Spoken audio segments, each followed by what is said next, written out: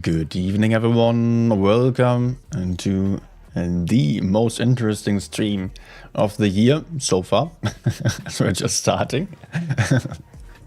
Maybe the most interesting stream of the entire year. We will see.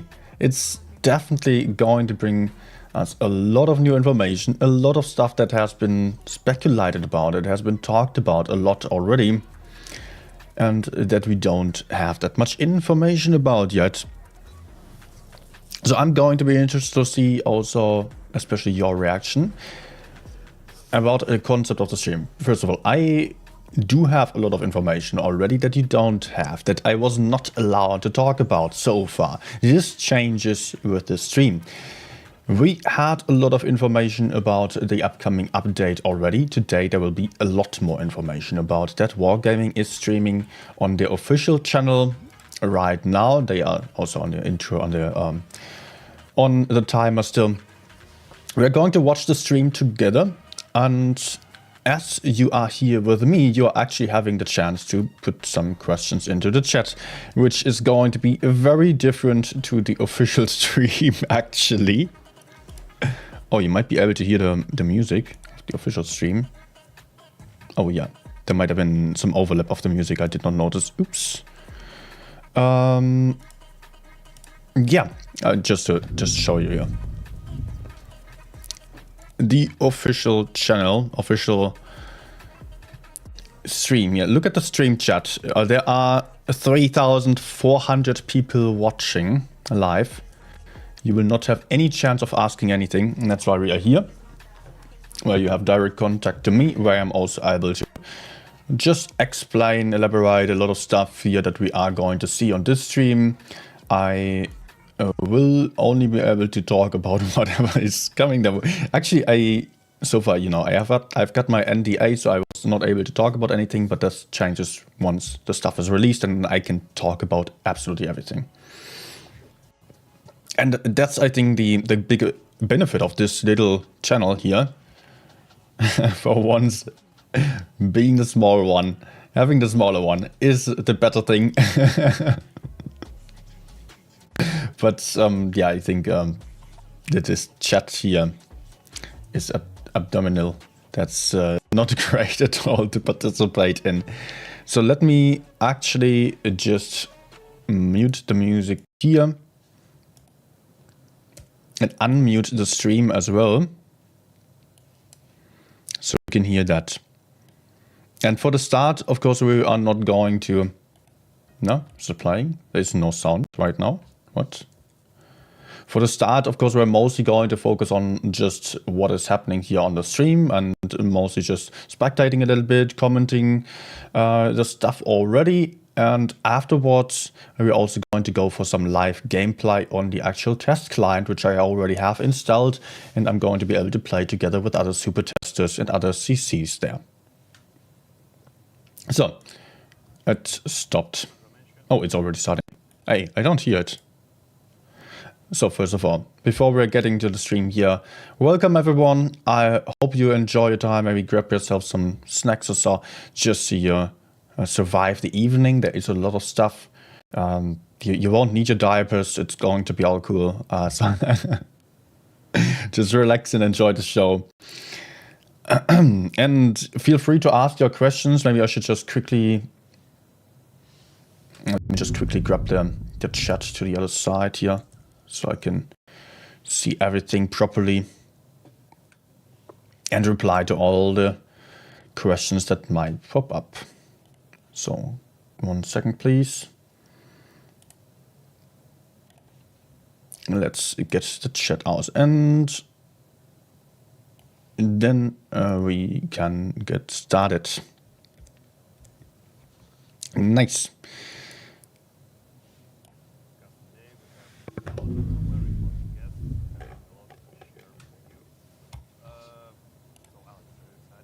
I'm very excited. I'm a bit nervous, to be honest. Yeah, absolutely. I think it's fine. Yeah. Everyone's nervous. Players are nervous. Okay. They maybe don't fully understand what's going on. I think that volume should be fine for you now. Yeah, right.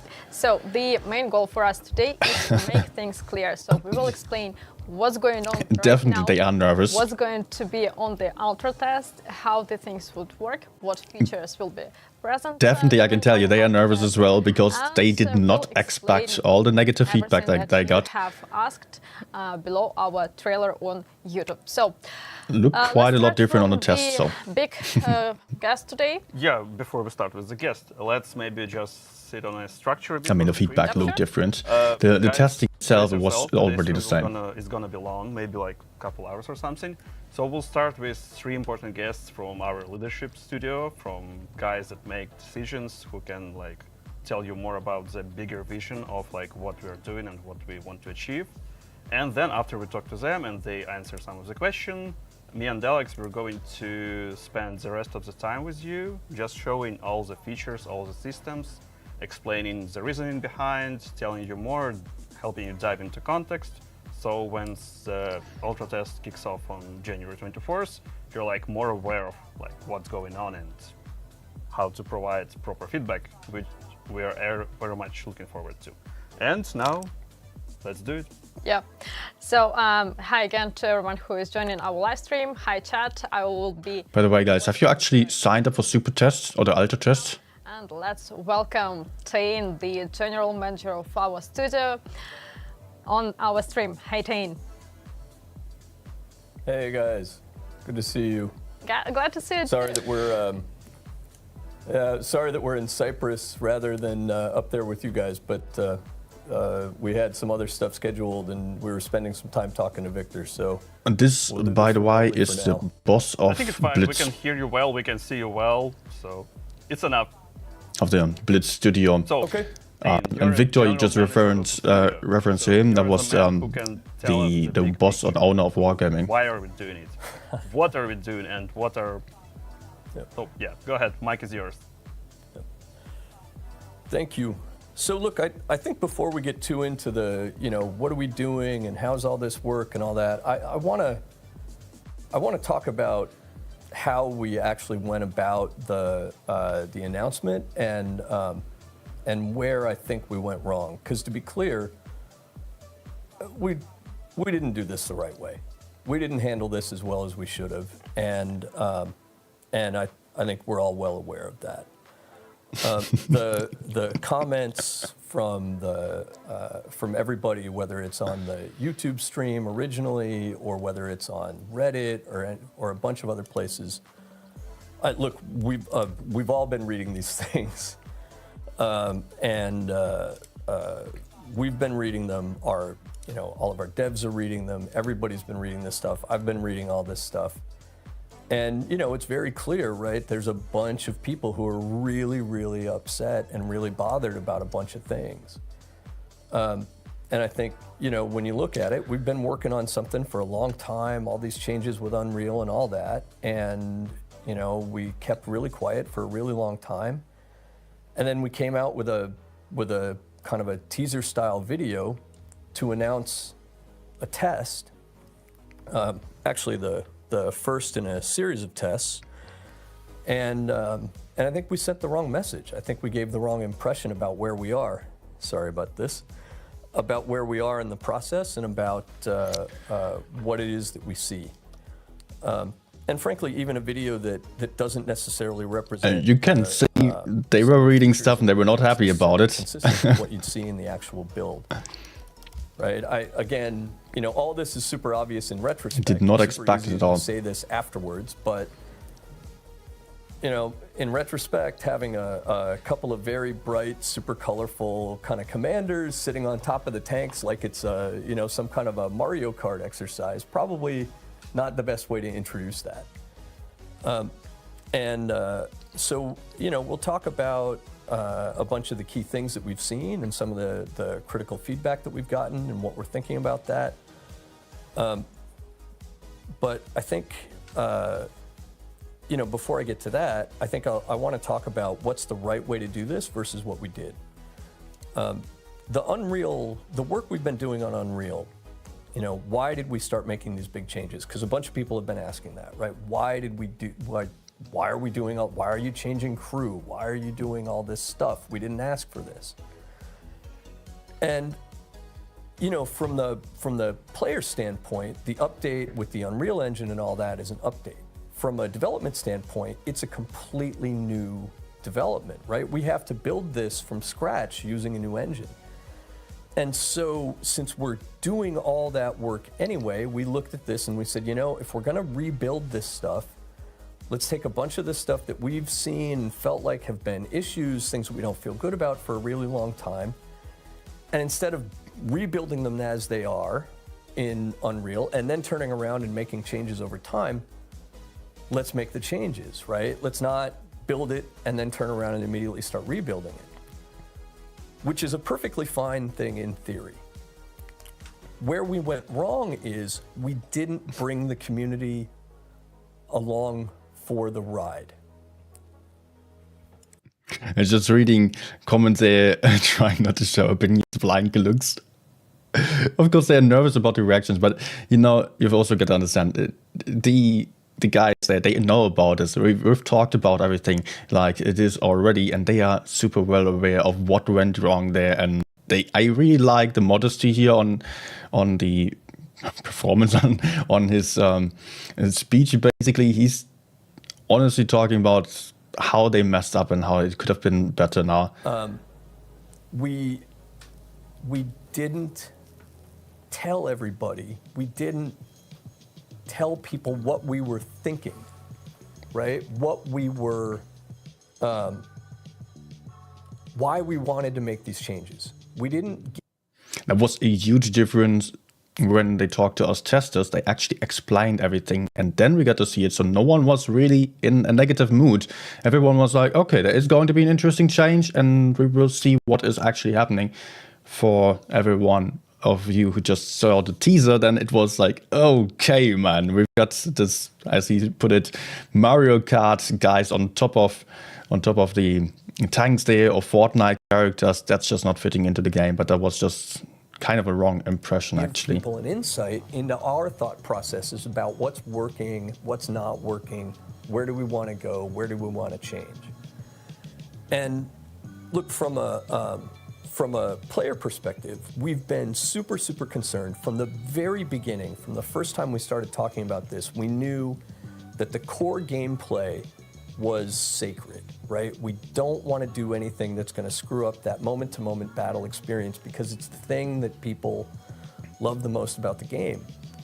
So we didn't want to miss that. We didn't want to make changes to that. We wanted to make sure. So from the beginning, we've been testing. From the very first time we had even a prototype of a build, we've been testing it with players, doing a bunch of user research and all that stuff. A lot of these other systems around the game, we kind of figured, well, when those things, they take a while, they take, getting sets built out and getting all the commanders built out and all this, it's going to take a while. And when we get to the point where we're testing, we'll test and we'll get the feedback. But we didn't take you guys, the audience, the community, along on the journey with us and explain what we were doing and what we were thinking. And that absolutely is a huge mistake. And we have to do that.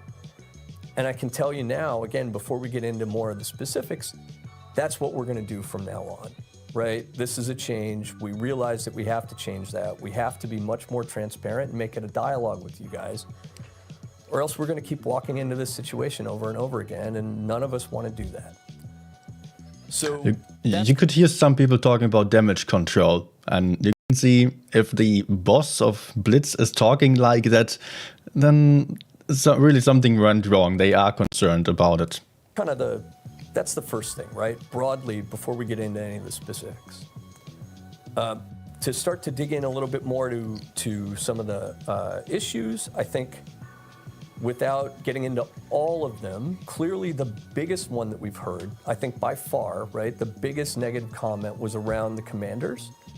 And it was in two parts, right? A bunch of people said, what the hell is with all of the Fortnite in here, right? Like, why do these guys look like they've just, been attacked by a paintball tournament, right? And what is going on with all this? This isn't my Blitz. These aren't my kind of commanders. And then there were, comments and points about the system stuff. On the first part, on the visuals, look, we have a test coming. We have the ultra test happening.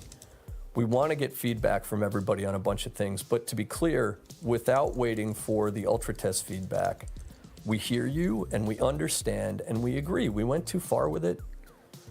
Look, our favorite buddy, the captain, right? Everybody likes the captain from Mad Games and all those experiences. And he's out there a little bit. He's not exactly your typical tank commander, right? But instead of him being sort of at our outer bound of where things were, we went further. And frankly, as we got further in, we went too far along. And so we're going to be making some changes to the visuals around commanders. We get that feedback, we hear it, we agree with it. We will share with you when we have something more concrete to show and talk about. We will do that. But we're already there. We've heard it, we get it, we're with you. We will make changes to that. We understand that we crossed the line and we went too far.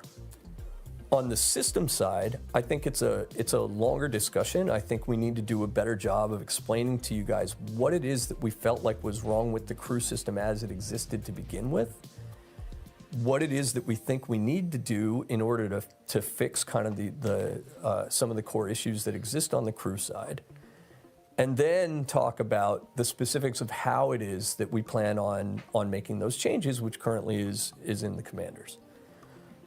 And we'll do that. Andre, when he comes on here, we'll talk a little bit about more of that. And I think we'll have a lot more talked about that kind of stuff yesterday already. Along the way for people. So please, stay tuned for that. I think, and Tony, Sasha, the other thing I want to say to everybody before we kind of get back into things is this test, again, I think the other way that the video set the wrong expectation is it looks like a trailer, right? It looks like a trailer that you put out like basically right before you're going live with stuff, right? This test is not the test that we're going to do before we release this update, before we release Reforged. This is the first of several tests that we've already had planned that are going to keep going, right? So this is one of many tests. We want your feedback, good, bad, or ugly. We want to get the feedback. We're reading all of it. I guarantee you, everybody at the studio painfully feels and hears the negative feedback. We do care. I know a lot of guys are saying we don't look, we don't listen, we don't pay attention, we don't care. Nothing could be further from the truth. Everybody from me on down cares deeply about this. So, but we want your feedback, not just based off of a video that, was well-intentioned, but poorly executed and poorly perceived, but off of the actual build itself, right? I mean, it was actually such a horrible idea. Actually, most of the trailers, they don't show the actual game. They don't show what the gameplay feels like. But on this trailer, you get the commanders on top, and it's supposed to announce a big shift in the game, and people were just immediately misunderstanding it. There were like 2 seconds, 3 seconds of actual game footage in that first trailer. I did point it out on my video about the trailer where I analyzed it, but most people just simply missed it, and I cannot blame anyone for that. It was just falsely advertised there. So please come in, play the test. Like I said, it's the first of several tests we've got planned. Play it, give us your feedback, let us know what you think. We'll take that, we'll take all the data that we're collecting during the test. We will then, again, like I said earlier, we will do a much better job of talking to you guys, of explaining what do we see out of that, what are we hearing, what's the data telling us, what's the sentiment, right? And what do we plan to do to evolve as we go from first test to next test to next test, and on the way ultimately to the actual launch of Reforged. So please stay with us. We hear you, we understand. Have faith and let us win back your trust, and we'll do better. Thank you, Thane. I think it's a great start, and players now have more context. To be Almost aligned falling with to us his knees. down the road. Yeah, I've been checking the live chat while Tane you was speaking. First of all, players, thank you for the transparency. I believe that's. Yep. I wish we had more to begin with, but I'm glad to hear it's appreciated now. Yeah, yeah, and yeah, so players are ready to take part in the test, and they are ready to give us a chance. That's very good. That's all we ask for, I guess, for now. Good. Yeah. I will say the other thing that's important for everybody to remember, there's a bunch of things that are not yet represented in the build. I know, one of the things that there's been a lot of chatter about is like, hey, are you taking away win rate? Are you killing all my stats? We're not killing your stats. We're not killing your win rate. We're not moving away from that. You're not going to see it in the build right now. That's not because we're intending to remove it. It's because this is still an in-development build. We're testing things at a certain level of completion. It will be there. It will be there. Don't worry, right? But remember also that the other thing that we're testing, right, is performance, because it's a new engine, it's new tech. That means new bugs, compatibility issues, whatever, right? So our first thing that we're doing, as much as getting data around design and features and all that, is actually making sure, does it run? Does it stand up? When we put tens of thousands, hundreds of thousands of people in at the same time, does everything that we're doing stand up to the crush of players, right? So, I expect that there's going to be some things that can come up, some technical issues. Actually, some news about the stats, because some employees previously hinted there might not be stats also, or I don't know if it was employees or if it was just based on leaks on the testing client, which does not include any win rate, as you just mentioned. And people were just furious about it for obvious reasons. I was also just not happy about it, and I also personally did not know whether there was going to be win rate or not. This is actually the first time now hearing, okay, the win rate will be there as we're used to. And things like that can happen.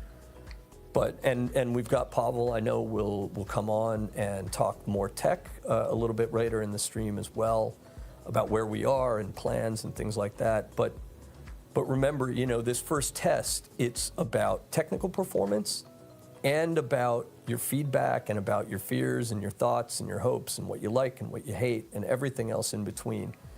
So, and again, that's why this is the first of several planned tests, because we got a lot to get through. So thank you guys for coming on, and I'm looking forward to it.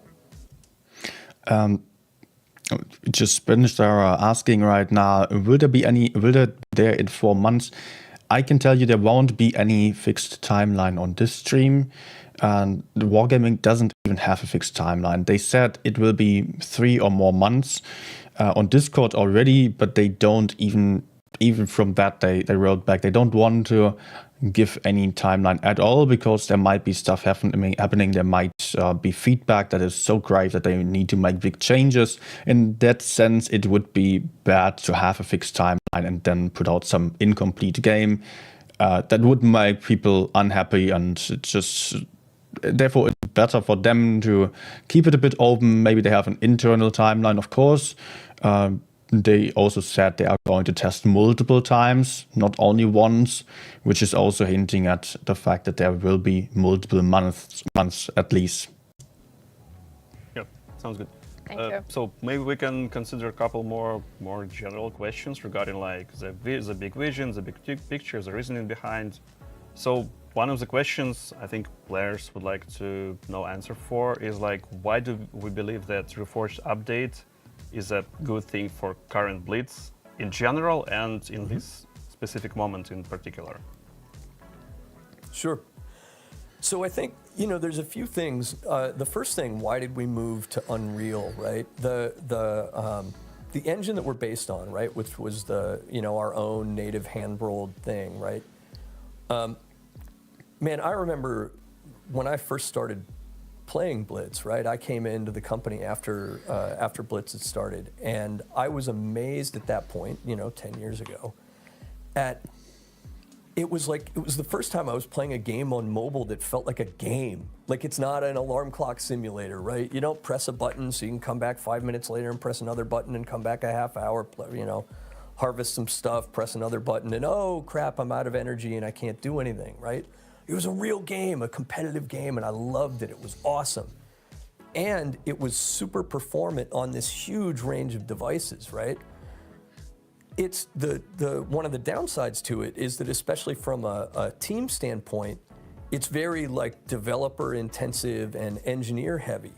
So designers, if they had ideas about what to do and about things they wanted to prototype or changes they wanted to make, they basically would have to write a document, send it over to an engineer or a group of engineers. The engineers would build some stuff, and then you'd look at it, and it was all it was slow for iterations, right? Which means that it was slower for us as a team to be able to make updates and changes that we wanted to. We had a harder time stepping back if we found like, hey, we did something and then we made a mistake, right? Changing things around with the UI and a bunch of other stuff was incredibly painful and difficult. And I know, again, there's a lot of people who have not great things to say about the current UI, and to be clear, that is something that we're going to keep doing, to keep working on and taking that on board. But we didn't have these, the ability to move as fast as we wanted to. And so these changes that we're making with going with the Unreal tech opens up a whole new world for us, and I think will let us be more responsive, move faster, get more stuff done, and just increase kind of the general pace of things. It's also really, really damn pretty, right? And I think even a lot of the... I mean, just to elaborate here, to explain that a little bit. Previously, they had their own engine that they programmed back in the day, and when they released it 10 years ago, it was state of the art. It was actually industry leading for a mobile game. They had a really nice engine. But nowadays, it is not up to date anymore. And as they had this really old engine that they only improved on, just packed on little things here and there, it got to be super complex, and they could not make any big changes left and right because it would immediately break everything. And just fixing some little problems, like for example reticle lag or so that we all used to, some stuff like that was basically impossible. Or ghost shells, it has been a topic forever. They could not fix it because the original programmers were long gone already. They were not part of the company anymore. So they needed to actually move forwards away from the old engine, but that was just a huge step. It's if you are moving to a different house and trying to rebuild the new house just in the same way as the old one, and just trying to get rid of the problems that you had because you cannot fix your old house anymore. Something like that you can imagine. And therefore just moving to the new engine, that is, of course, it costs them the license of using Unreal Engine, which they don't develop. That's Epic Studios, as far as I know. But like that, they also have support. They can, if something is not working, they just reach out to Unreal Engine developers and say, hey, we need help with this. You are the pros here. We can focus on the game, or Wargaming can focus on the game, and the others then can focus on the engine entirely. And that's why it is all going to be a bit more efficient. Wargaming is going to have more resources for developing actual game features instead of fixing old problems that they cannot really do anything about anymore. People who are the most upset about the style of the visuals, right? A lot of people are saying they really appreciate, the graphics and the physics and all these things that are coming along as well. And so that's another big reason we're doing it. Blitz has been alive for 10 years. We want to make sure it's alive for another 10 years and 10 years to come, and so on, right? So we have to keep pushing forward and experimenting and pushing the boundaries. We also need to make sure that we're continuing to build a game that, that appeals to broad groups and continues to, bring in new audiences and all that. Again, the core community is always going to be where it starts and is always going to be incredibly important to us, right? But at the same time, of course, we are trying to do things to be able to continue to build on, and tastes change over time, audiences have different views and all these kinds of things. So, a lot of the stuff that we are doing, it's kind of, we've been following a trend as Blitz has moved, And Deep Purple just agreeing with there. a lot of people internally here that, if World of Tanks, Watt PC is like the Marvel Avengers movies, right? The Avengers series, super intense, epic, gritty, hardcore, awesome, Blitz has kind of over time become more and more kind of the Guardians of the Galaxy of it, right? A little more irreverent, a little more tongue-in-cheek, a little more dead mouse, right? A little more Captain. And, that's been a place that we've been moving. Again, clearly with the commander's visuals and styles and all that. Captain, by the way, is one of the commanders. He is the guy with the long hair, which you know from the Mad Games trailers. Probably, like always wearing some leather jacket in the desert. We went too far, we drank too much of our own Kool-Aid, and we need to reestablish the line. But a lot of the things that we're doing are keeping that trend going because we want to be a game that is first and foremost focused around the fun and the joy of controlling these big, powerful machines and being able to do awesome stuff with them. And that's the intent of what Reforged is supposed to do, right? Give people a new set of cool stuff to play and have fun with and experiment with. And that, I think, is what we are overall. Again, I think he's falling back a bit into corporate speak right now. On course to do, and that's the thing that we need to keep doing. Thank you, Thane. I think this absolutely makes sense. Yep. So just to make things again transparent and clear, the chat is spamming with no commanders in the update. But again, guys, that's only ultra test. Only the first one. Only the first Right. one. And as Tane mentioned, we are listening.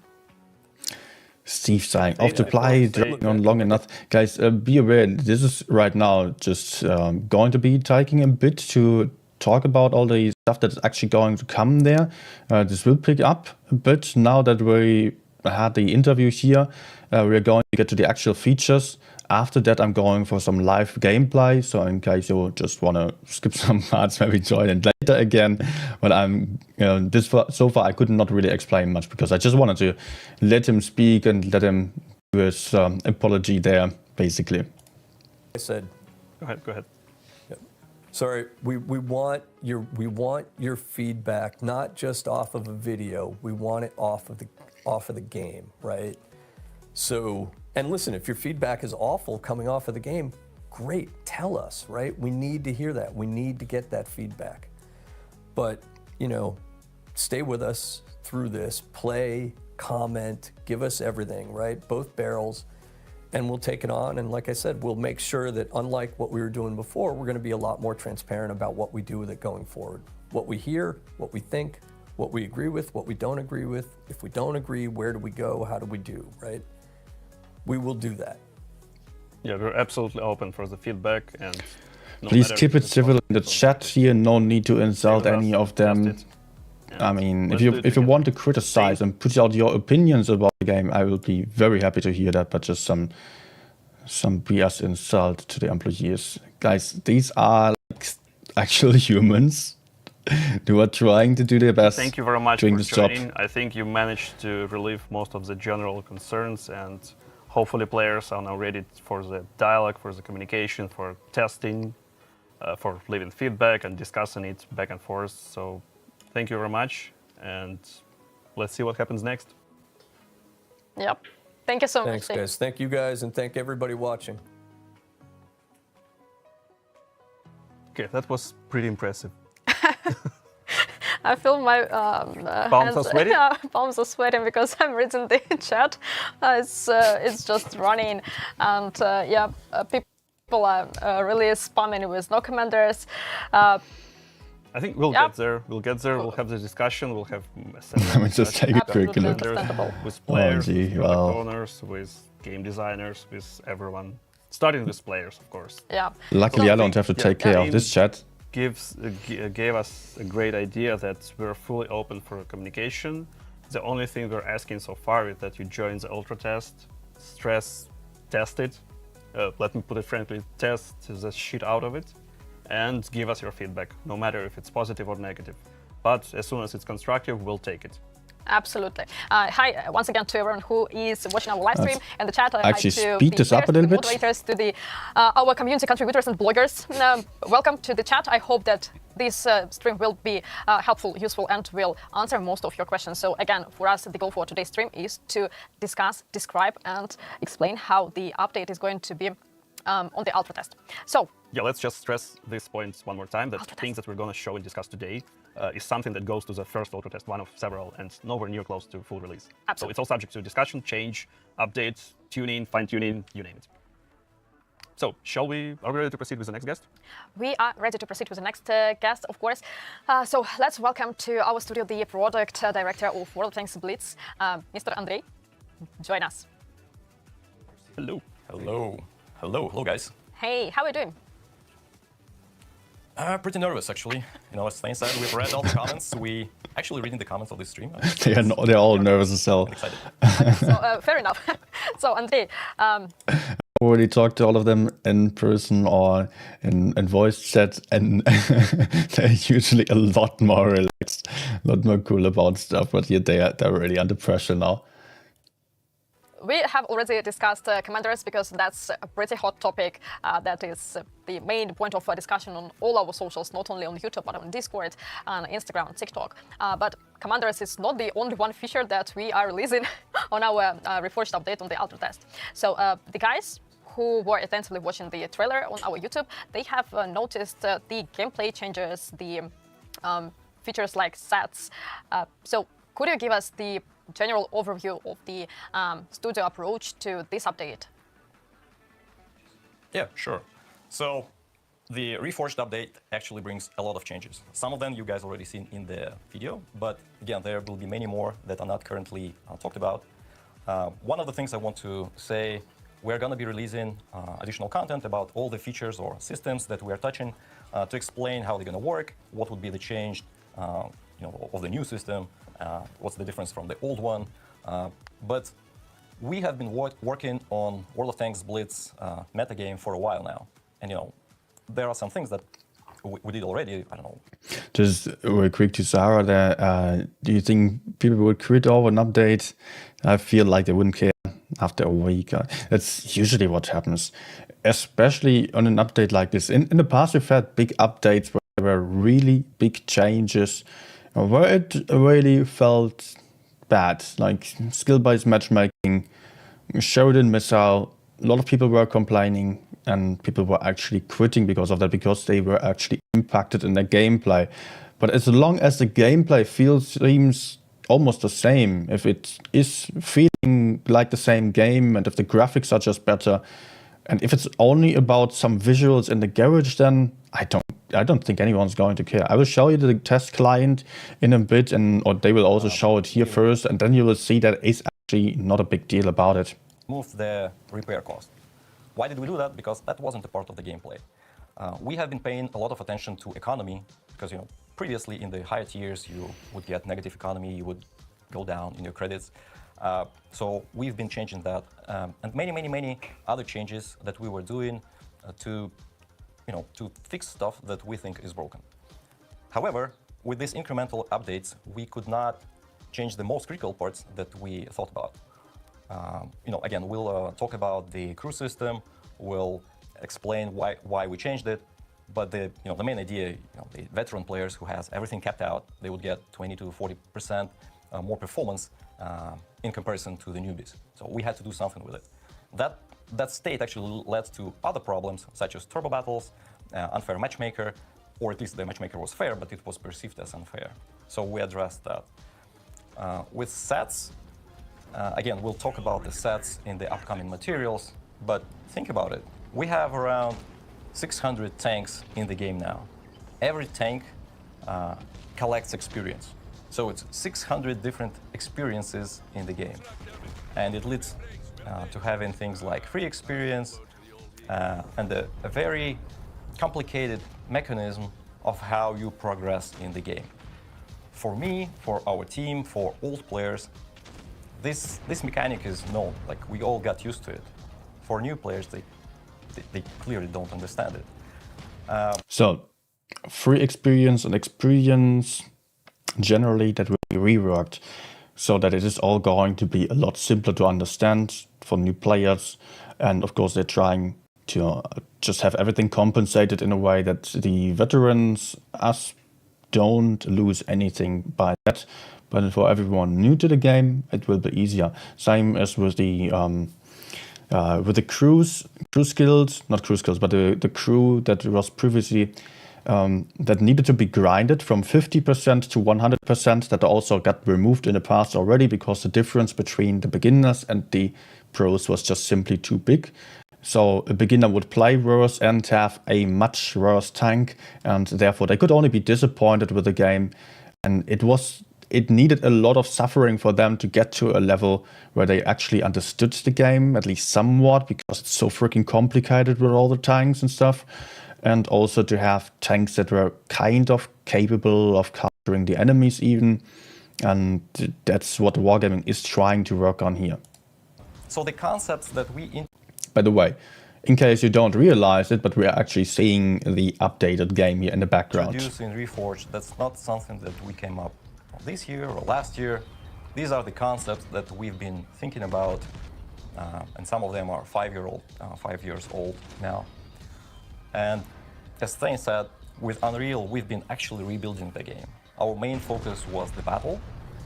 We think it's a gem of the World of Tanks Blitz, and we paid a lot of attention to keep the battle as is.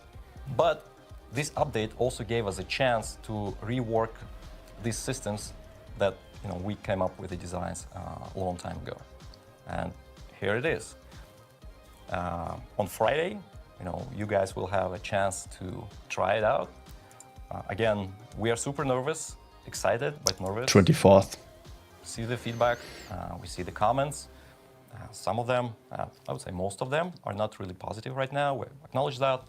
But again, we'll listen to it, we'll address that, and you'll see what we can do. That's going to be a series of tests. It's not just, okay, we're listening, you guys have what you have, and that's it. No, that's tests, and we want to do everything right. Yeah, Andreas, you've not discovered, but you've explained the system of sets like a little bit, and the simple and super obvious question in the chat is, why do we have tier 7 as a maximum now instead of tier 10? Yep, there are a couple of reasons actually. One of them is the notorious update 5.5, when we removed a bunch of tanks. Some of them were not really tanks. They are Players remember vehicles. this update. Yeah. I mean, I remember this update as well. We wanted to reduce these number of tanks to allow for easier entrance to the game.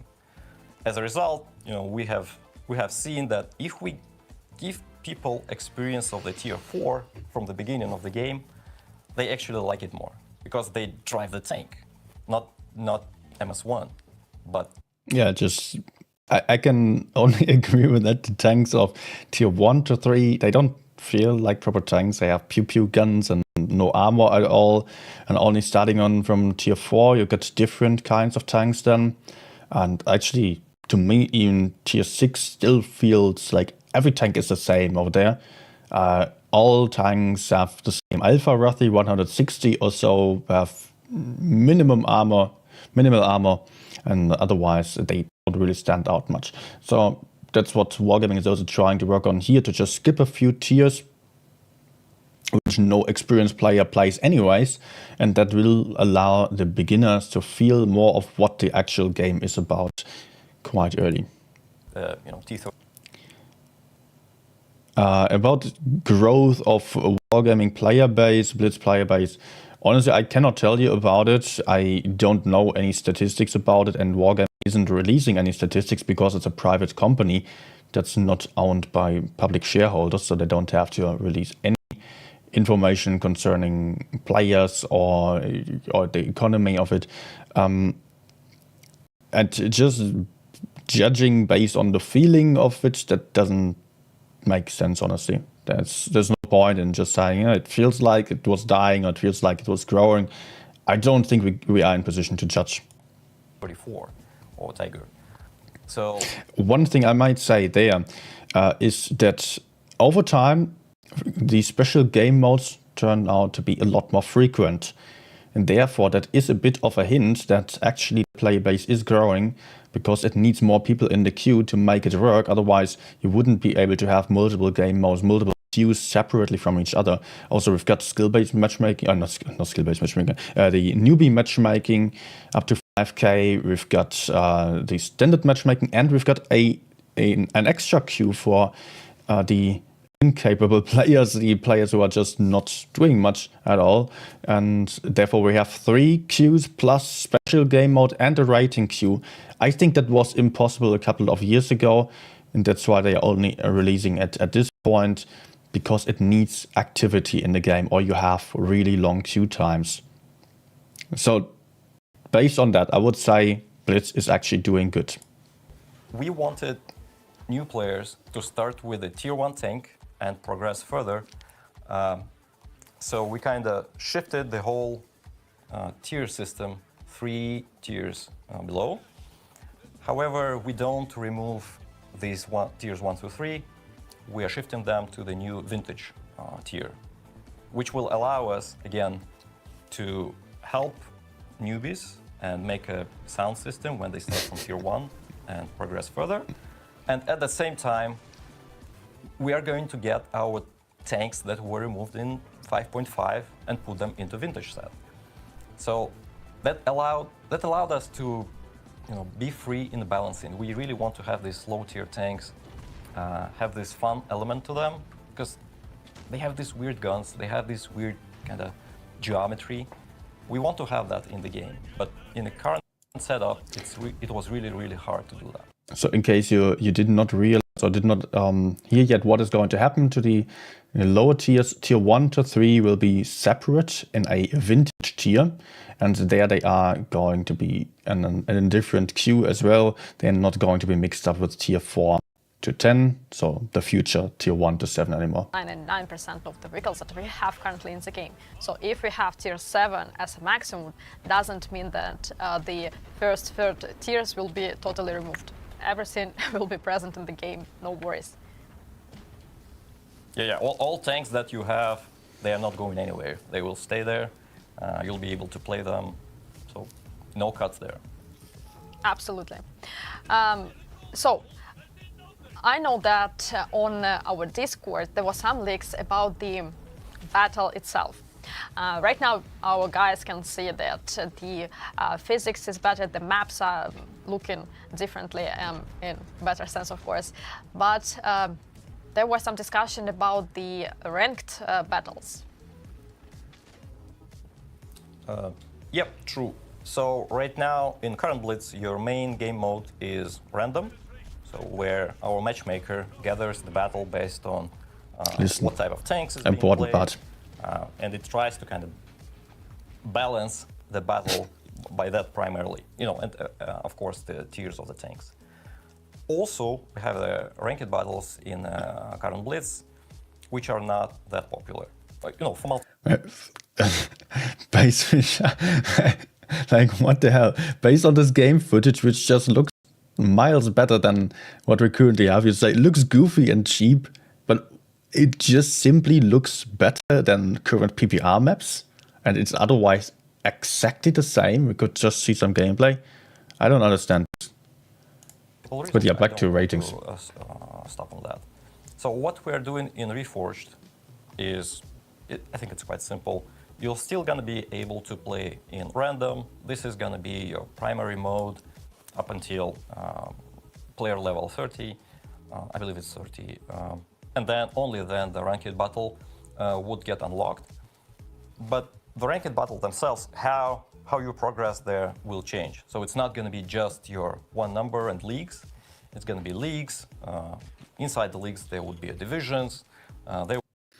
Real quick here, you mentioned something there. Up to player level 30, you will play random games as a first game mode, and then you will switch to rating game modes. Player level 30 refers to something we've not really talked about that much yet. On your profile, there will be levels based on your progress in the game. So if you continue to play, you will make progress and will get some stuff, like you will unlock some gold and credits and keys for the sets as well. More about that later. And I am personally on the test client on level 193. That's, I think everyone who has all the attack trees should be around there from what I've seen. So yeah, you make this level progression as you continue to play, and based on that, beginners will play random game modes then, and the experienced players will have, as I just set up first game mode, rating games, but you can still play random games if you choose to do so. There would be some support levels, there would be prizes when you reach certain league. So I think the ranked system became more rich, it's much more familiar for players, it's much more forgiving and interesting. At the same time, the random mode doesn't go anywhere. You can play it. The matchmaker would work differently than it is right now in current Blitz, because we changed the ranked mode system. Just to explain that again, because it's also important. There will be leagues in ratings. Currently, we do have also a kind of leagues there. We have bronze, we have silver, we've got gold and platinum, or diamond, that as well, yeah. But they don't really matter. Currently, the leagues don't matter at all. They are just there for the final result, for whatever reason.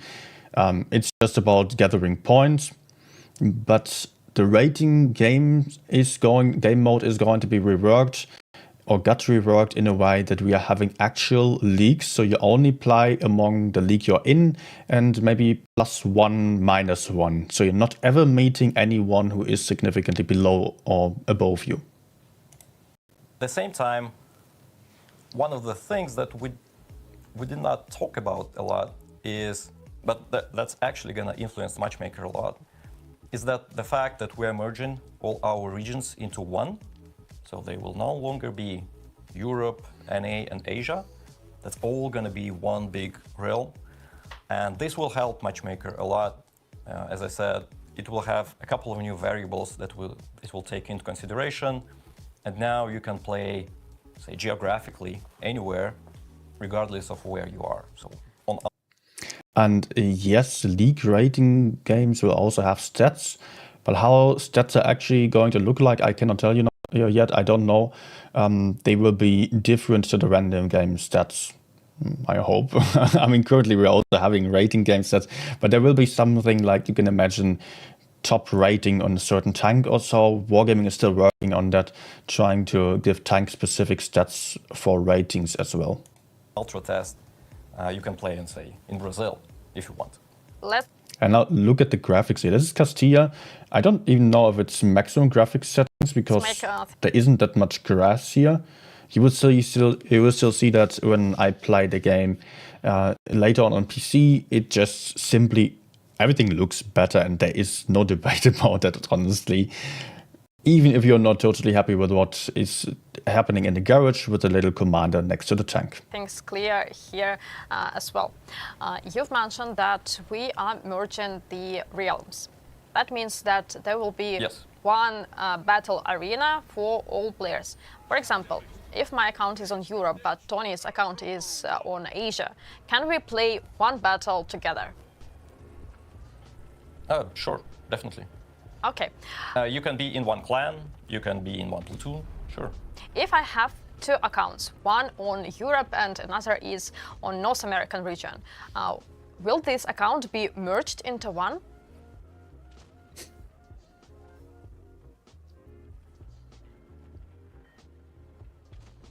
I think that's a good question. You're thinking for a long time, or we've lost three. Okay, get stuck. Seems like we have some minor inconveniences. And we have a disco party on the map. Okay, let's switch back to studio. Yeah. Do you know the answer? Do you? I know. Yeah, so if, for example, I know that a lot of guys have these Twinix accounts, that's totally okay. And no, these accounts won't be merged into one big account. So, for example, if you have two accounts on different regions, they will remain as two different accounts. Just on So one no same worries. big Yeah, region. We don't absolutely. actually call it region anymore, right? It's like internally we call it single realm. Absolutely. I'm not sure what's the like proper marketing name, but yeah, simple as that. So you won't lose Players anything. call it differently, region, realm, Yeah. server. Yep. So yeah, that means that it's high time to call your mate from Brazil and invite to the platoon and play on one battle arena. I think that this is a really cool feature. What do you think about it? Let us know in the chat, because from what I know, we haven't discussed this topic yet. And you will be able to then select where you're going to play. You have different connection points, different servers basically, and you can then in-game select on which server you're going to be. I think that will be the platoon leader then. So everyone sees the ping you have on different servers, and you can also just, whenever you feel like, you can play on another server in another region, although they don't want to call it that way anymore. I don't think there would be any better name for it.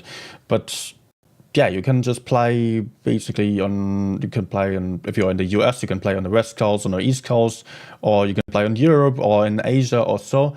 Tokyo, for example, and you then see, okay, there I have 100 ping. It's not that great, but I do know someone over there and want to play with that person. So you can switch over to Tokyo, which would be the furthest for me, but I might be able to just switch to that server and then platoon with someone who I know over there. Pre-answering the And no, Hank, your own ping does not get worse, because you will still have the same server, the same connection point.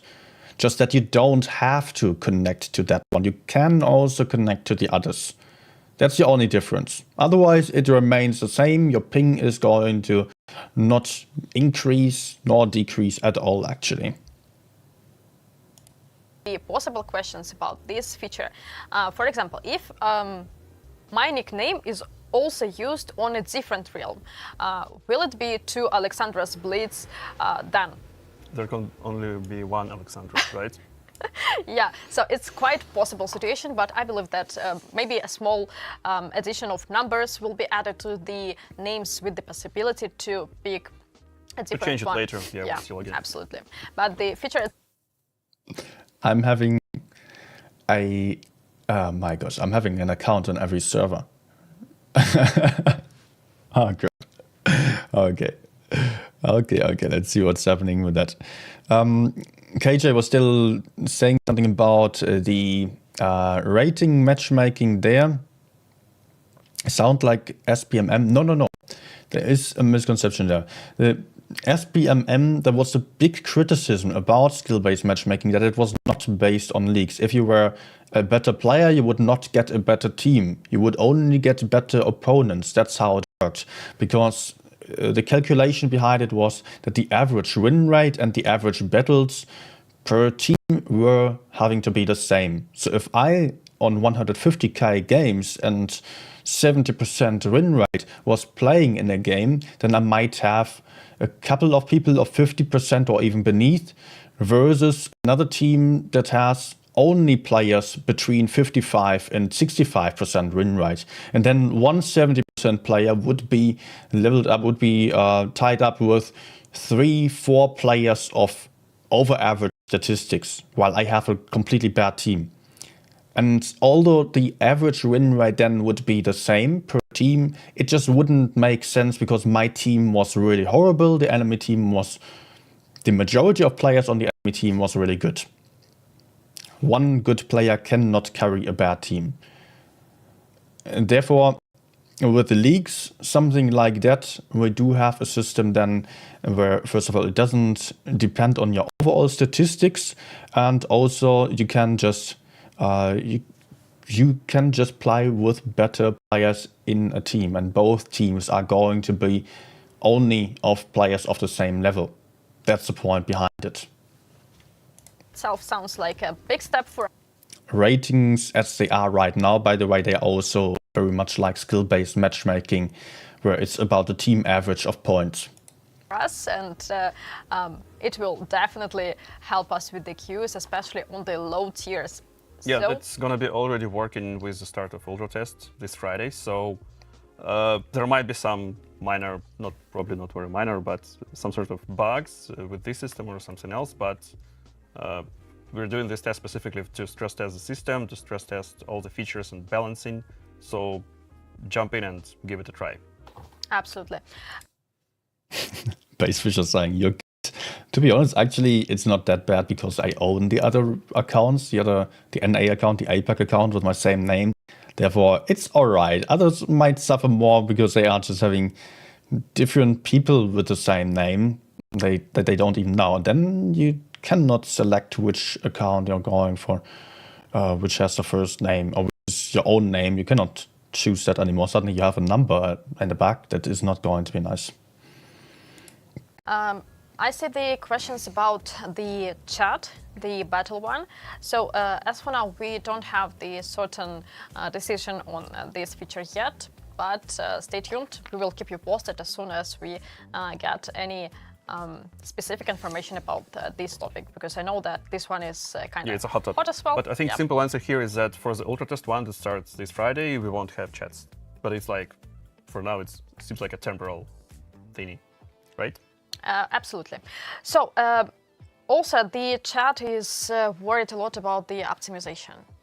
Yeah, that's a good point. Actually, this is one of the points that our next guest is able to cover. And maybe after that we can talk about it separately once we say goodbye to all our guests and leave it up to us. Absolutely. First of all, it's important to say that we are still working on every aspect of the game. Including optimization. Including optimization, right. Yeah. So there was a pre-registration for the Ultra Test for the Reforged update, and I saw also some comments like why the server is still not available, because these servers will be open on Friday. Right. How the guys who registered will receive the game itself? Oh, you definitely won't miss it. So we'll use like two main channel of communications. In other words, don't expect perfect optimization yet. And spoiler alert, from what initially was planned, when we saw all the feedback, all the concerns from players, we decided to heavily expand the list of participants for the first Ultra Test. So if you sign up like in early days after the announcement, like it's almost 100% chance that you will get enlisted. So, and if you get enlisted, you will receive an in-game notification, like a pop-up offer saying congratulations, you were picked for the Ultra Test, with a link to the special page that has all the installation guides, links, everything you need to install the Ultra Test build and start playing. And the same communication will be sent to you to your email that you used for registration. So perfect place for my camera. Notification and email, both of them. I see the questions about the game modes. Guys, we're still working on the Ultra Test, not on the update. So on the Ultra Test, not all the features will be present, but we know that you love game modes, and of course we will keep them. So our guest will join us pretty soon, and you are watching the gameplay on the Alpenstadt map with the physical base. By the way, just a quick pointer here, the player is not playing with premium ammunition at all, but there is a change to premium ammunition. It will not be sold for gold anymore. Everyone can only buy it for credits, while standard rounds and HE rounds will be unlimited and free. Those are good changes in my opinion. And actually, I was the one asking for it. Some bridge, sorry, I you like it? Myself. You like it? Yeah, really? It's one of the best looking structures on our new maps, though there are a lot of these nice structures. Yeah, it's a nice one. And I think it's important to mention that also all our vehicles will be in the physical based render, so better visual quality as well. James saying should be very easy to offer color variation. Yeah, there was some discussions about color variation.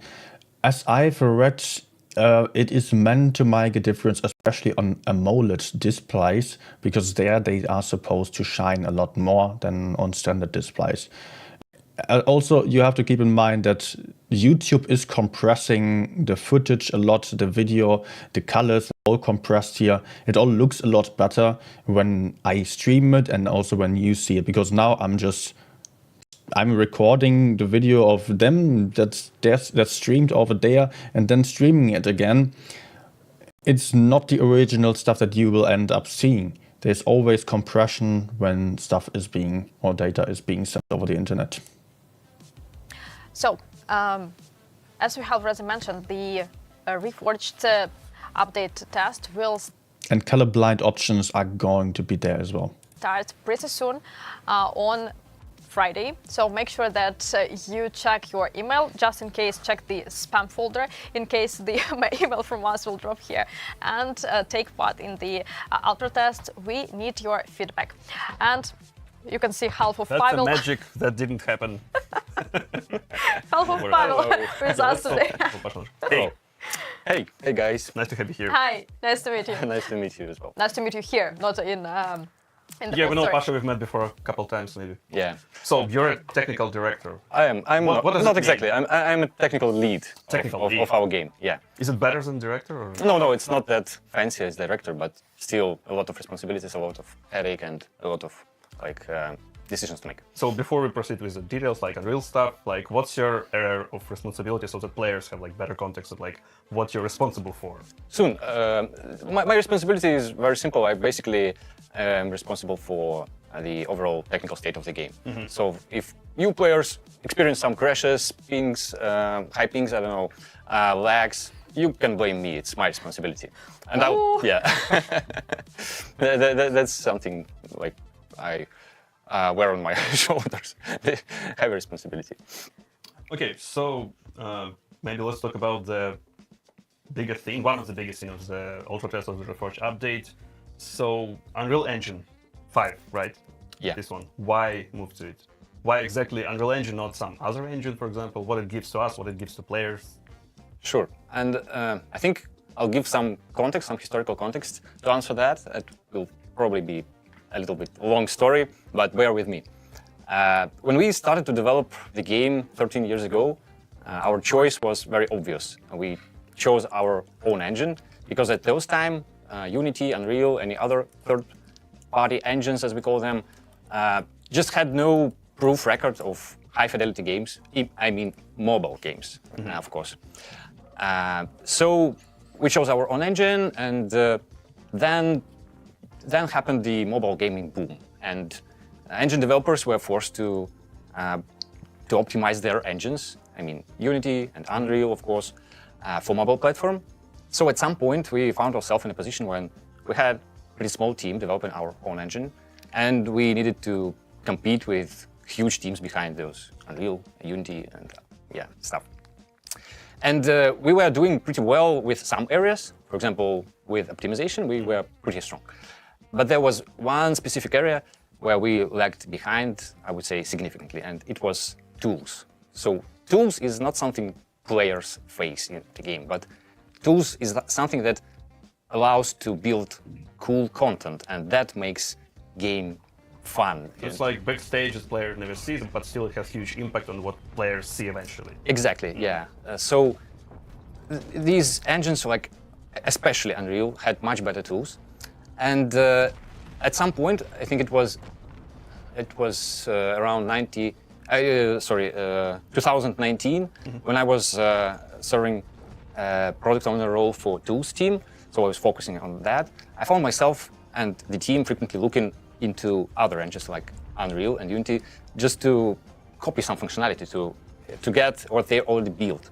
And at this point, at least I felt miserable, because it's not fun at all to copy others' stuff. And that probably was the most significant value that Unreal brings to the game, this tool set.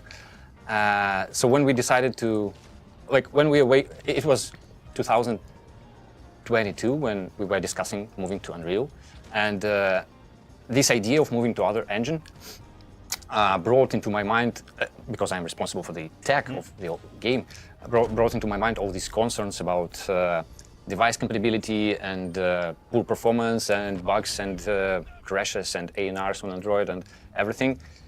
Responding, right? Yes, yes, exactly. And also there were risks related to server deployment schema that needs to change because Unreal is not only client-side engine, it's also server-side engine.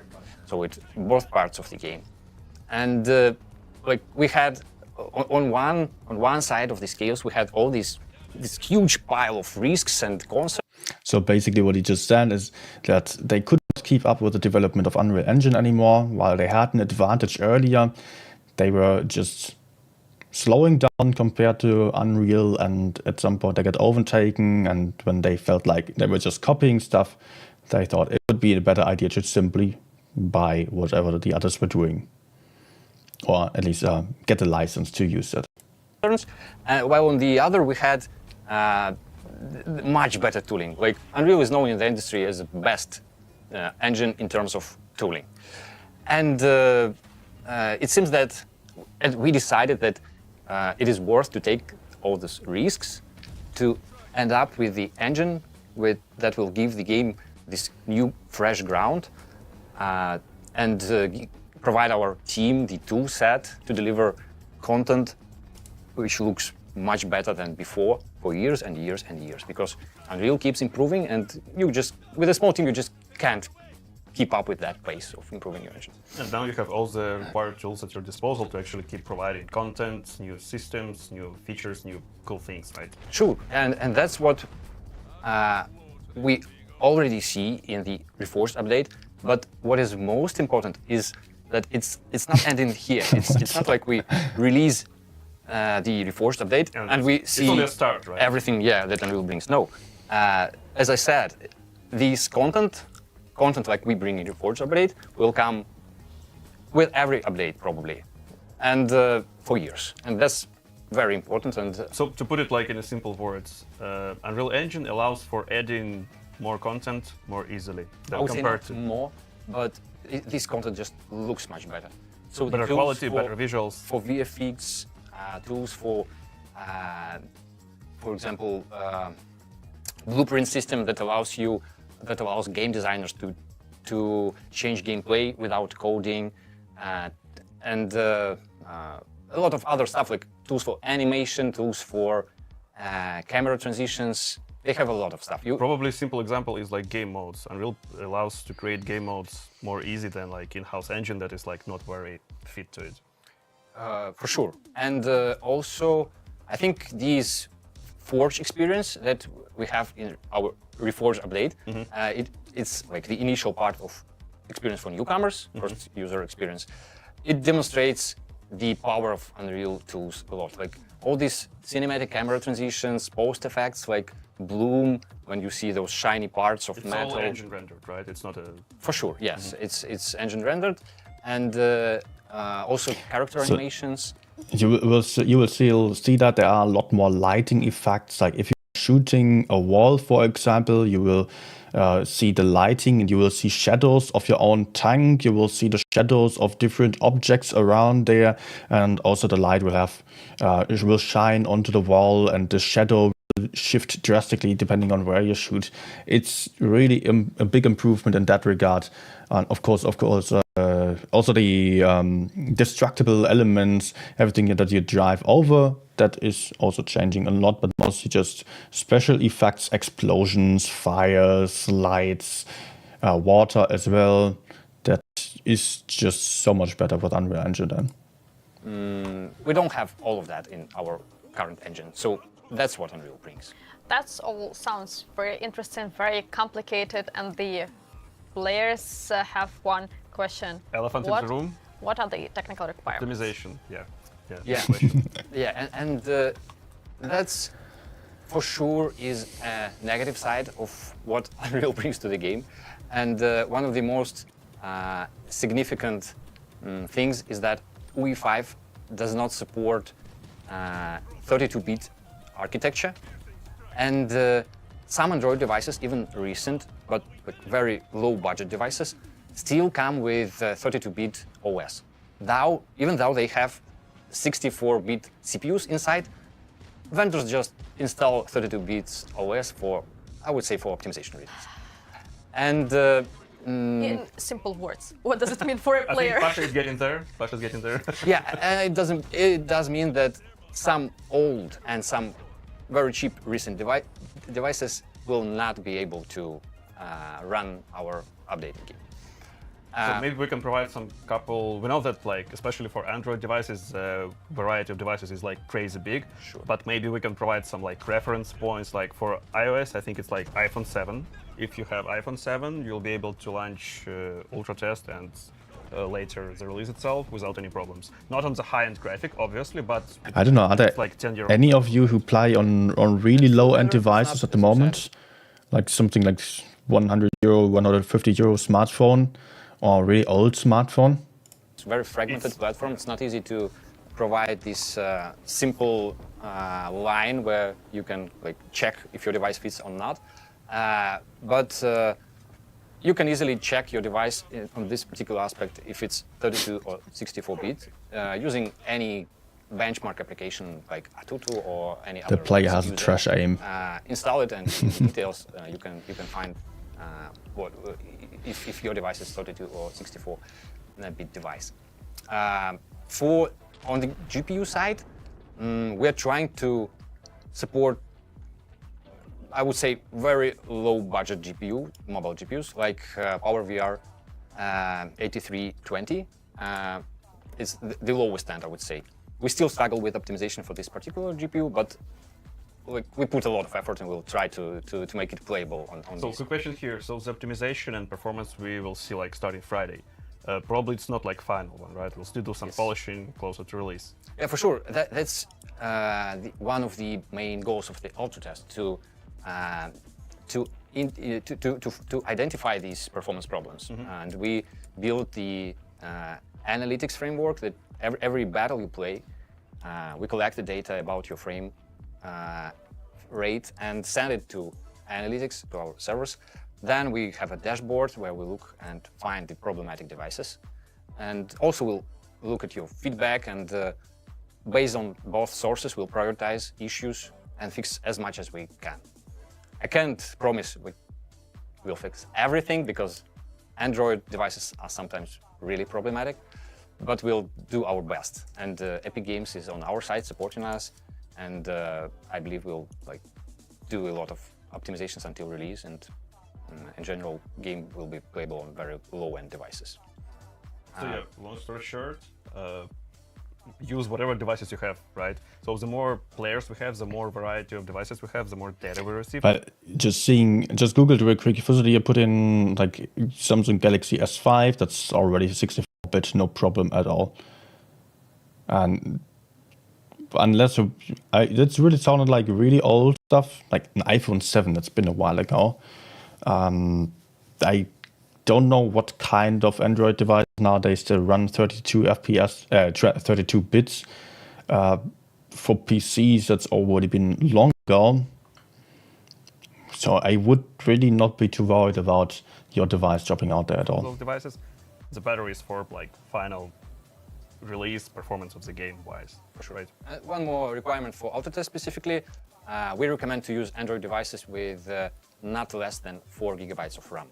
And that's something we'll optimize for release, and we plan to run on 3 GB devices as well. I mean, 3 GB RAM devices.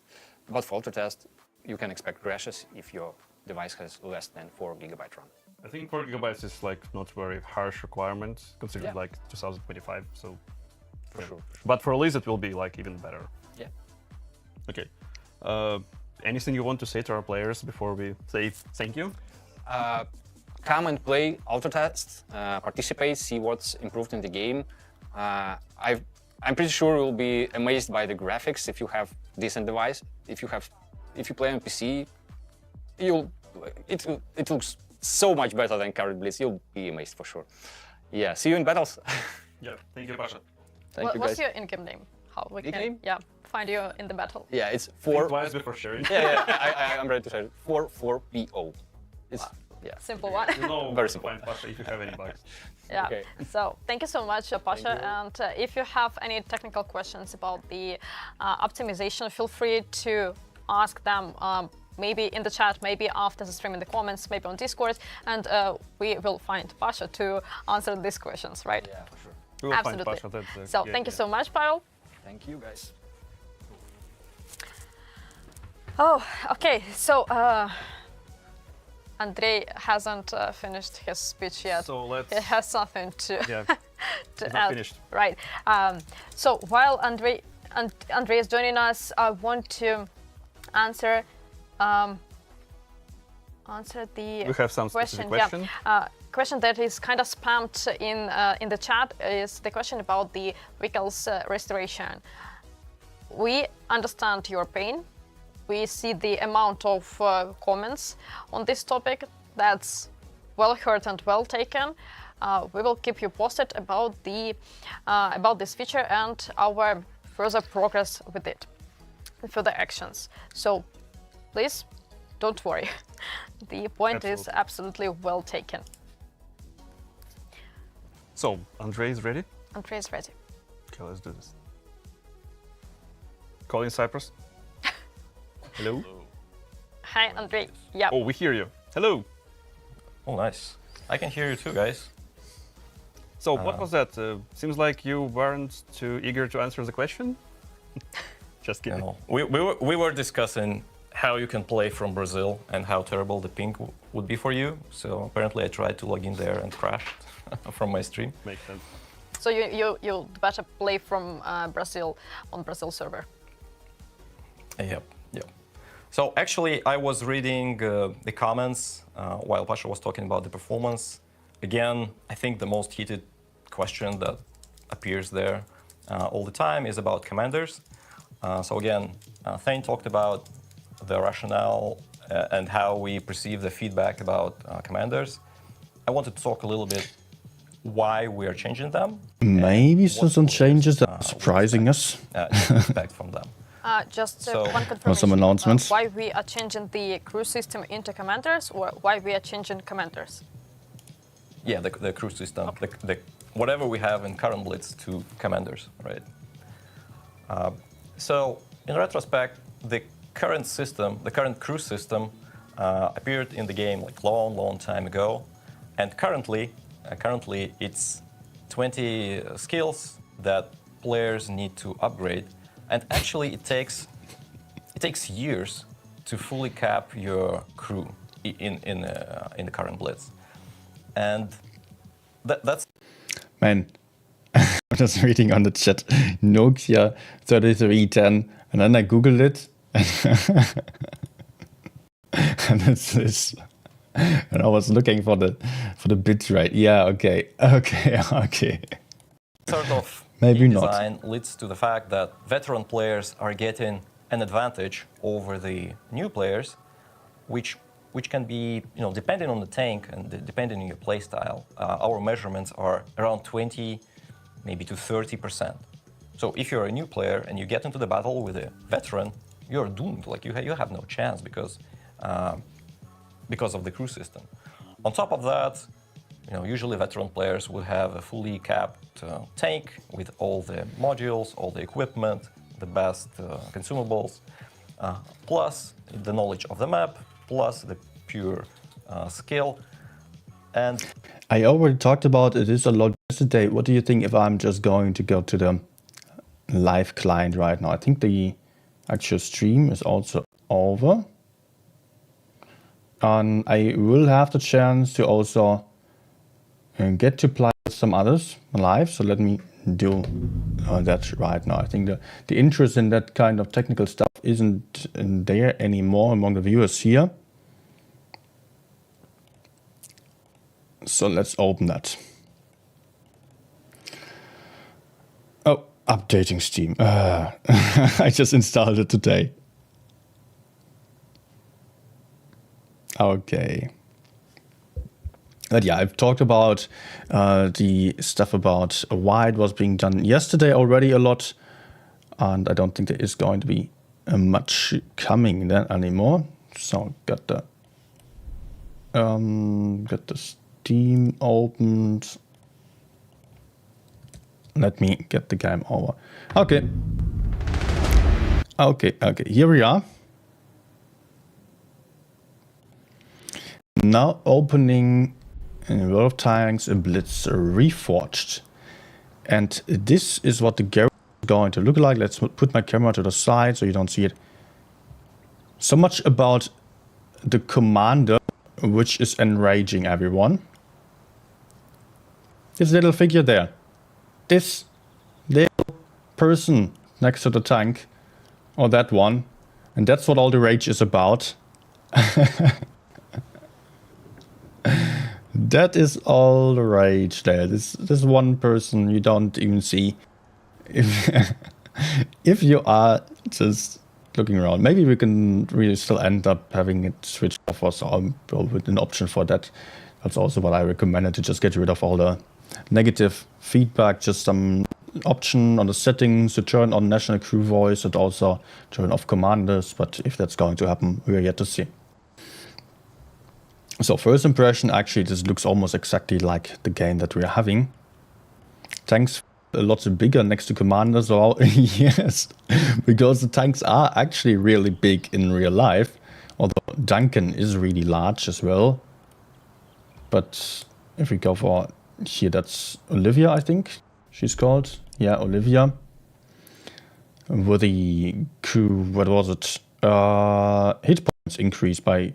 they nerfed it. 10%. Wasn't it 20%? Pretty sure it was 20%. Okay. Therefore, yeah, we can now see... Let me just start again. So we've got this here being... This being our garage. Maybe let me just check as well if the sound is being recorded for the game as well. Because I recently made some changes. No. It's not recording the test client sound right now.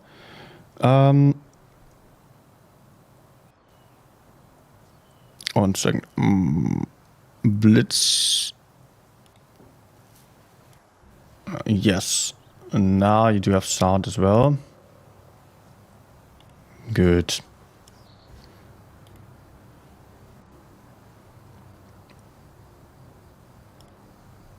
Do I hear it? I don't. Alright, so if you are looking at a tank like this, you can find your usual equipment and stuff in upgrades. Well, you do have consumables here. All looks a lot different. Now consumables are purchasable for deal and not for the credits anymore. This means this only has the reason that you will never run out of credits anymore for consumables or ammunition. You are meant to have enough in order to play at all times. You get this deal by just playing and getting missions done, etc.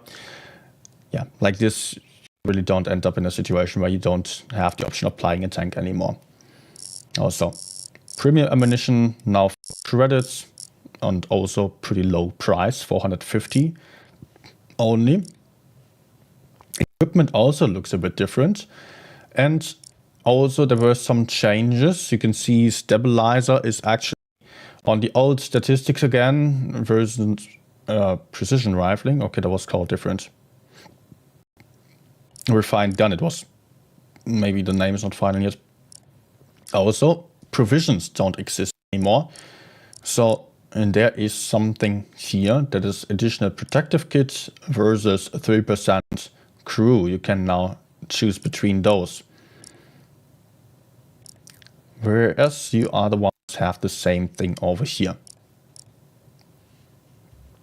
And let me actually just quickly equip that stuff here. Also, there is a reactive armor on achievement. Interesting. Okay. What about the shells? Do we have hash though? Yes, we do have hash. Okay. I can choose Duncan here. I can choose cannot choose Kai. I don't have him unlocked yet. And I don't think he will be available on release. Increasing armor, and I went to overall this in the commander video already. But I think I will just go for Duncan. Then, what else changes? We've got a style tab where you can then select camouflages. Also some fancy animation, and the camouflages you now get for paint instead of gold. And that you probably also get from some missions, etc. Not entirely sure, to be honest. Good. So much about. Let's show some set, I would say. Is the PC client still capped at 120 FPS? I don't think so, no. It's not. And then we've got the sets. You hear the sound, I don't.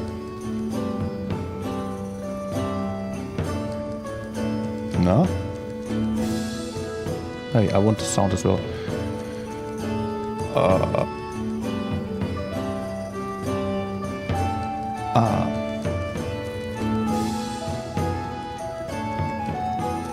One second.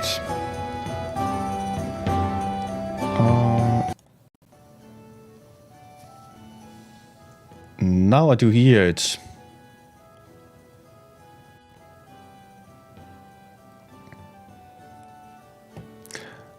Alright, you can hear some music for set here. If you switch the tanks they're driving in, and let me just show you the entire set. Sets, where are they again? Over here. So this is a new system of sets. There might still be a different overview, but looking at the sets here, we do have categories of heavy tanks, tank destroyers, and it's a bit more like Netflix or so, meant to recommend some different sets. We can go, for example, let's go for Warhogs.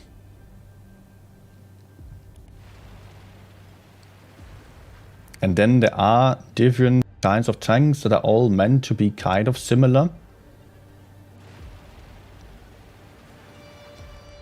And they also include some premium tanks that you can buy within the sets then.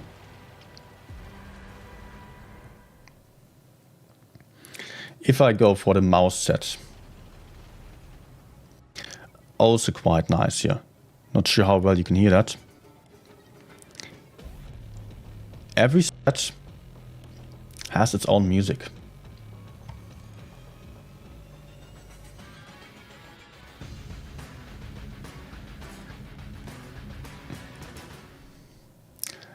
And therefore we have just a very nice overview. It looks really pretty actually. Also kind of funny, this one. Simpsons theme.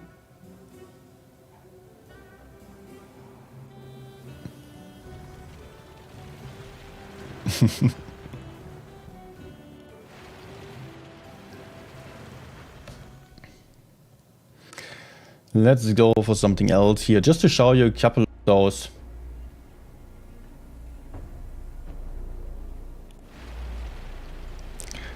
Yeah, there's already Caliban in a set with WZ, some criticism about it. I also think some of the sets are not perfect, the way that they are combined. Definitely there are some issues here and there. But overall it fits. Like here we do have the SU included. I don't know, the rest is mostly the tech tree.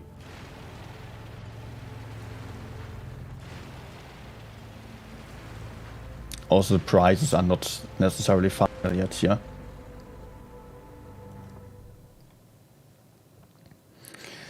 Let's go for this one. And each time different music actually. That I find quite impressive. Let's go for light tanks Was a party squad. That was also fun.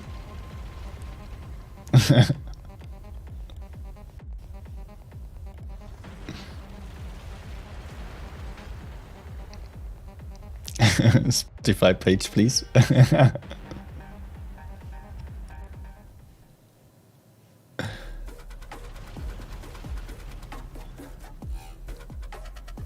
I put in some nice work into the sets here, definitely.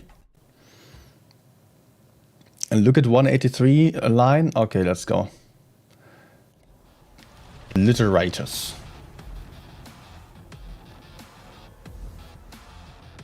So actually the 180 is in a line together with the FE405, not in the line of Tortoise anymore. So you can see some changes there. The tanks are meant to be quite similar within the sets. And they try to make it easier for the beginners, therefore.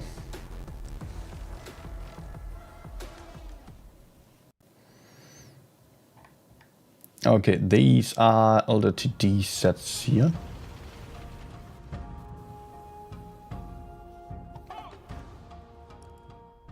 And I hear that the room is full right now. Let me just also quick look at the profile here. We do see currently only on the keys here. Okay. Okay, here's other stuff as well. So at the start you do get some new features like 7v7 after a couple of games, and then you get some other extra stuff, some extra commanders, some gold, some keys. The keys are needed for the sets. And then, so you start with some beginner sets. I could actually just search here. We've got some beginner sets. Still quite a lot actually. Oh yeah. Then we've got some advanced sets as well, expert sets, and also some different tags available here. So yeah, like that. You can also just type in a name like FE45 and you get to find a set there. If there will still be a different overview similar to tag trees, there were recommendations for that, but I cannot answer that yet. I don't know if Wargaming is still going to go for it.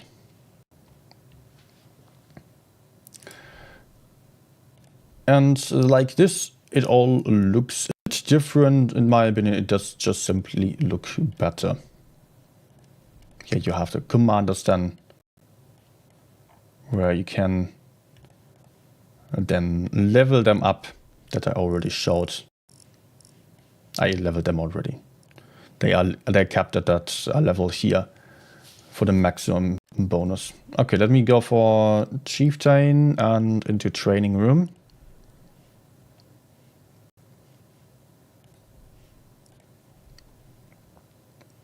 Okay, very nice. A lot of people already in here. I don't know if they're in-game or not. That I cannot see, unfortunately. That's not in yet. Yeah, it still looks a bit raw, like the minimap in the background.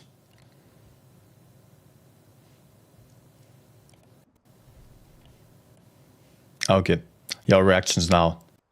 Does it look different to what you expected? Because I think it does.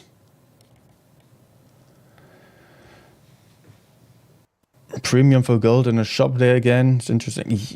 You know what is in the shop, etc. That's still work in progress, I would say. Probably you could get that kind of stuff already and can expect that to be remaining in this way. But yeah, just generally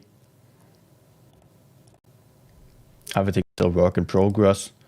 And as they mentioned on the stream, this is still mostly about just making sure that the transfer works, making sure that everything is just running fine on the devices. That's what the first test is about.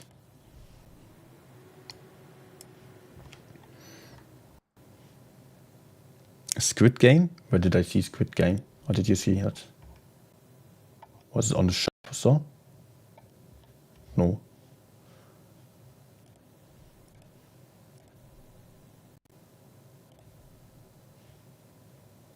My room? Okay, I guess they are in battle right now. So we can actually get to see some gameplay. Now let's go for the other commander. Assigned to tank. In Duncan. If I were 7-year-old, I'd be losing my shit. What is so childish about this? This little commander? Have you ever seen games out there? Have you seen stuff like PUBG? Call of Duty Mobile? I don't get it.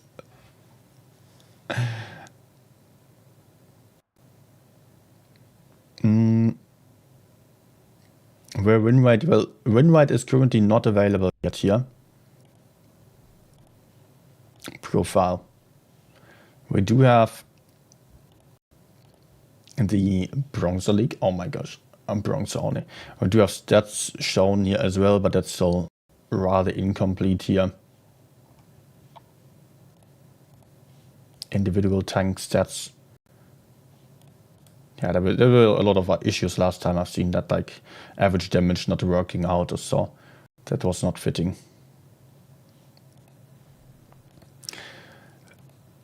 But I guess that is not the main issue here. Okay. Ready? No, I'm still on the chieftain. There's still some issues here with switching, selecting tanks.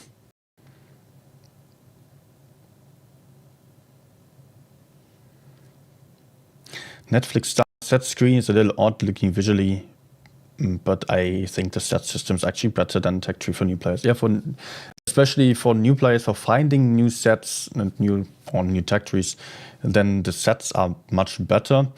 It is, of course, not that easy to navigate to all of that. And you don't have a nice overview like that. Maybe there is still going to be another feature for that. I think Wargaming just wanted to make it good to look at the start and then wanted to focus on giving some extra features that we requested later on.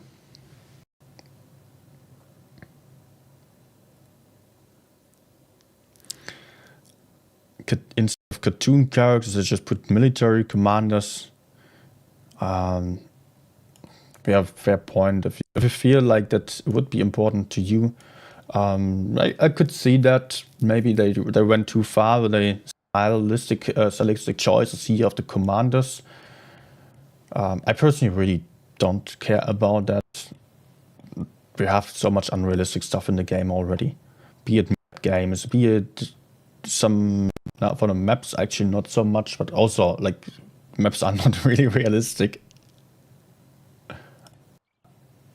Nice.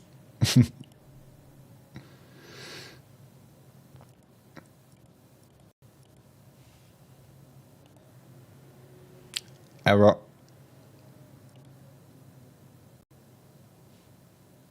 Attempt to. No, okay. I think I can actually just put on some music again.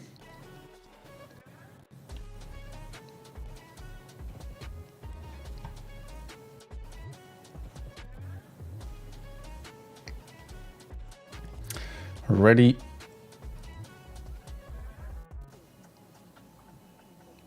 Has anyone here seen a tank commander in battle? There are none. There are absolutely no tank commanders. The only time you see the tank commanders are either here in the garage or if you select them over there.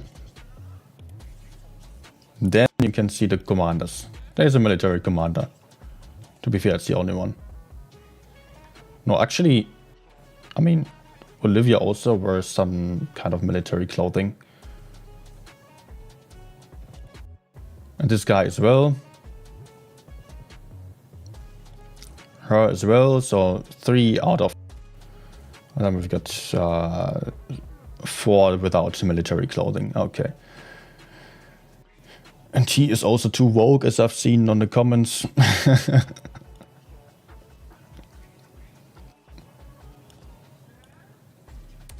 Yeah.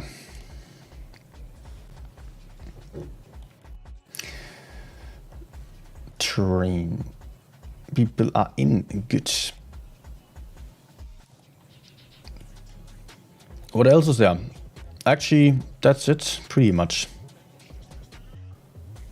You also get some transfer event where you can use your previous elite XP or yeah, actually that's elite XP that you gathered on the tanks that you can use then for getting an object 9 or 7 and some other stuff, some crates and whatnot.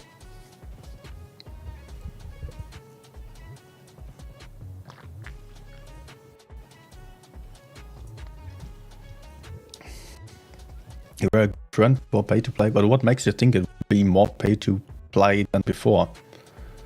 It's just the same, basically. Hey, this will be a hole-in-one game. I can feel it. Oh. It sound like now? That's PC. Command is pay to play, not a key. You don't need that. Don't watch that much actual informed YouTube.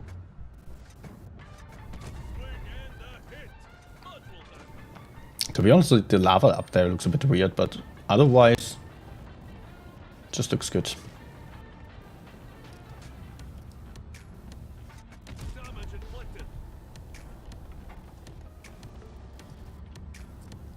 Oh.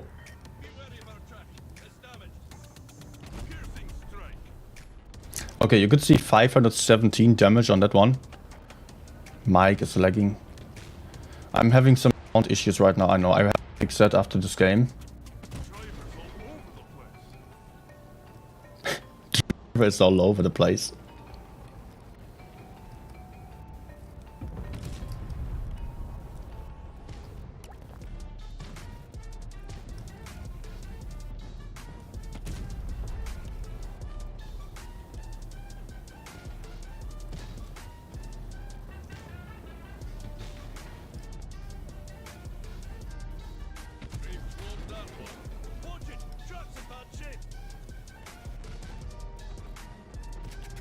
Actually do something real quick.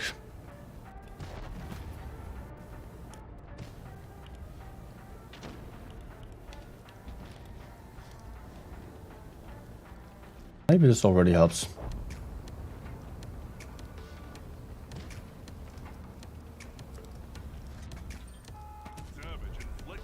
Nice.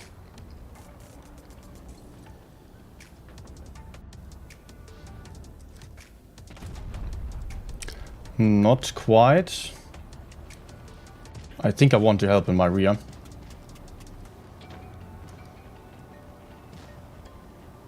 Hopefully I don't get shot by Yak, but I can counter push over here.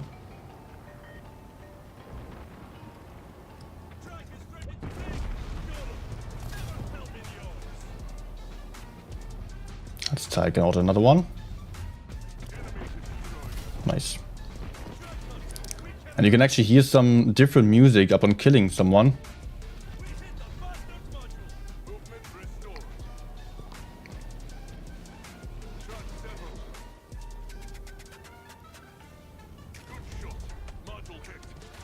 No. You know what? I will actually just turn off the music again because I want you to hear the game music a bit and game sounds.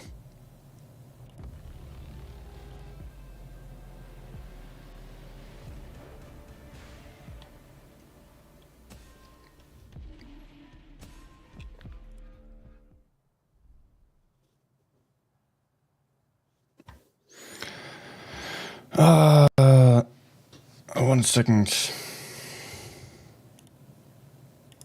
1 second. Apparently I'm not too early, so.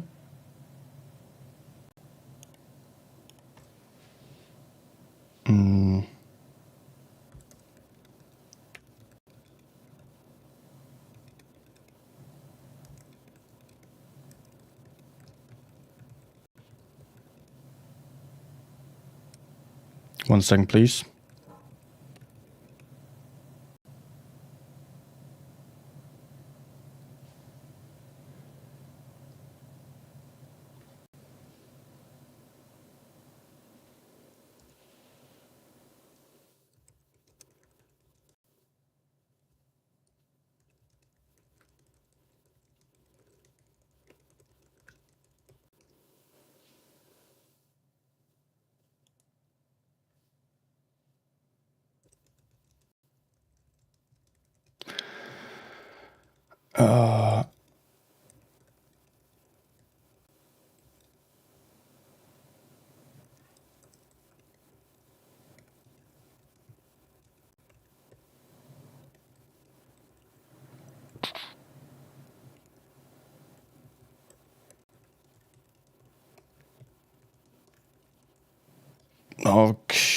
Okay.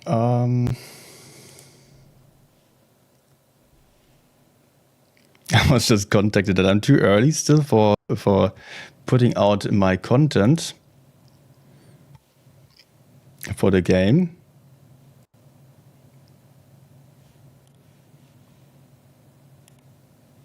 But after I just got contacted to play the game, now I'm confused.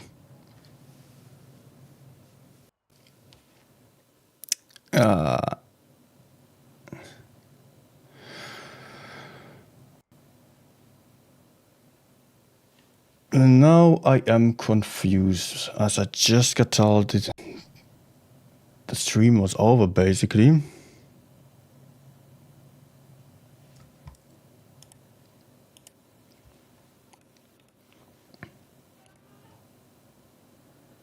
they're still live.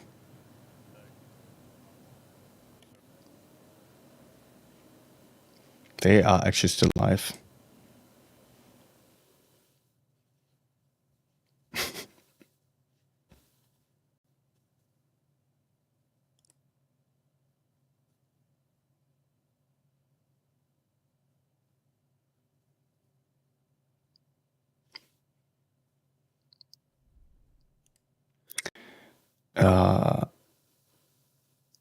Oh my gosh. No, I'm having an issue. I just got taught that I should ready up here. That we should play here.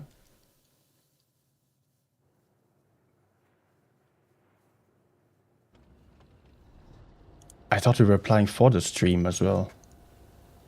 A new fight begins.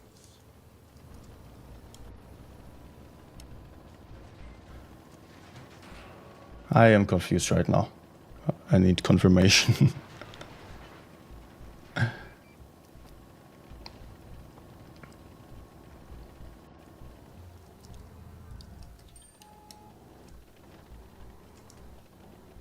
All right. You can still see there are occasional lags here as well, but it works. It will work out. Time to make haste. Will be worked out. That's what they said earlier already. They're still working on it. Cannot expect a perfect client just yet.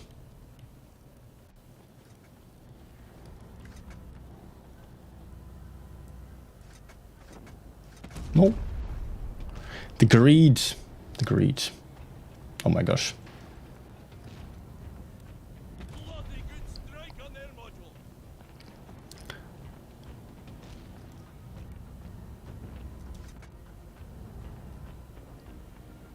Bounce back. Nah, I think I should rather back off here.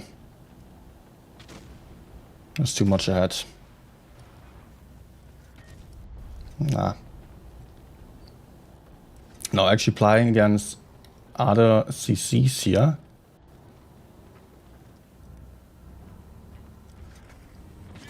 So these players can play. Bad shape.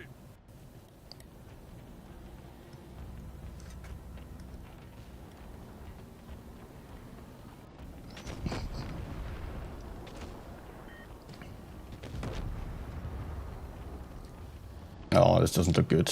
I don't want to fight a mouse with 3.6k hit points. A Fosh would be better. Looks like No. Come on, come on, come on, come on. No. Let's debrief at the base, aye.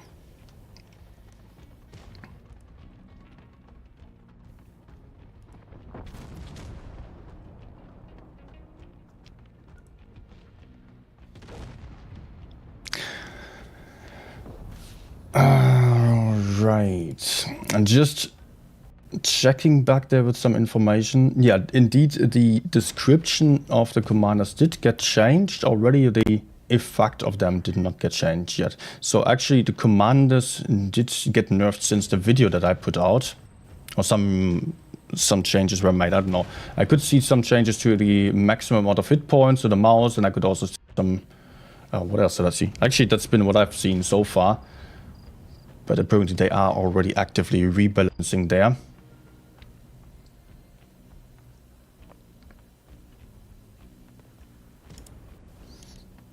Time to look at the map a little bit.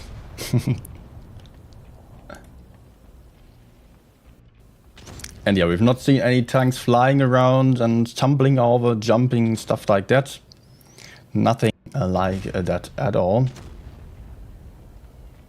Ouch.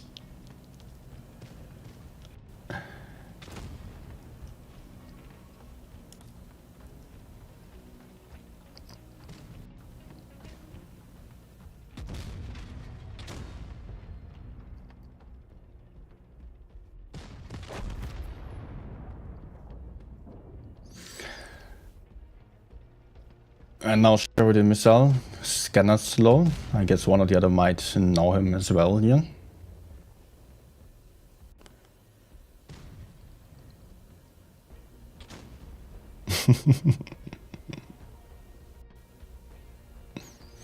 Actually, still 2v2.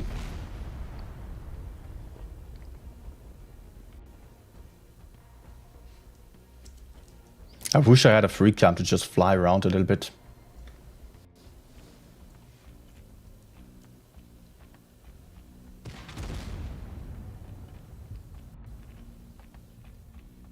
And still the Sheridan is not dropping over. Just need my mouse. Come on.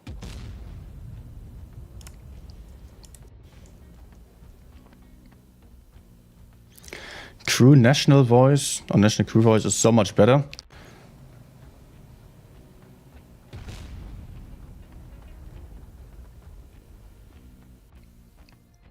Can I try to flip over tanks next game? I will try. Let me go for some light tank.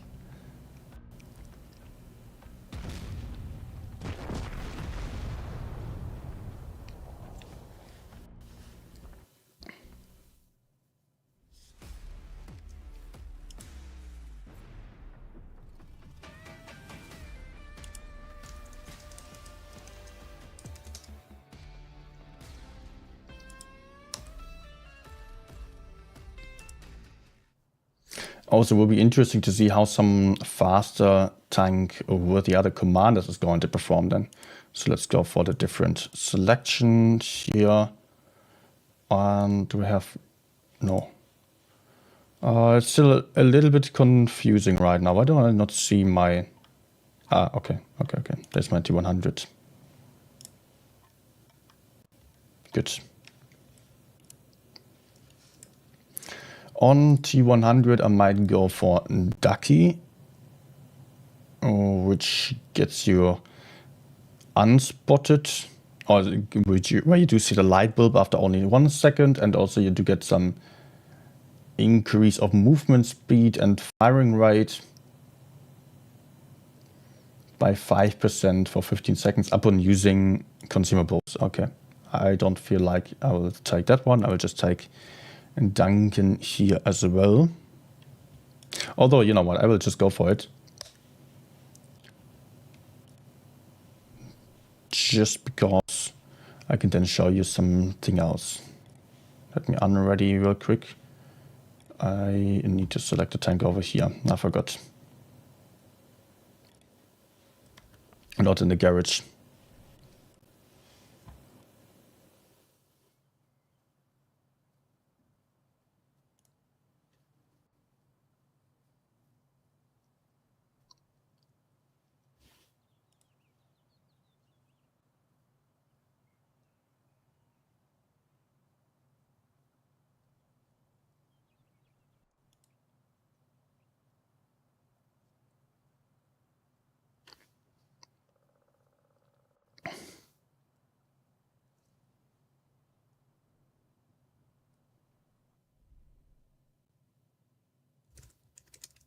1 second, I need to answer some message.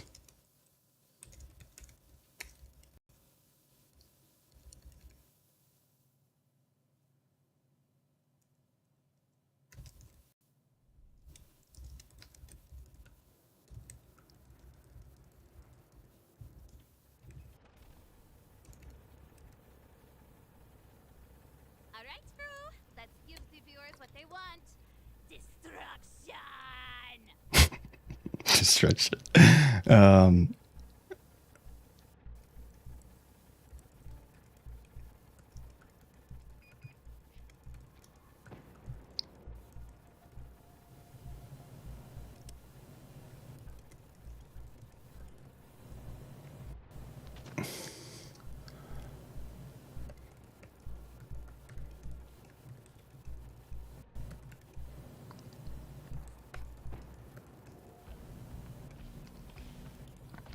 Okay, unfortunately, we are a bit early here with the actual game footage.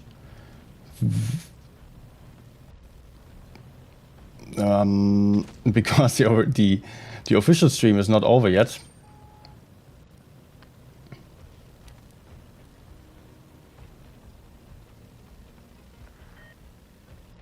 So let me just try to die quickly, maybe? Crab, we've got the fuel leak. This voice is so cringy. Okay, okay.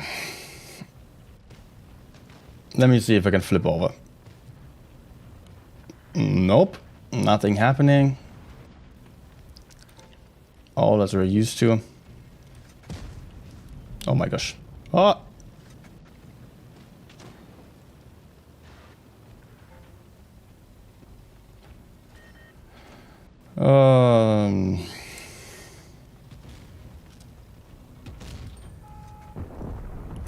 Maybe, yes, nice. It's not game over yet. Armor pierced.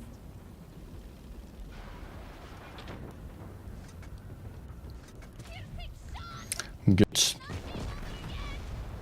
Man, I'm trying to die actually, I'm just YOLOing and I'm not dying.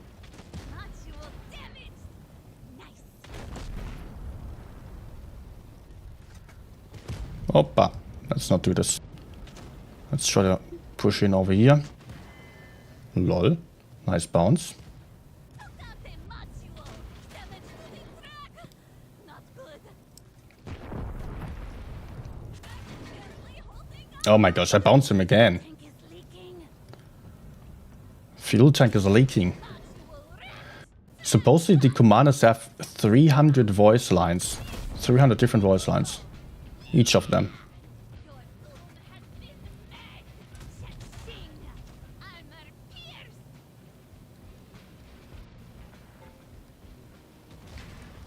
Look at the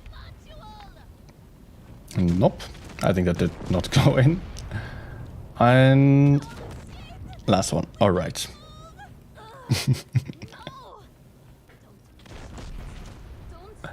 Don't Look at the ground burning. Actually, also pretty. But actually, I cannot play it right now. I have to leave this room again.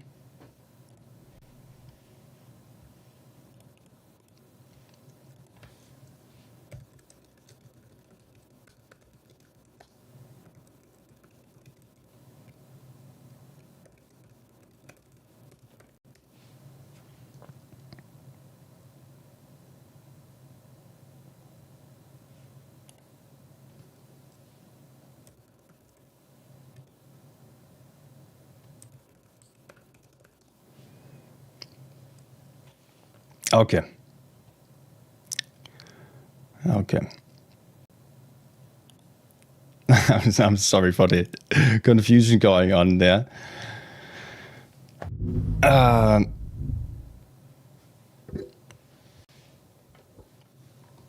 KJ saying just the voice alone would make me quit.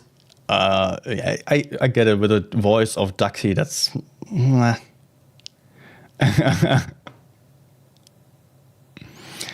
But hopefully we just get the crew voices, the national crew voices as well. that would be so much better then. But just that, and also having the commanders in the garage movable, and basically all the criticism would be solved.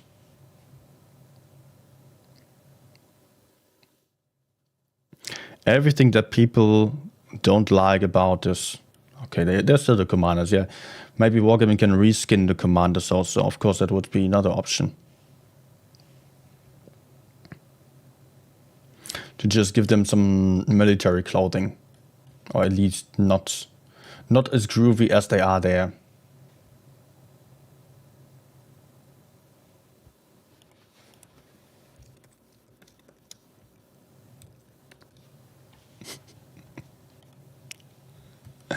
All right.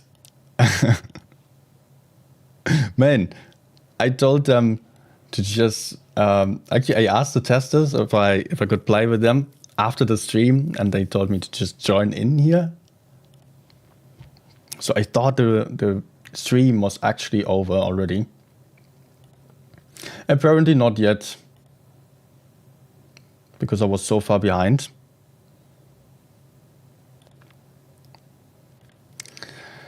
So, are they still talking about anything of interest there? Maybe still about ranked?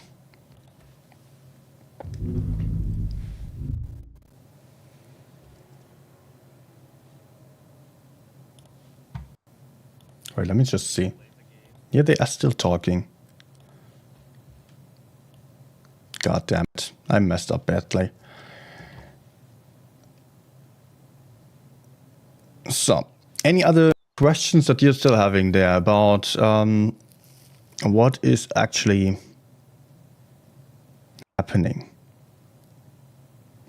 You guess, yes, this is the new update. We've only just seen one map, unfortunately, but I will still be able to show some more, but I have to wait until the stream ends. The official stream.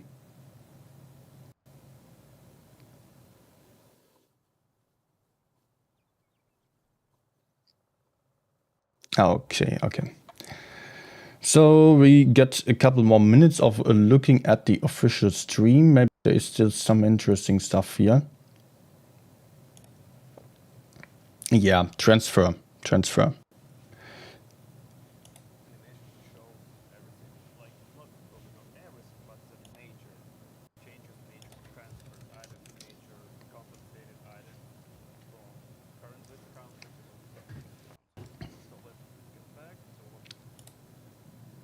So what is happening here?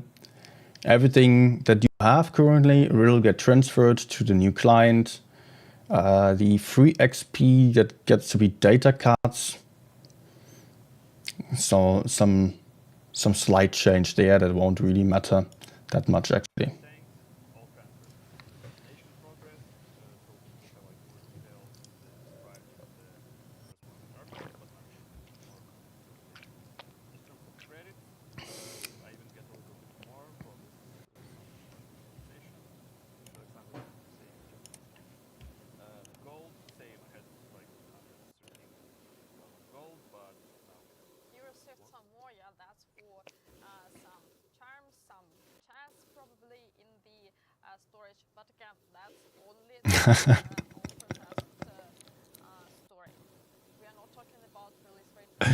No, actually, the stream ended, so I can get back to the gameplay.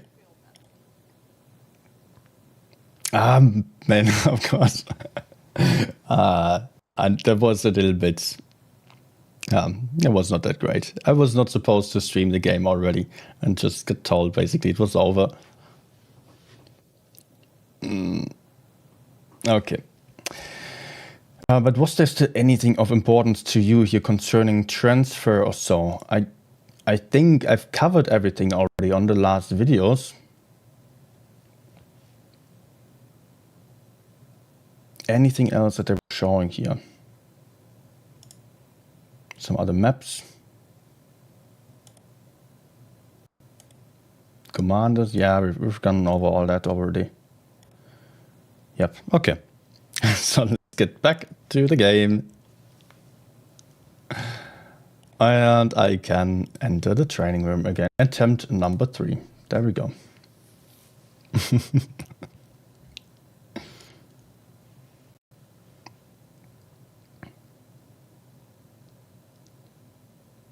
Fantastic, they will transfer my 63 gold.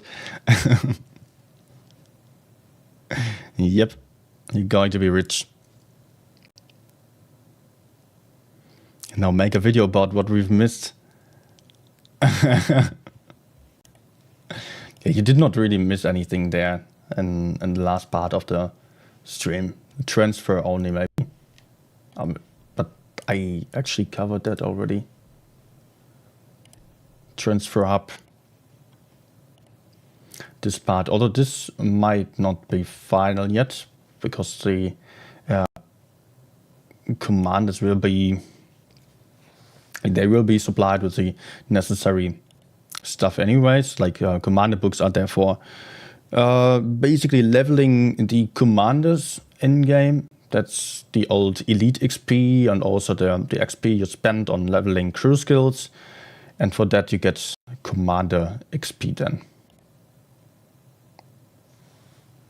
Is premium account buffed? No. Not that I knew. How long does it take to max out a commander? That I can honestly not answer actually. No idea.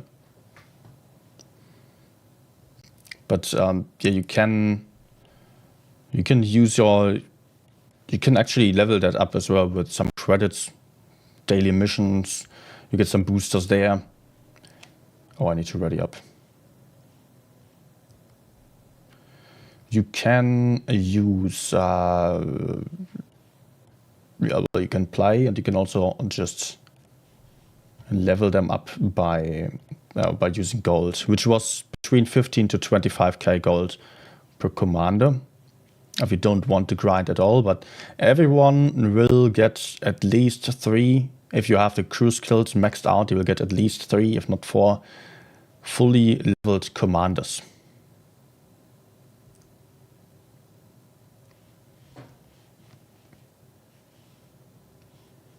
So let me actually get back to the training room. Select the tank, yes, okay. Also kind of nice is that you can change the tank while you're readied up. You don't need to switch anymore. You can also just change commanders or so. You can change your tank loadout. And I'm ready in the training room.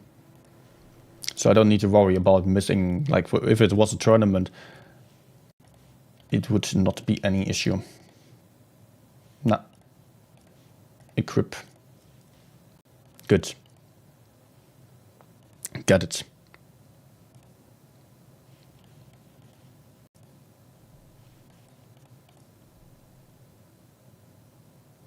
Everyone ready? I am, yes. They're not waiting for me. Good.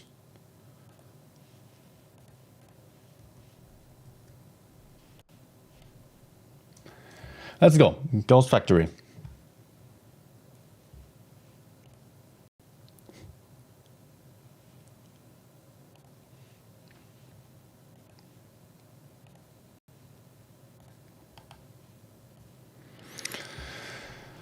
Right.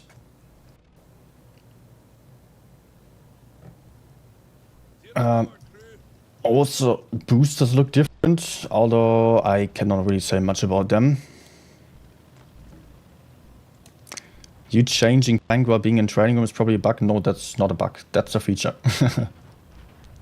This one actually is a feature. Look at the map right now. Just take a second to admire it.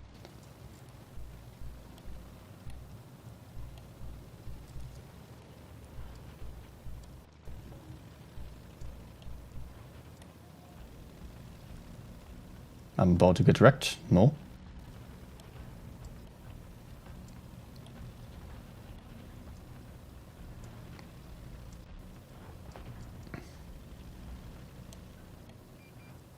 Occasionally it's just a little laggy. Although I'm having a very good PC.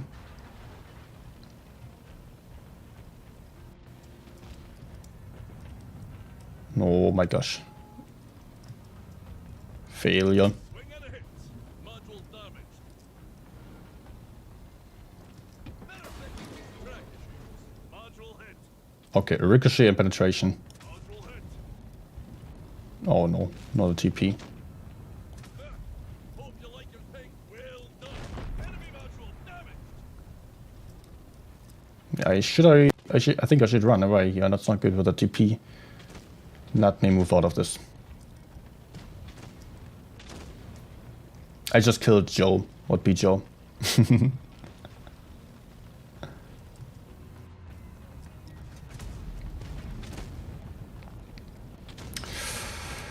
Let's try to maybe get rid of the TVP.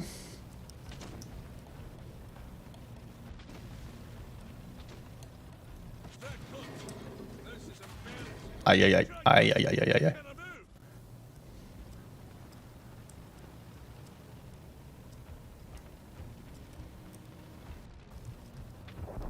Nice.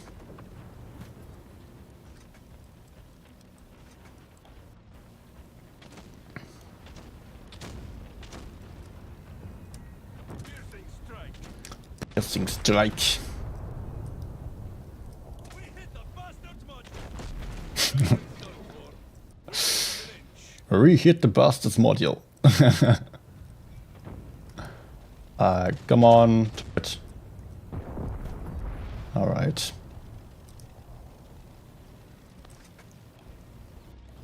Crew voice awful. People not happy with that. I honestly don't mind it that much, but actually it would be nice just to have the option to just switch back to national crew voices that we're used to. Go away. Captain Sparrow. Nah. Damage font still ugly AF. Yeah, I also was giving some feedback about the modules actually. Not the modules, the text there. Just had some brain lag. I also feel like they are not that easily readable. That's a bit of a problem right now. So I would be happy if that got changed still. And yeah, therefore I'm just hoping for it. Yeah, but again, this is an early test, not the final version, and Wargaming showed that they were open to still changing some stuff.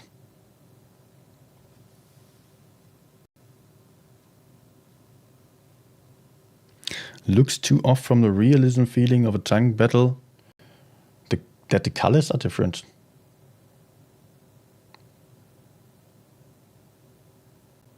UI color.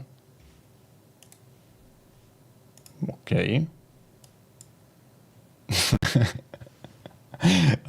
Guys, is green and red typical military color that we're used to have on the teams? I don't think so. But yeah, I can... okay, room dismissed. I can fully agree that some stuff is hard to read and doesn't really make sense the way that it is being implemented there. Like the fonts, not necessarily the fonts, that's actually not a problem, but rather the color. Like bright background and some white font on top for tracking the damage doesn't really make it easier to read then. A temp 4.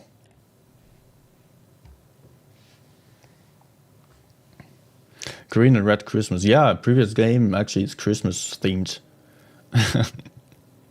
Maurice, I hope you're doing well. Thank you. I hope you're doing well as well.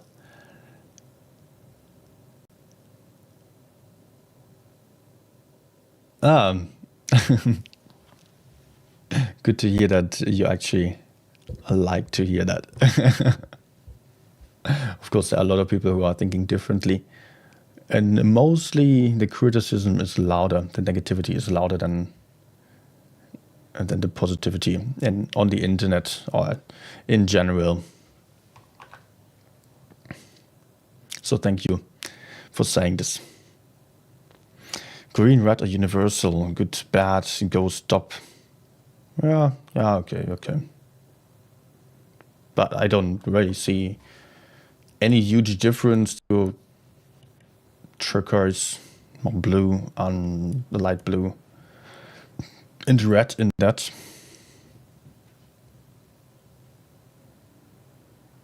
Don't you think that graphics upgrade is good, but it's more focused on some cartoon look? If you feel like it's more focused on the cartoonish elements, then your focus is off, honestly. Because, like, look at the garage here. It's kind of what we are used to, just then a commander in the middle who does not look like a typical tank commander. Apart from that, the stuff is mostly, it's not World War II realism. The background is more like, yeah, they brought it into some different reality, some kind of elements from 60s, 70s modernism, some steampunk elements as well as we have on legendary camos at the moment as well in the current game. If you look at the T100LT camo that was released only today with a new update, it's also not realistic. And we have more stuff just going into this direction, but still overall it looks rather realistic, let's say it like this. Just in-game, you don't even see anything that's not realistic. I mean, that's different to the previous client. In the garage, you do see this guy. Yes.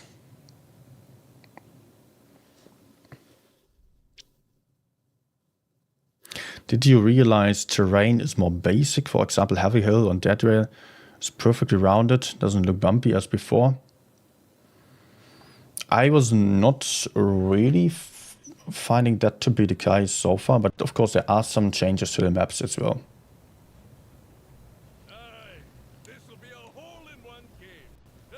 On this map you will also see some more elements that are not fully realistic compared to the previous one, like mainly the monorail on top here. Let me actually just go for a bit of a drive around the city. You can see some futuristic elements within the city. I think they still fit in quite nicely. They aren't distracting at all. It's just having a bit of a different vibe to what we are used to. But mostly it's still a rather realistic. What the hell happened to him? What?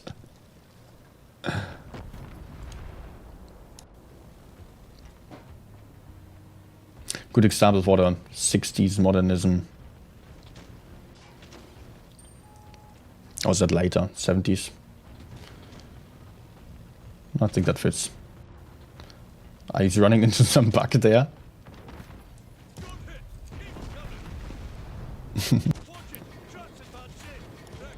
Oh no. Oh no. Oh no. Oh no. What is happening? Oh. Tank destroyed.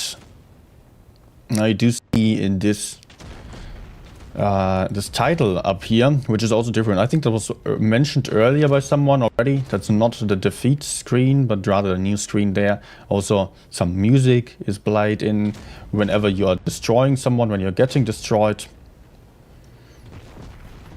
Apart from that, you also have directional audio now, where you do have the sound coming right from where you're getting shot, for example. That did not exist before either. I specifically like the fire. It looks really good.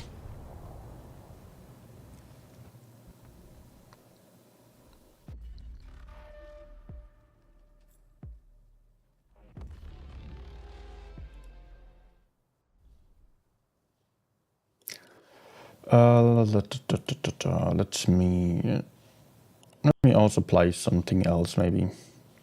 I forgot. For changing tanks in training room, I need to do it over here. Select tank, and then otherwise it won't work.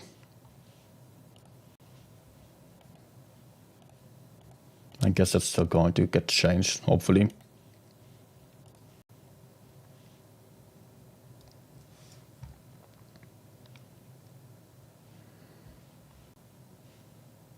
Okay, now we're still on the same map.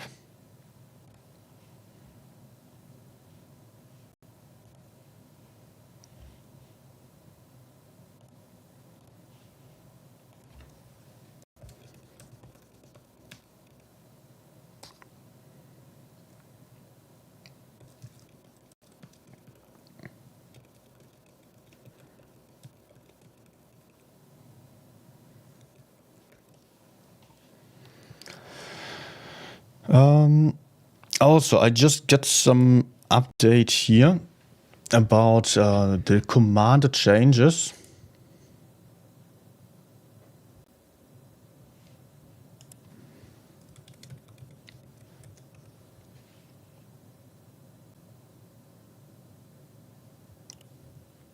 Let me actually talk about that real quick. Duncan got nerfed. Yeah, got nerfed quite a bit. Triple threat, the increased damage got nerfed from 20 to 12% only. Then Olivia got nerfed. Also the DPM increased firing rate by up to 6% instead of 10.5. Olivia also got nerfed. She was the heavy commander delivering hit points. Let's just check it out over here. Olivia get nerfed to 10% from 20%. Guerrilla tactics get nerfed to 7% from 14% as well. Anthony also got nerfed. Was having a 15% increase to reload, to the reload speed. Now it's down to 12%. That remained the same. Ducky remained the same. Lisa got buffed. After 2 damaging hits, next one has improved accuracy by up to 75%. What? Instead of 20%. Big buff. Camouflage unchanged. Kai remained unchanged. Captain also got buffed. Increases accuracy on the move by up to 40% instead of 30%. Okay. And the rest remained the same. All right, interesting. So the training room got dismissed as the others just left. I can still play against some bots.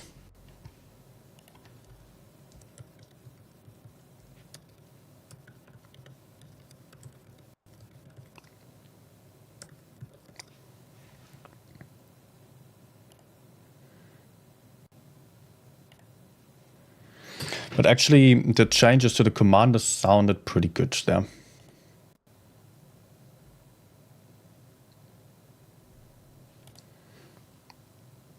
Yeah, I got Rowan on the team as well. And Ribi.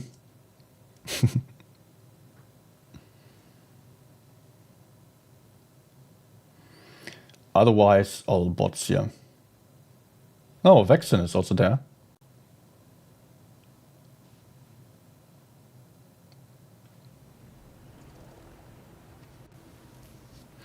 Of the commanders, I would mostly use the ones for better aiming results.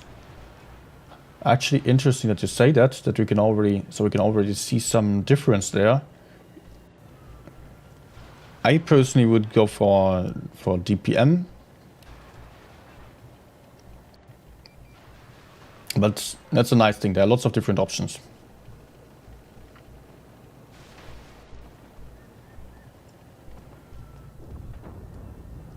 Oh, the Shaka Destroyer get killed already. Toasty? Let me go for Toasty.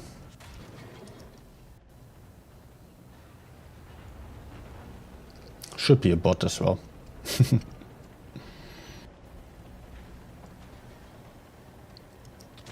Lucky Sniper. Who do we have there? Oh, that's not a bot. But he's also about to die if he's staying like that.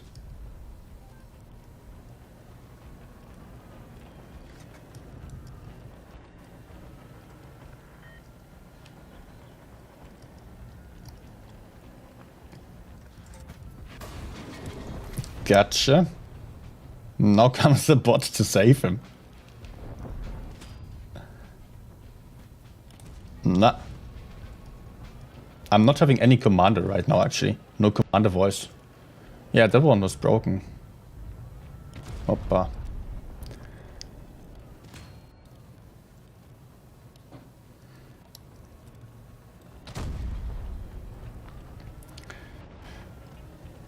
Alright, I can still take him out. Look at the water, by the way. It looks really gorgeous here. And that huge excavator. I'm a big fan of that one.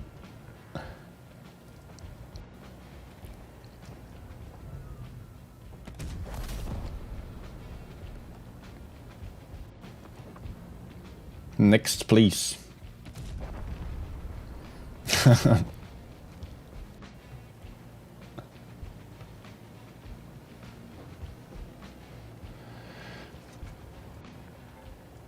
Will be computer bots on test server. Yeah, they will also be on test server because there are not going to be enough players at all times.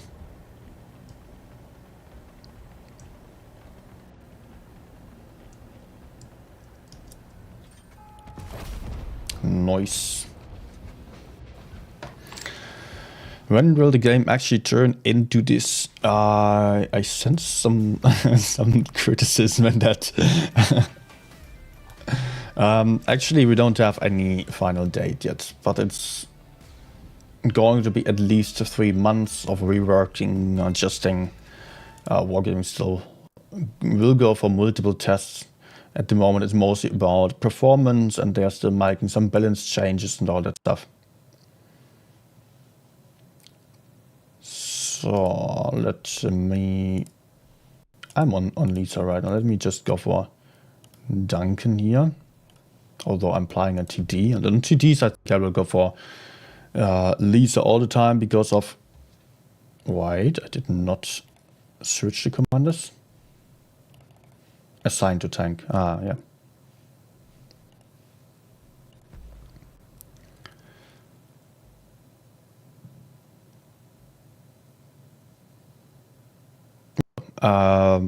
Yeah, on TDs I will mainly go for the commander that also grants you camouflage bonus.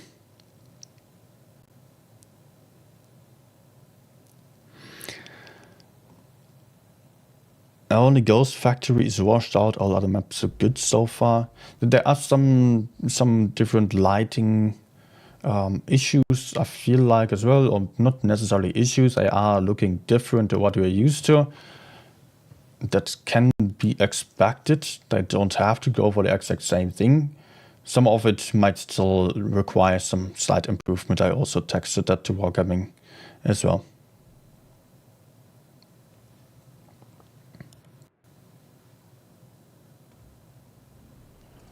What kind of testing did Wargaming themselves perform? I honestly don't. I was part of a testing group.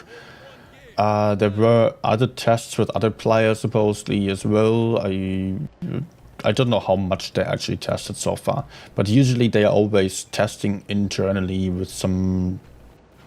First of all, with employees, and then they are testing with some players. I think these tests are usually offline, so nothing gets leaked.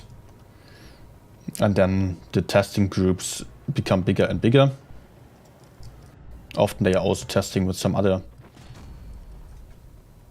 players who are not that connected with the game, and also with some players who are more connected with it. They want to do a lot of testing.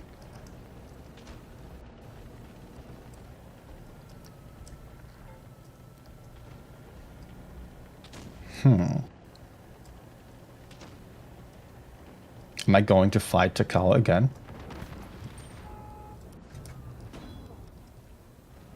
Hoppa. Oh, I don't have my consumables actually. Swing and a hit. Multiple damage. Engine hit. Speed's fallen. Damage to the engine. Piercing strike. No. Nah. Oh my gosh, I'm about to get your load. And my engine is dead. Okay, he respects the 1v1. Enemy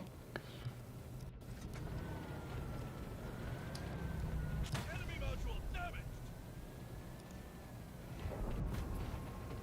Okay, I guess I need a big high roll now. Piercing strike. Nope. That's a blow to the old eagle.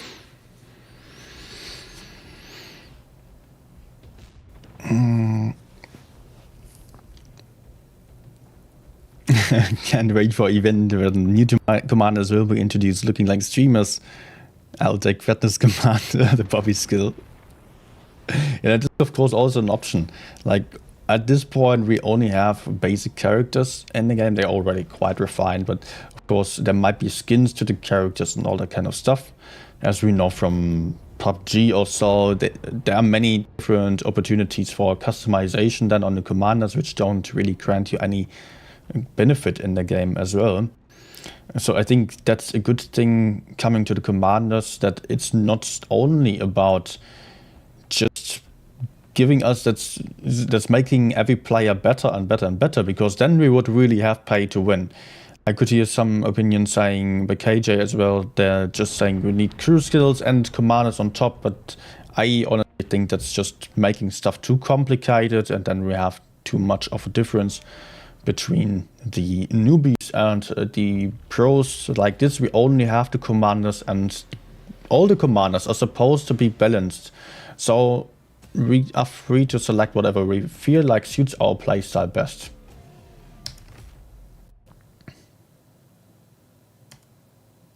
By the way, I also found not a commander, a bot here on this client who was called Noob Slayer 9000. To those who might still remember, my old nickname at the start was also Noob Eater 9000. I don't know if I got copied there. Let me switch over to something like a medium.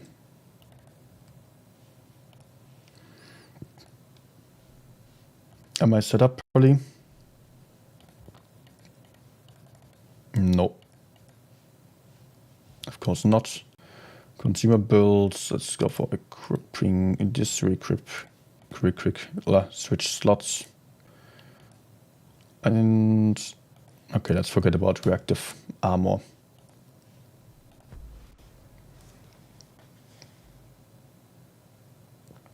Why are you performing so badly with respect to your usual sessions? I'm playing on PC right now.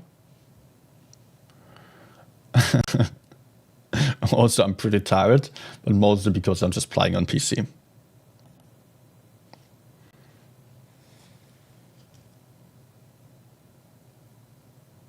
Noob Eater, not Noob Eater. But that confusion was arising quite often.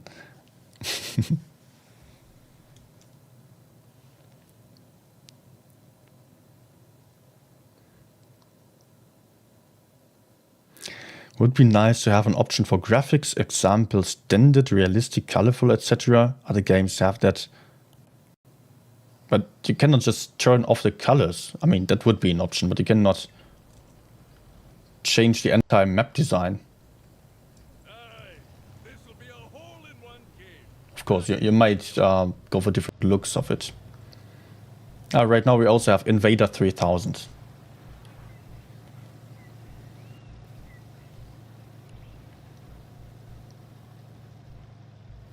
New bots are stronger than me. That was not a bot I was fighting there, actually. It was another tester. How do you get in Ultra Test? It was advertised quite recently. So you have to sign up for that. I think it might be too late for that right now.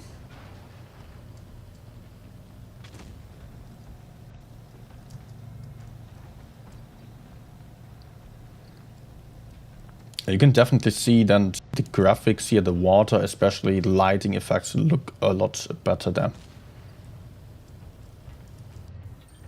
Oh, hello? Ah, that's a real player. Damn it. Even in my clan.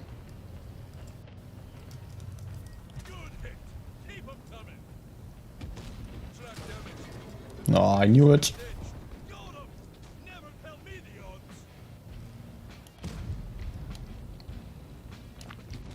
odds. Okay. Invader 3000 is dead. No. Strike. Nice bot. Proper war.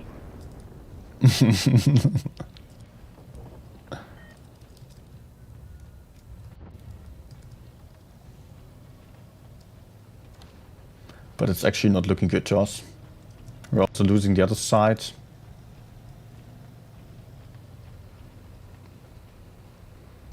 Let's go up.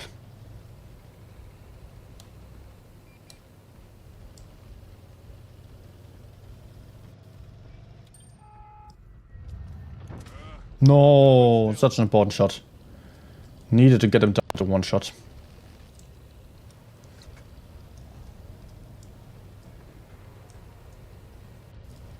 Uh-oh. Swing and a hit. What? Damage. Looks like our track came out. Damage their mud. To be fair, that was pretty bad BC aim as well. Ha! Brutal hit.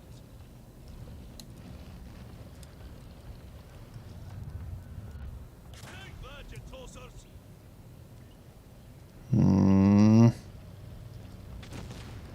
I'm not having gun depression. No!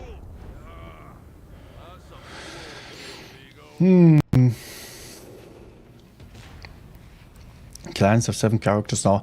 That's just because of the transfer of some clans and stuff. It just looks different now. Not everything is transferred correctly.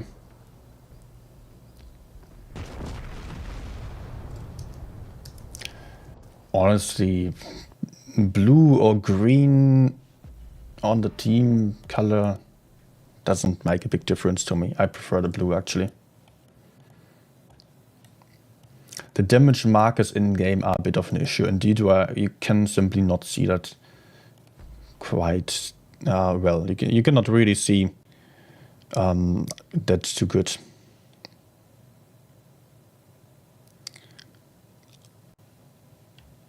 Teknino clan. Teknino, yes, something like that. Minimap looks bigger. Actually, yes, might be. Also, can we change the aim dot to the old one? Probably there will be customization options to that. I have not seen any in this client yet, but it's still cry draw.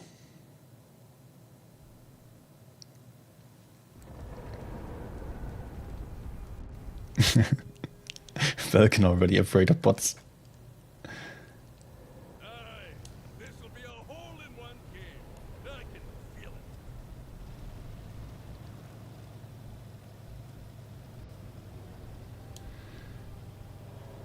it. Could you please download and install the Reforged Blitz version to afford the 8GB RAM tablet to see how it works? And well, then I have to get a tablet first to test that. I did test it on my iPad, to be honest, which is quite a good one. It's an iPad Air 2022, and it was not running smoothly.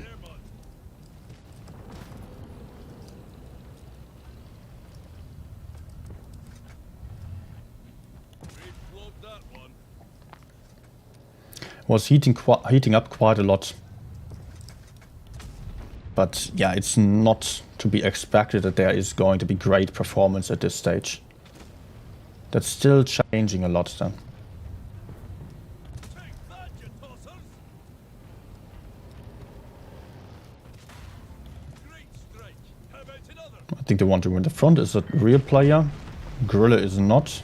Oh my.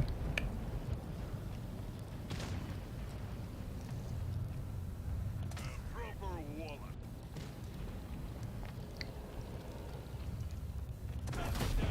This old man's still got it. Death Sniper. That's a rigged. Oh, okay. Fix those track issues.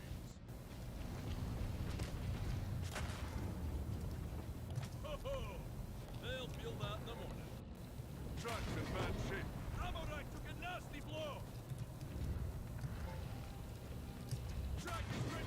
Nah. Not happy. Come on, team. Are they real players? Oh no, they are not. They're bots. Do I have any real players? Yeah, I have Rip on the other side. But the enemies have 2 over there. Damage inflicted. No. Take that, you tossers. Keeper is dead. No, that's been my only backup.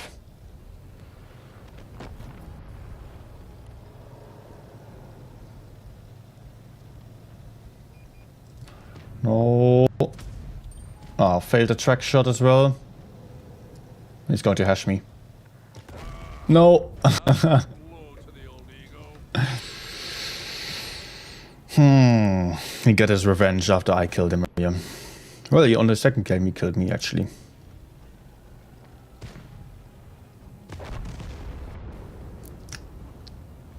But I've not installed the current client on my iPad actually. So I could not just switch over. I thought I was just going to stick to PC, making stuff easier, and yeah, the graphics are the same though. That's sure.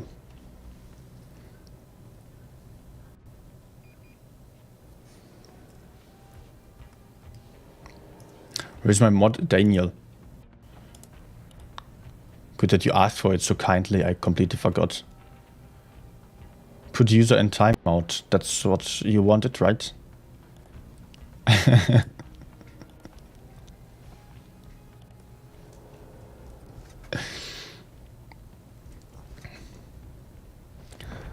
Let's make blue, because people don't like blue in this game, they want green instead. So that's actually downgrade now that you get.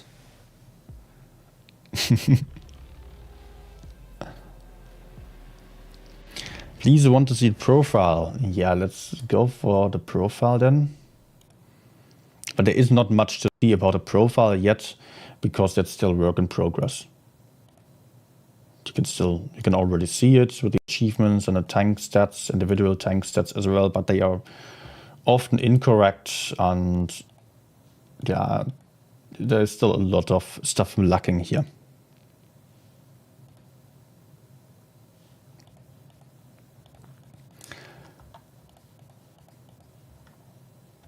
And therefore I will just go for another guy, maybe 907, and I can go for Anthony. Oh, nope. It's actually the right setup already, not on the equipment yet. Equip.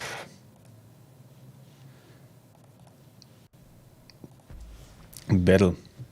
Can you change the camouflage? I will do so next game, but of course I can change the camouflage.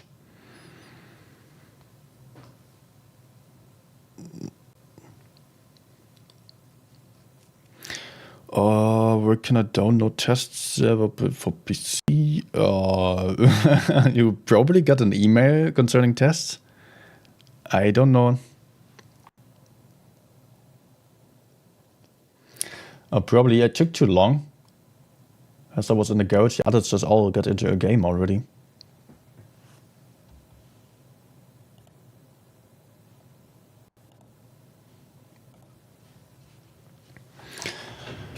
Let me quickly get some water.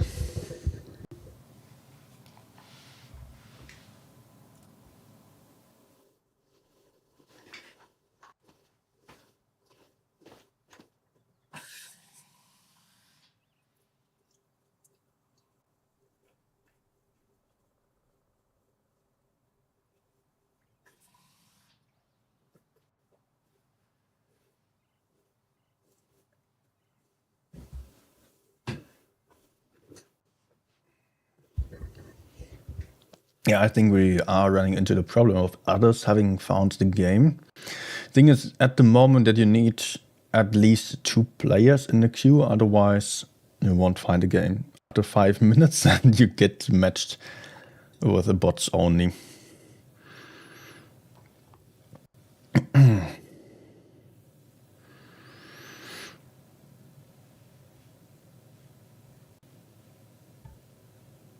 Ghost saying it looks very cartoonish. Not that much cartoonish about it, in my opinion. Just a commander here who has a dog.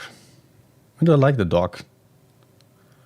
Did you do any tank flipping? I did not get to flip any tank yet.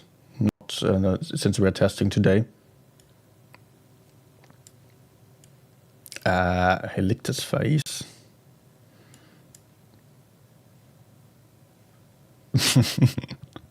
Okay.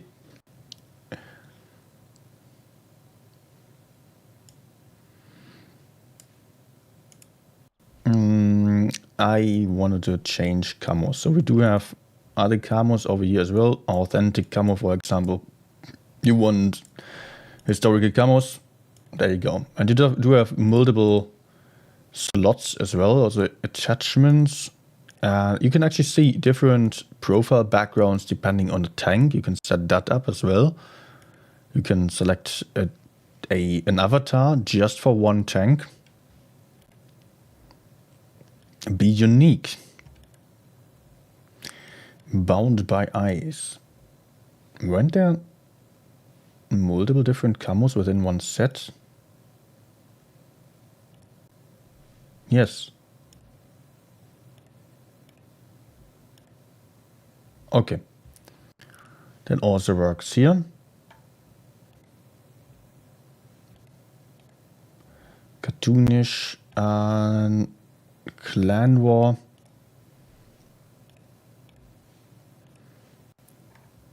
All right. Competitive.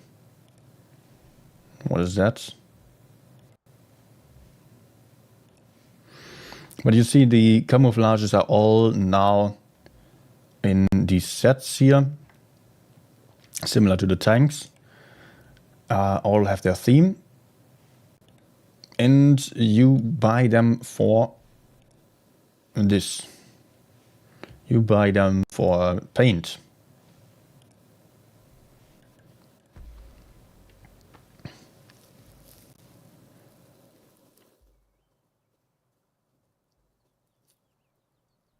If you want, we can do some random tank flipping. Well,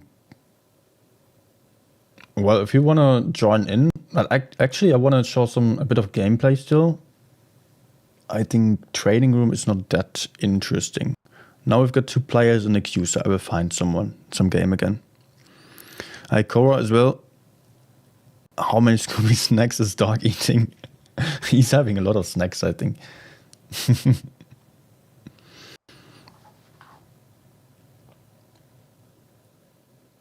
Mantha asking, which is better, old or new update?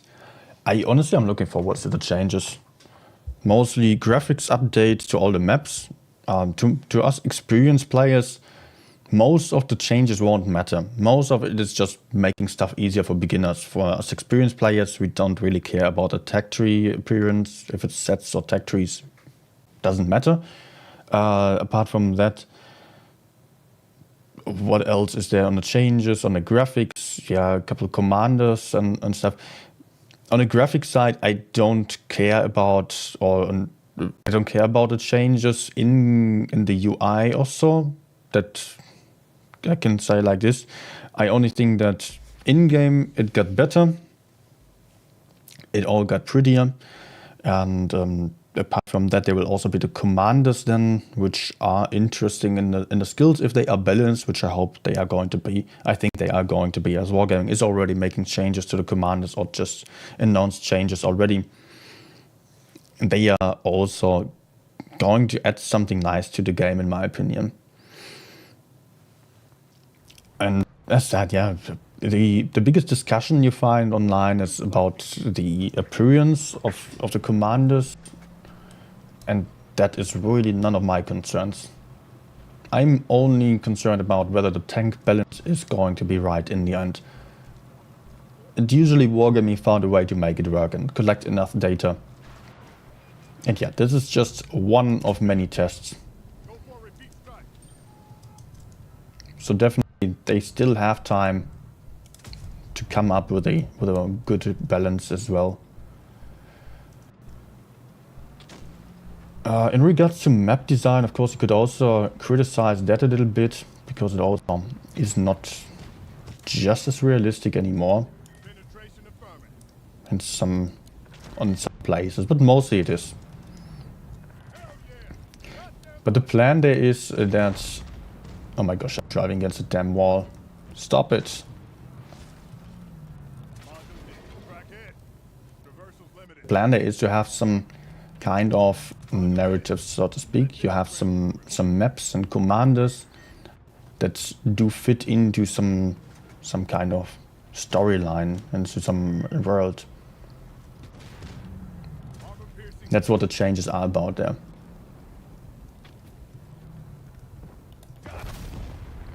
So we do see something like I mentioned, Atomic Heart also already.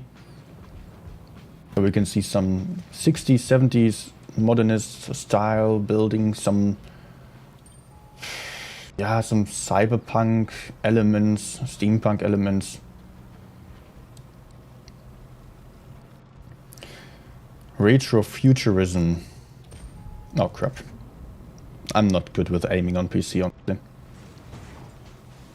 Damage inflicted. But yeah, the point is to make it That's how you appear like something realistic, but that is not necessarily placed in our world. A lot of games are currently going for that, actually. I'm totally fine with it. I like the idea. I'm not even into the war stuff. I never looked for a war game, really. But I know that other people are having different opinions on that, so I respect that.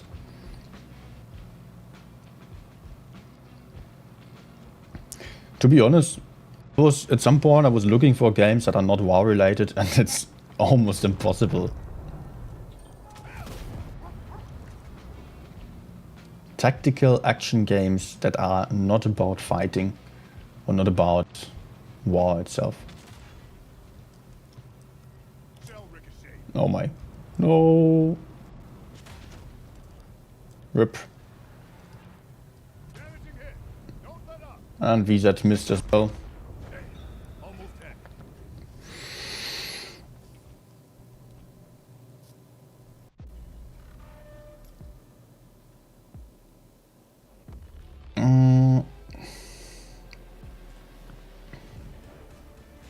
Have you tried playing on iPad yet? I'm wondering how to do the controls. How do the controls feel on iOS devices compared to the old games? The controls are going to be exactly the same as you're used to. And that's the number one priority that Wargaming has with this game, to make it feel the same and still introduce some new stuff as well. They want it to feel and mostly look the same, but still add on top of that, so that they are also able to appeal to the audience that is used to other games as well. Like we have a gaming trend in Call of Duty Mobile, in Apex Legends, or also in PUBG Mobile, where it is also some world of realism paired with some other elements. And Wargaming is also trying to go further down that route, so they are not going into full realism mode, which actually also doesn't fit into the modern world, where war is not just some historical element. War is not something that we only know from distant past, but it arrived in the present, actually, with the war in Europe and also a war in Near East, although that has been for the case for a couple of years already. So Wargaming is, for good reason, trying to move away from the real war theme a bit more, like other games as well.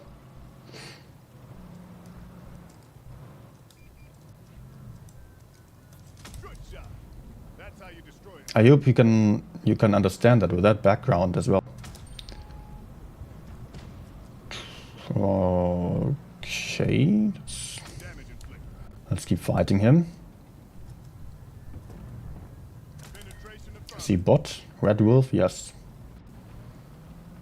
That's a bot name. You know, mostly I know the testers actually. And I don't see any... Oh, actually I don't know all the testers. But the bot names are repeating themselves. And they are driving in weird ways as well.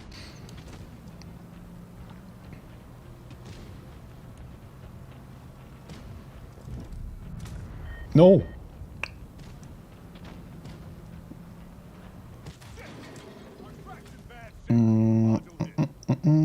Do I get help so I don't take that much damage? Struggling against bots. Okay, shot the ground.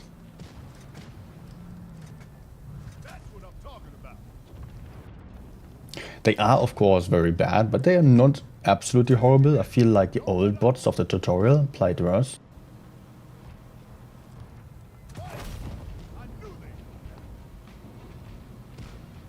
Oppa.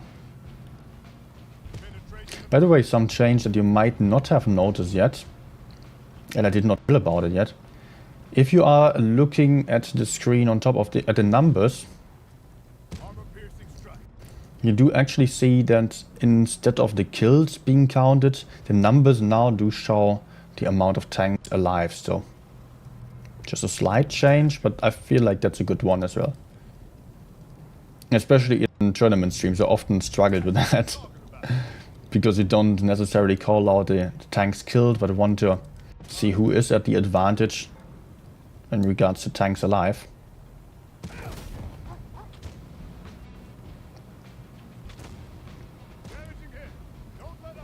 Gotcha.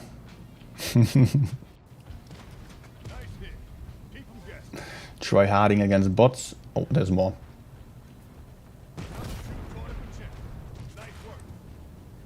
Nice. Oh, track. See a real player? Shaka Destroyer is not. So I will be fine. Nah, okay. No, not a pen.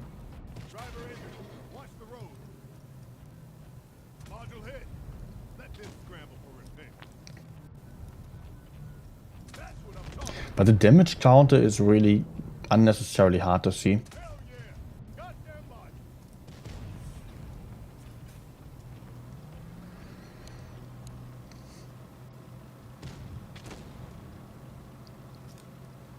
And my game crashed. Okay. Can I exit at least? No. Maybe server crash? My internet is fine. Nah. Okay, let's restart the game.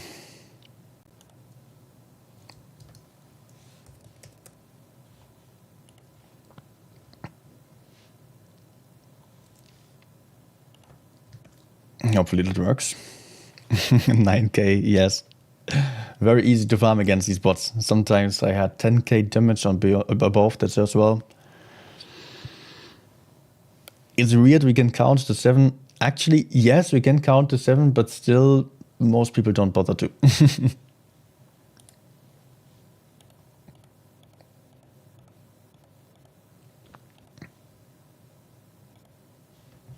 So I got a lot of steel out of that, making sure that even if I spent all my credits, I can still get my consumables in. Can we see equipments? Yeah, mostly the equipments remained the same. There are some changes here and there though, because provisions don't exist anymore, so we have some of the provisions now in the equipment as well.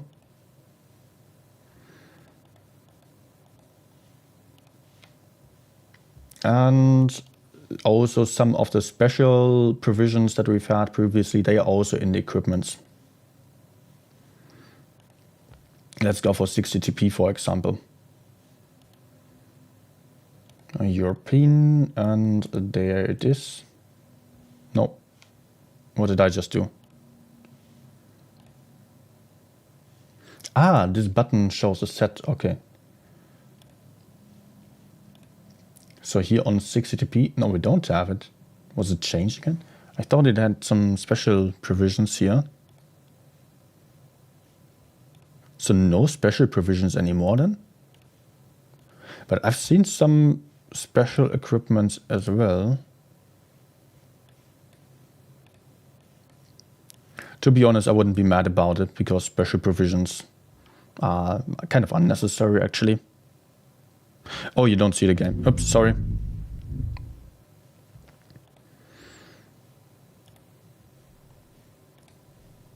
So equipment now looks like this. There were some balancing changes to the equipment as well. Like these two got their old values back. That's still the same as far as I can tell. Rammer is still the same. Calibrated shells. I am not sure if not APC, if there wasn't any more pin or to AP 8% or so and heat 12%. I think. Some equipment changes were reversed.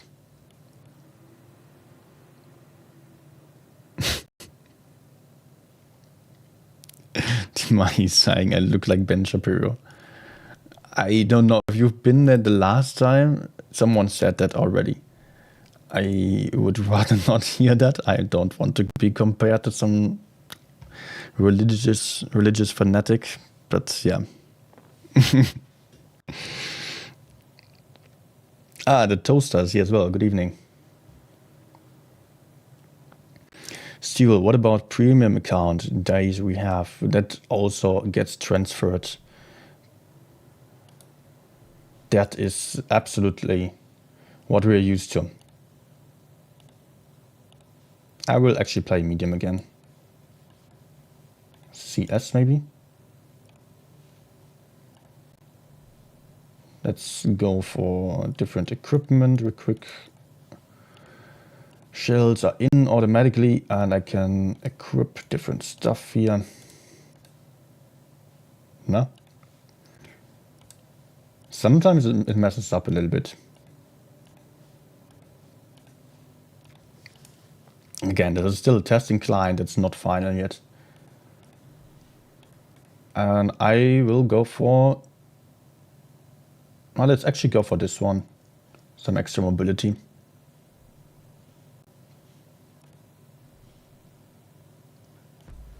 Good. Ranked.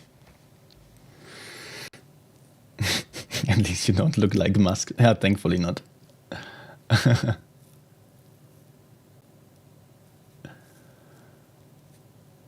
You can climb crazy positions. Yeah, that as well. There are no invisible walls anymore, or almost none. So a lot of stuff, a lot of climbs will be possible with this update.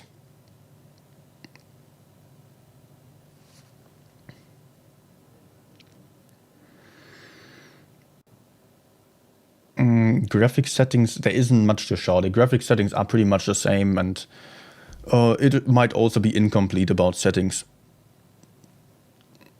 I would rather focus on gameplay and not the details there, like even balancing and stuff, whatever numbers, they can still change. Just rather the idea behind it, the idea behind the changes. That's the important thing. Why are they removing API access for sites like BlitzStars? They don't intend to remove them, but unfortunately it does happen that, or it is happening that some changes will impact API access, but Wargaming will also get into contact with BlitzStars and others potentially to cooperate there and get BlitzStars to keep working.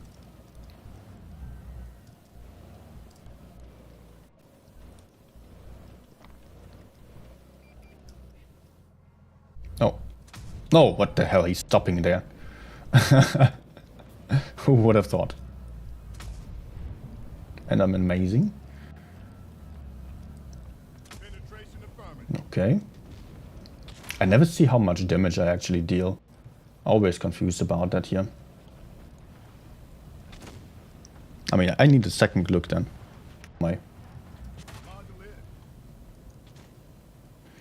That's the sniper.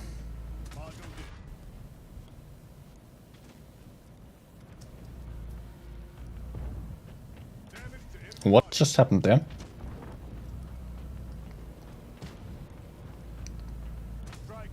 But that's another CC. He's focusing me. Bounce though. 467. I think what happened there was that Duncan was activated. Every third shot you deal more damage.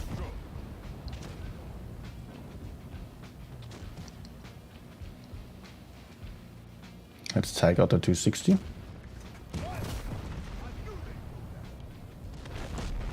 Also, the cooldown of the consumables is kind of hard to see right now.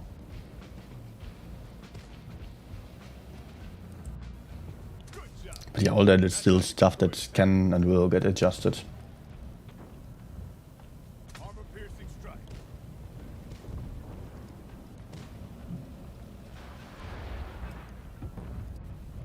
Okay, let's take out this bot and then the other one. There's a bot, yes.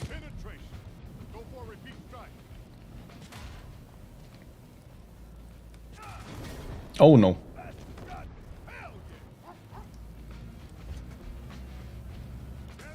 Can I bounce him? Yes. I bounced 700 in one shot. No.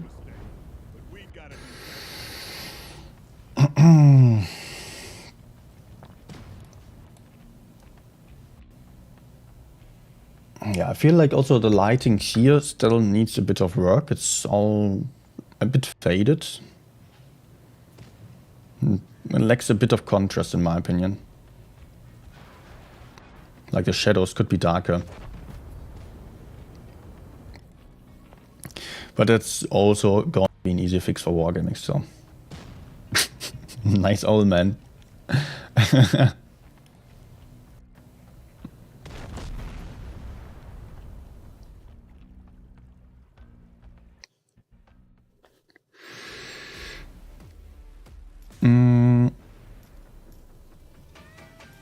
Why is the camera so shaky?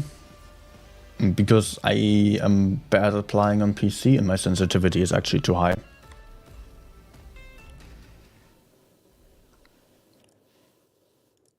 I can turn it down a bit.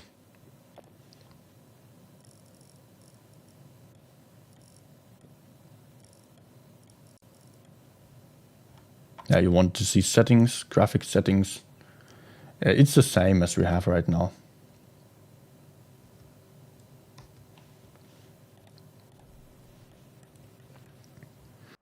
Also, just about the sets again, let me just show you this one, for example.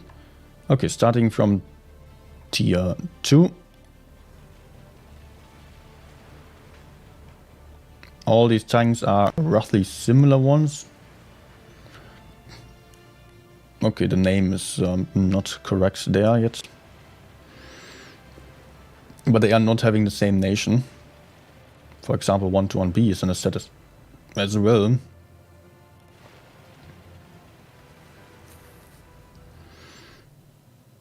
And some of you won't have been here earlier. So this is the new set overlay instead of tag trees. Not sure if there's going to be a better overview still or if that's going to be final. But that is mainly for finding tanks and new sets to grind. You unlock these sets with keys, which you do get by playing. And as you make progress, you get player level and you get more keys and you get access to other game modes at the start at least. And then you get to see the tank sets here. Let's go for light tanks. There you get the party squad, for example. Which is German lights. Hell Hornets. Oh, this one's in there as well.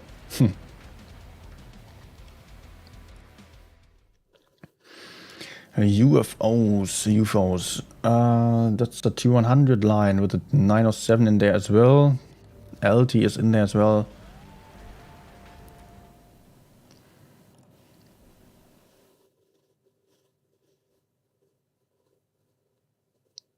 Names are so bad though.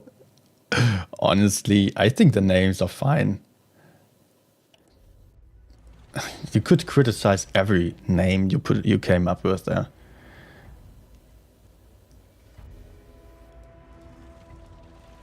I like how creative they have been with the names, actually, and also the whole theme of the sets here, just having some thumbnails that are always completely different, having some music, and just it also fits quite well. Or it's just you immediately notice there is something different going on. It's not like one tech tree where all looks the same only. I would still be glad if I had an overview for the sets as well, of all the tanks, like the tech tree. Not just the sets here, where it's a little bit hard to navigate between two different lines or so. It's just not always easy to see where you're at right now. It looks great though. That I have to say.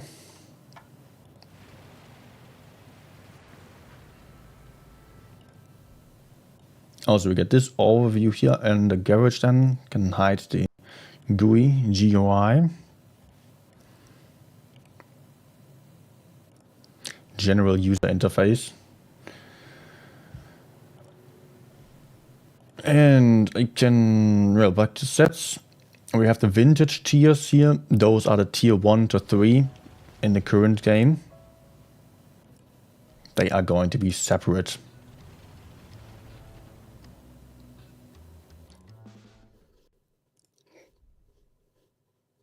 Anything else? Anything else I need to show you?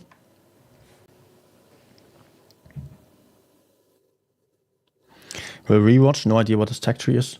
The old tech tree basically gets replaced with an overview, with this overview, where you then have heavies, tank destroyers, medium tanks, light tanks, etc. And you can also, it becomes more clear if you search for them here. We've got beginner sets, we've got advanced sets, expert sets, like this. The starters with low levels on the profile only have access to beginner sets, which are easy tanks to play, as they are. And these sets are basically like a tech tree, but just enhanced a bit more, so we can actually have multiple different nations within one tech tree, different tanks that are very similar in playstyle. Also, the beginner sets don't go up to tier 7. The new, or the old tier, the current tier 10 is going to be tier 7. So some early sets are just ending at tier 4 then, which is tier 8 basically. Or what is it? Yeah, it should be tier 8. Or 7.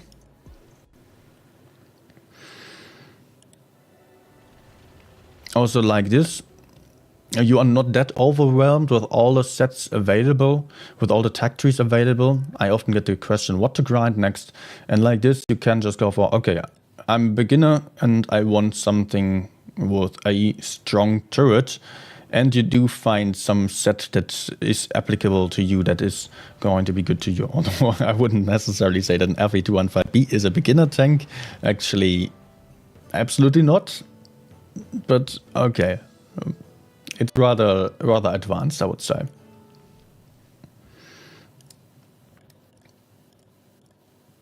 Not sure how good the set division is, and also the tax, etc. I think there's still some work to do for wargaming.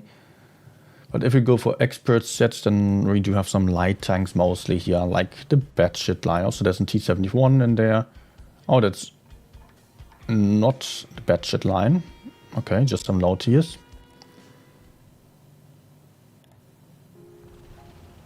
Here's the 50B line, for example, also containing Lorraine and the Saumur.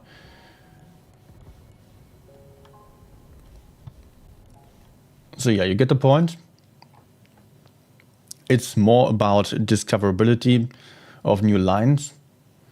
So you can select something that you want to play, and then check out the sets and just look at it, whether you like it. You can and then grind. You get a key to use to unlock the sets, and then you get the first tank. And you can play one tank only to unlock all the tanks, or you can get all of them. Doesn't matter. You make some progress on the levels at the bottom. You see those just by playing. Cooldown boosters, they continue. I think they are going to be in. I did not hear of any changes to that.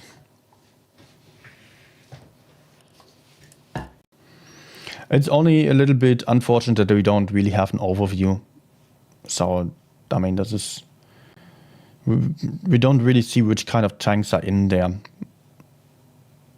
We do say here VZ Light set as well. We do have STG in there. That okay, weird. It's not all perfect. Minotauro is also an expert set, but it's like beginner tank, definitely. Gorilla line, I definitely agree. Okay, we've got a lot of premiums in this one.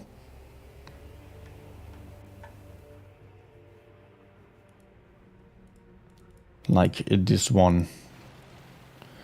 Tank entity. Waffen F1. Yeah.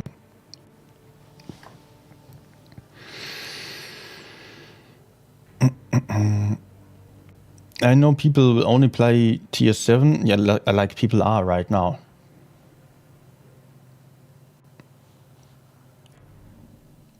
But you cannot start with that. To my knowledge. You can't. You still have to grind too then.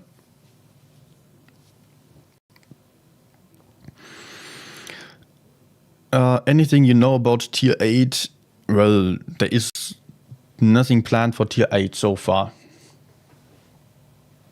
It's always been a possibility that Wargaming was going to add another tier higher than the current tier 10. But so far they never thought of it being a good idea, and this might not change forever potentially. Maybe at some point they are thinking of it. We don't know.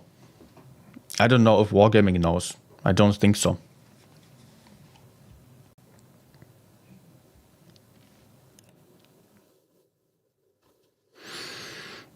Same camos. Yeah, the camos are the same. Everything gets transferred that we are used to.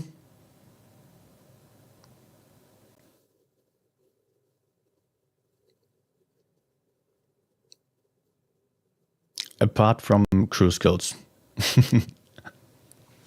That's the only thing. Leo 2 coming soon. I really don't think so. Wargaming will be very busy with Unreal Engine for a long time still. And then, I don't know what else is going to be the next priority. I mean, first of all, they want to balance commanders and maybe insert some new ones. And then they have new tanks as well and other skills and see what they can do with it. New game modes potentially or events and whatnot. And whether they are then going for some higher tier, that's another question that's totally up to the future. We don't know. RIP 21% camo skill and firefighting repairs. Yes, indeed. I'm also still protesting about that. Let's go for another game. Waffenträger in the set. Yeah, I think it's not going to be available there anymore.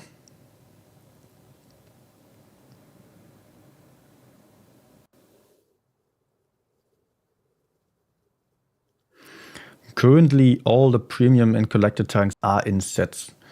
But some rare tanks that are meant to only be purchasable within one event or so, they are not going to be available in the sets permanently. I think Wargaming just converted everything and just transferred everything into the sets, and then they are still going to block some content again. Certificates, camo and XP, what happens there? They also get transferred to, I mean, the camos, they are existing just in the same way. Repairs, I'm not sure what you mean by, no wait, not repairs, what was the other one? Certificates will also exist in some form, and crew, commander XP certificates we are also having. called Books. There, look at this. Noob Slayer 9000. Got to take a screenshot.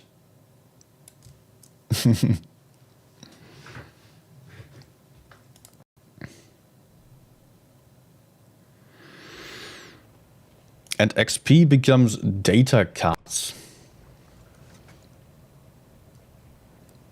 The key to victory is to ask yourself, what would Sergeant Cole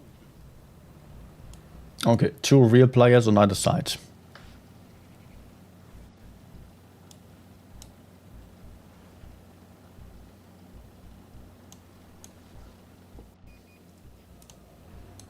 Hoppa. Oh, I'm having ping.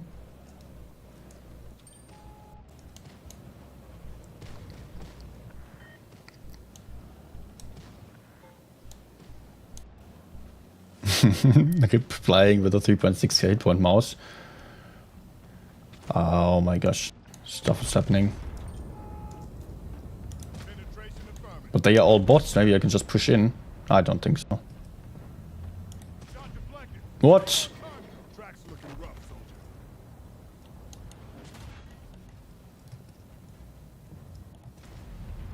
Oh my gosh.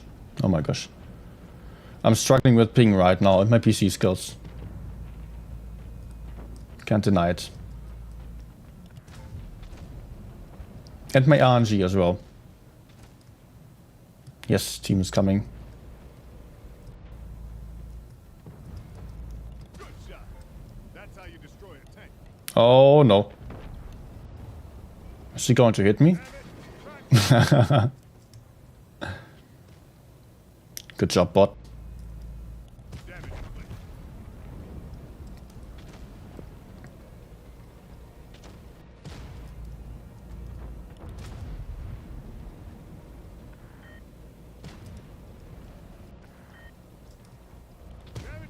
Typical EU server.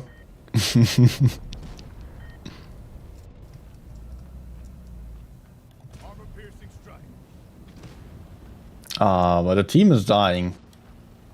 Oh no, I'm getting chased by a freaking mouse now and he's a real player. Also, this guy is still alive, also a real player. Got to get rid of the real guys, honestly. If I want a chance for winning. Strong hit. Sergeant Cole's back. But maybe I can just quickly take him out. Go for a repeat strike. Good shot. That's how you destroy a tank. Okay, I need your help out over there. Track 7. Status immobile. Finally. No, no, I'm late. Oh no, I should have helped here, honestly. Hell yeah. Goddamn body. No! Oh my gosh. Tank obliterated.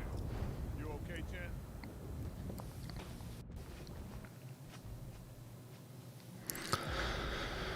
Chen? Can you still take down a tree with an HE shell? Yes, of course you can. That's going to remain the same.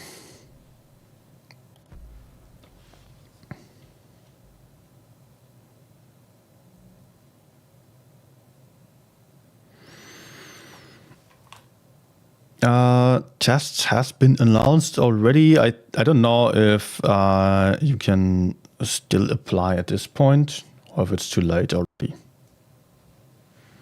Check the official Discord server there. Or in-game news, you will find something about that as well. Or also the link on the official teaser on the World of Tanks Blitz channel.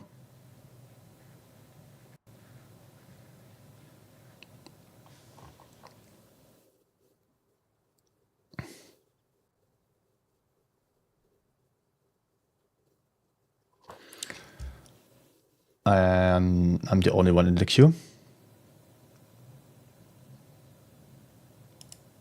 Not good. Let me see. Can I actually create a room on my own now? No, that's weird. Currently, you need 2 people in a room, which is not helpful.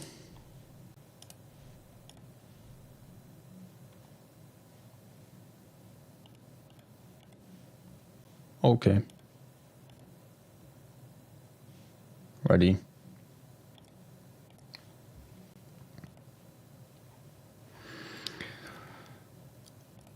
Fill to tanks, no. Select a light tank, please. And I've got to go back. It's still very confusing. What? And not working properly, as you can see here.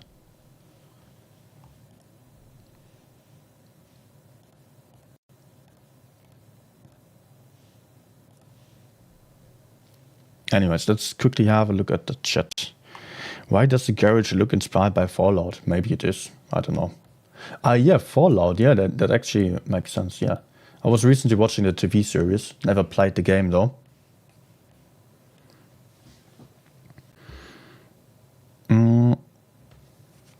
Too late to apply to test now? Okay.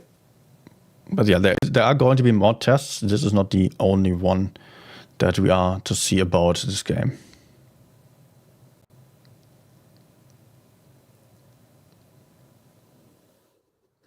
What about the big mystery box? I had 2 mystery boxes.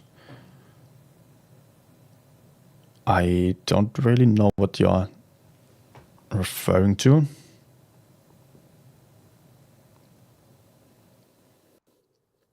Manual aiming, or it's only at automatic? I'm on PC. There is only there is also auto aim, but I'm not using that much.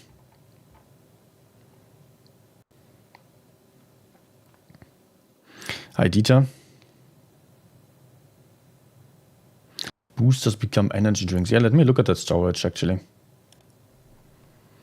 So we still have the X5 certificates here. We have commander books of XP, which are basically free XP. No, free XP for commanders. Then we've got these certificates for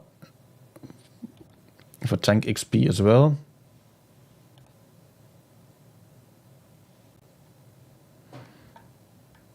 A lot of stuff that's not working yet. Yeah. Cosmetics are in as well. Reaction packs, of course, although I'm currently not able to use any. Lockbox keys also all gets transferred here.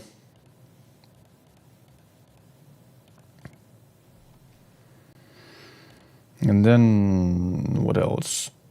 What is this? Profitability. Ah, yeah, you can now see the profitability of your tank right here. And you can enrich your tech tree tanks even. And that enrichment is actually better than what you get with premium tanks or collector tanks.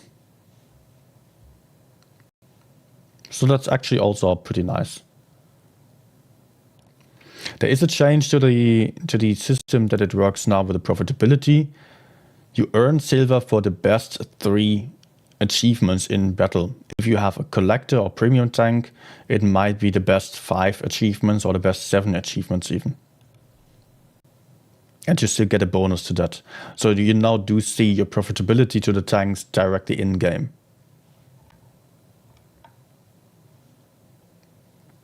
Barrow, have a good night.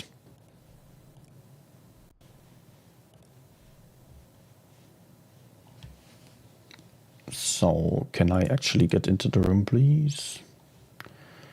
Filter tanks. And also I want to switch.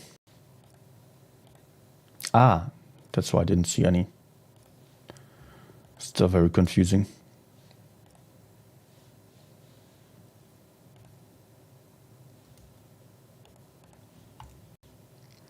Let me text him real quick.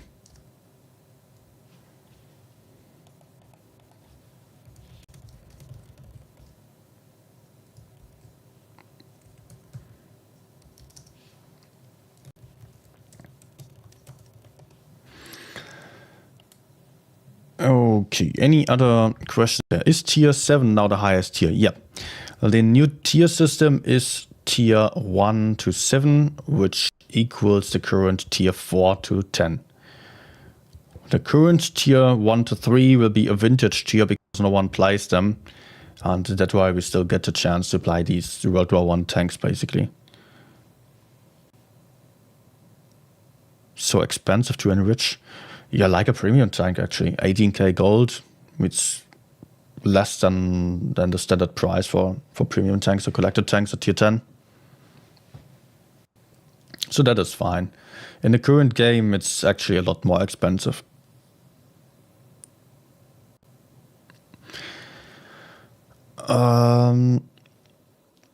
Zaid asking, is it true that stats are based on ranked games? Stats are not final yet. But ranked games will be the prioritized game mode. That will be the first game mode after player level 30. So once you are not a noob anymore, you will get to play ranked games as the first game mode. And ranked games are also going to be different to what we are used to, as they are going to have a league system, so you only play with people of a similar league to what you have. And they also have better credit gain, etc. Like you have different leagues. How many are there? You have a whole set of different leagues, and in the top league is just based on percentage, like the top 1%.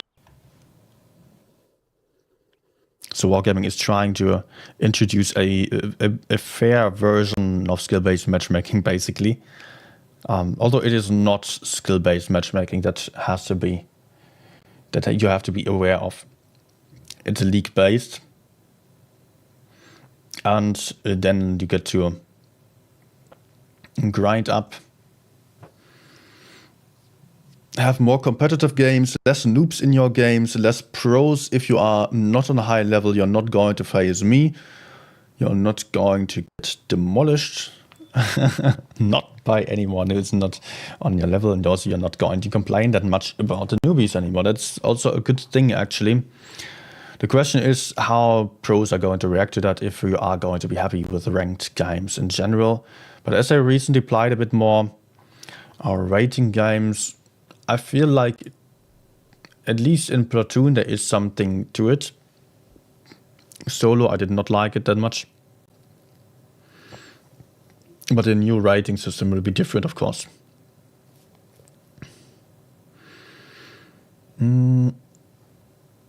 How do provisions get counterbalanced? Actually by other statistic changes.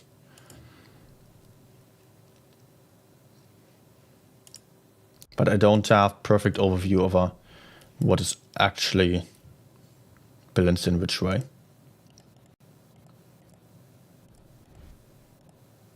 Mainly it's important that stuff still feels good. Tanks have to still feel good, and they don't.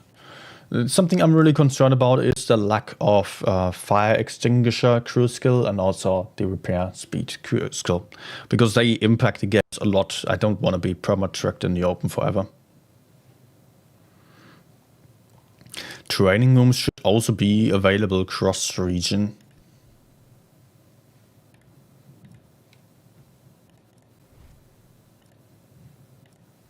This, by the way, is my elite XP that I'm using here.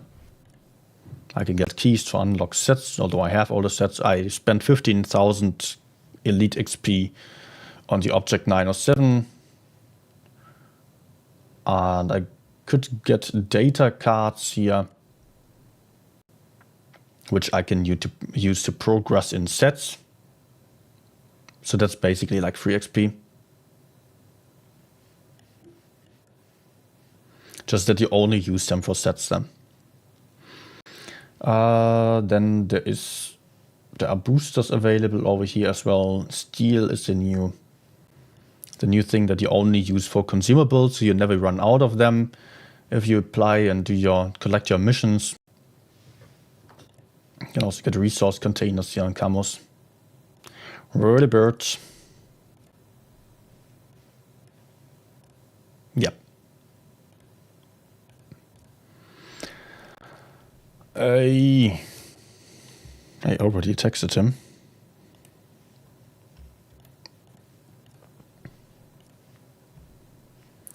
But actually, I won't be able to continue for long anymore.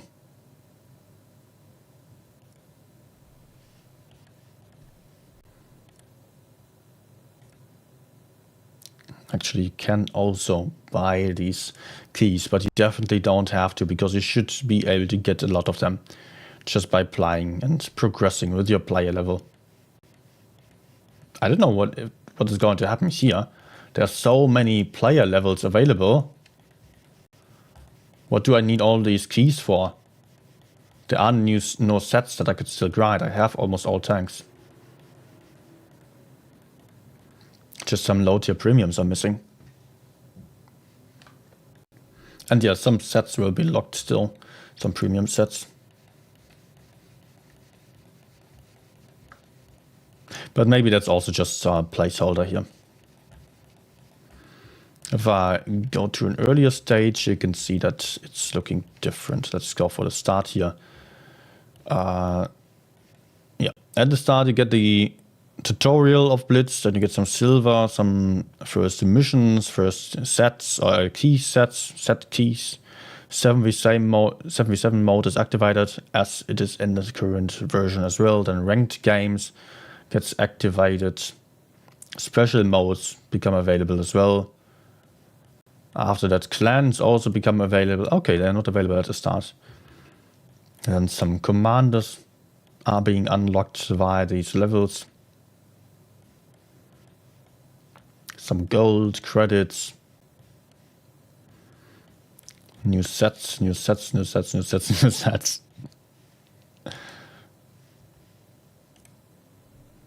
Okay. No notifications.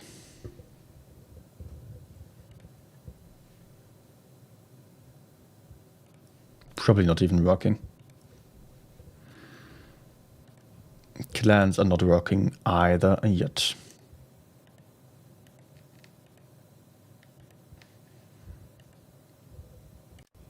Oh, okay, I need to ready up.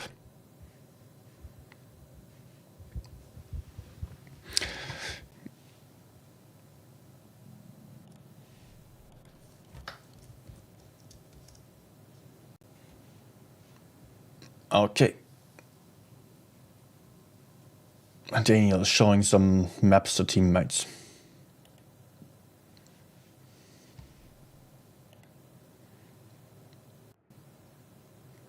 Let me get the chat out again. Hey, this will be a hole-in-one game. I can feel it.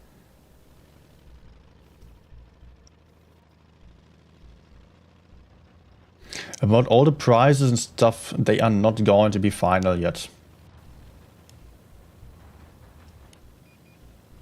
Or they might be, but I guess not. What's that position? What the hell? That's new. How the heck did he get up there?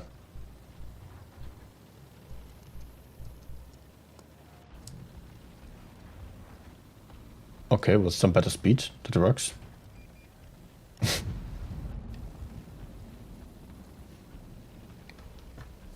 I need to test that.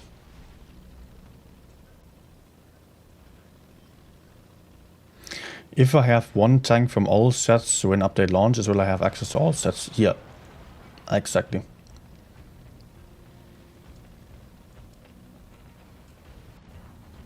No.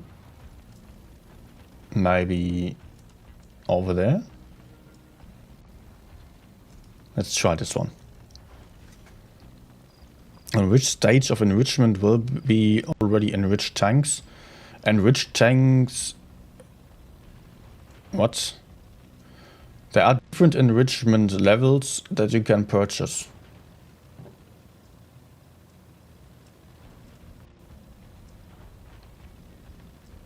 Going to be a learning curve no matter what, yeah. Ah, ta-da! Ah, yeah, we were talking about HEs and trees. Definitely you can HE trees. And also, you can see them wriggle. If I shoot closer, I will knock them down. Explosively.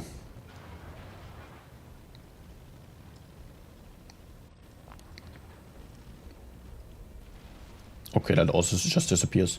But the wood just, it looks, no, it doesn't look that much better here.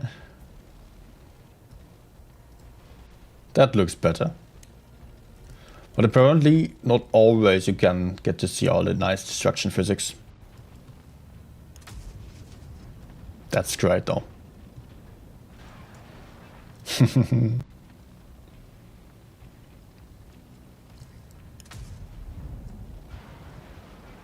Yes. Niva saying, I enriched my T49 already, but in Reforged there are different levels in enrichment. Will I get the max one? Well, that I don't know. There should be an equivalent, definitely. You won't lose anything. No, I'm not flipping over. The duck is still there.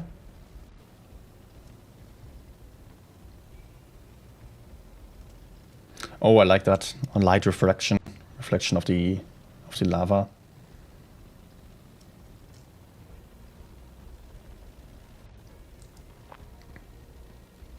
There were also some different other climbs here that I'm not sure if I can make them work.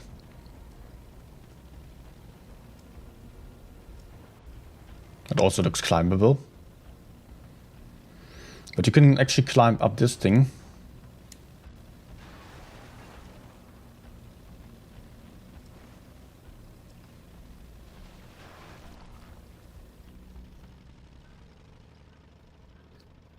Let's see if I can make it.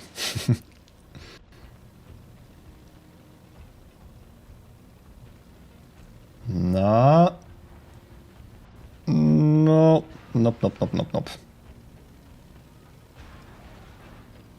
Anyways, let's forget about it. Moving on.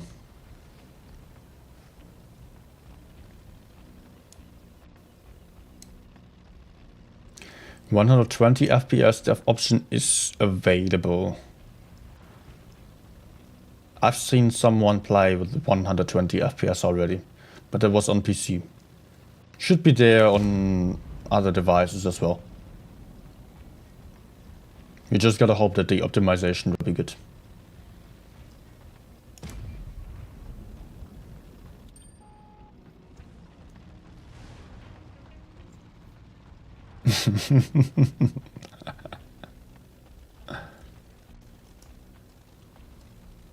Is he still getting out of there? Yes.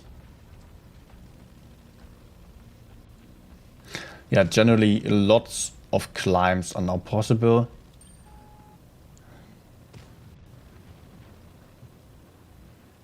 Can I make it? Nope.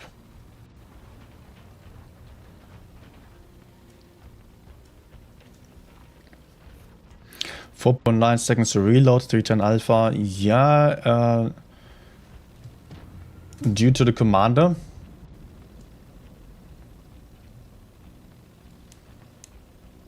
But also got to keep in mind that heavies will receive a hit point buff or DPM buff.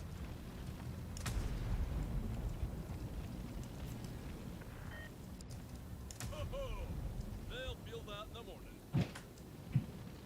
Shot flew the Ah! Ricochet, okay.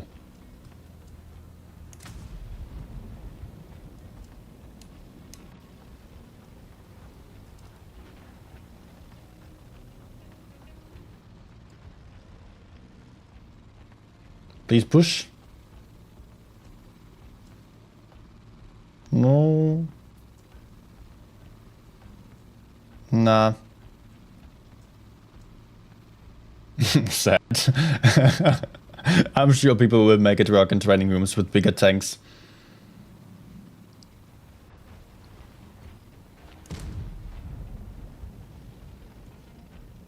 Good. Let's try if I can. Let's see if I can flip my tank over. I can't. I'm incapable.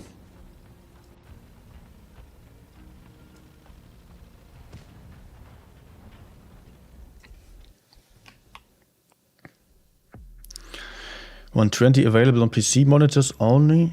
I am not sure, honestly. I cannot answer that. Okay, I'm still readied up automatically.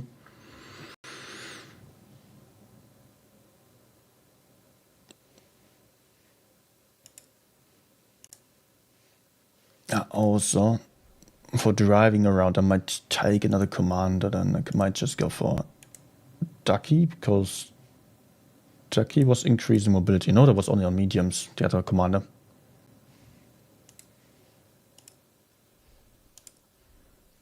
What's the next one? Yukon.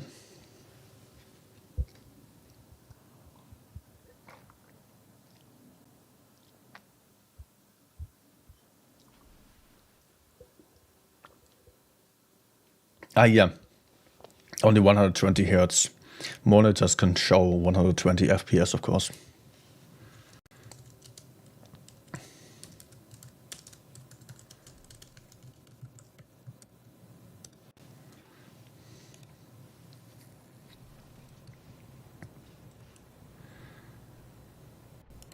Crew, let's give the viewers what they want.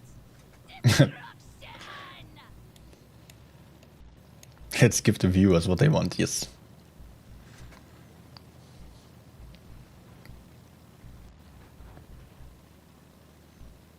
Okay, the water is still weirdly fast here.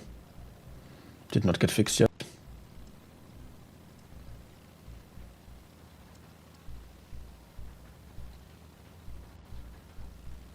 Overall, still looking much better, but I'm not happy with the lighting.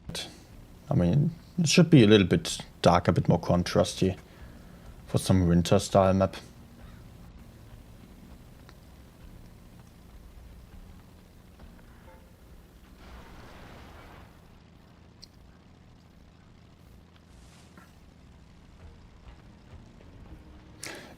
On the map design, not much changed actually. It's still all the same. Just new and just better now. With the water effects here.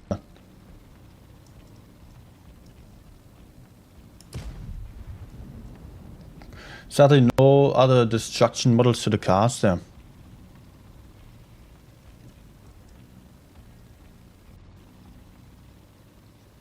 But yeah, the lighting is great. Really, with water, that's really, really nice.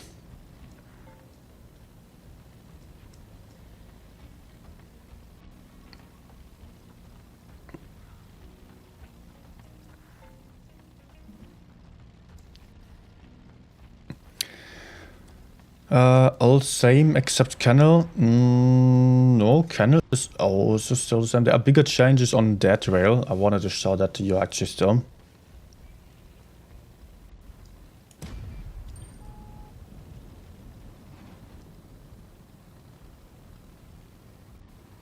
I don't care how they look with the voices. Yes. Guys, this is still a year right now, and people are starting to drop out. What is your impression now about the game? How did that change since seeing the first trailer? Did it change at all? Are you, I mean, if you're concerned about one or the other thing, I can tell you, like, stats are still changing. If there is something like crew voices, I hope they are going to enable them, and I'm pretty sure there are going to be some changes though. What was that? I honestly find it funny, but it will get annoying after a while.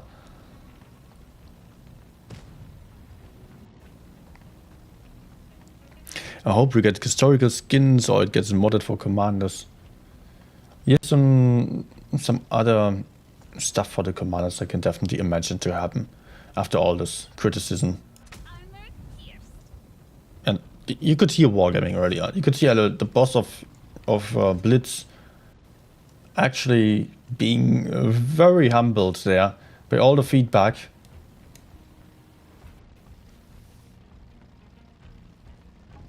You want historical, non-broken one? I think if you want historical gameplay, then you should have to go for something else than Blitz. Because nothing about this game is historical. Neither the reload time, the only thing, the tank models, that's historical realistic. Everything else is arcade gameplay.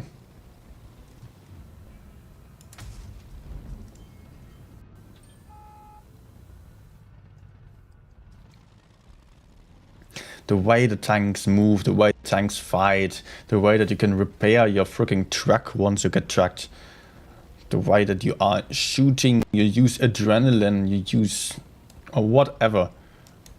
None of that is realistic. You kept bases. Like, come on. Come on. How is that realistic?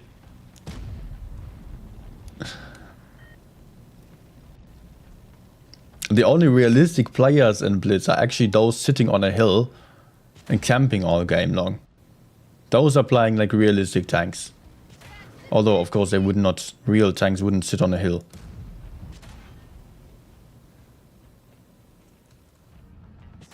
But in real life, tanks are fighting at multiple kilometers of a distance. Obliterated. Movement lost.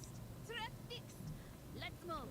There is no dynamic tank v tank fight like this one. Module. We should flip that. These noobs took us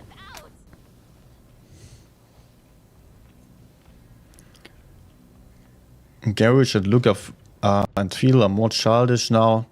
Not that matters, but still. Yeah, of course, the garage there I have to agree as well.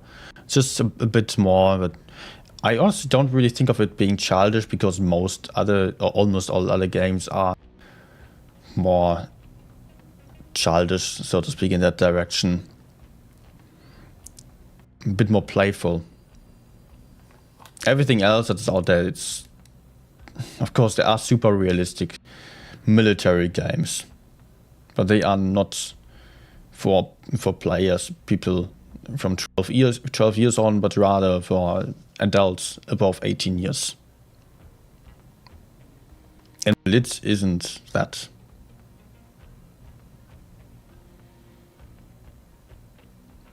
We can buy Battle Pass with gold as usual, nothing changing about that. In real life, one shot, one kill, yeah, that as well. You get tracked, okay, you're out of the game. One module dead, you're out. Commander dead, and Blitz, yeah, let's repair. No, actually, the way that it's being described on the website is that commanders or whatever, like crew members, they don't get killed, they get shell-shocked. Repair kits still don't make any sense then.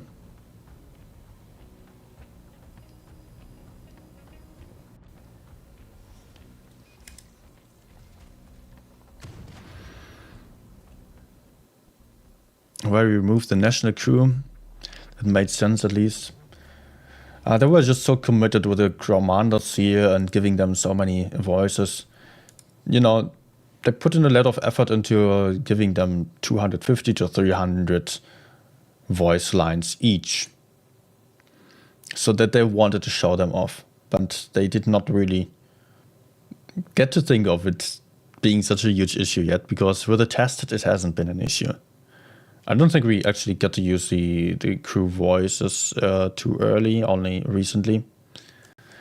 But still, of course, the old crew voices, the old commander, the national crew voices can be brought back quite easily, actually. Won't be a huge deal.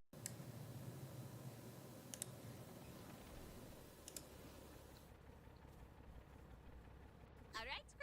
Hi, Peter. Give viewers what they want. Destruction. Sets are more complicated than tech trees. Commanders are still a horrible idea. Neo steel currency is absolutely pointless.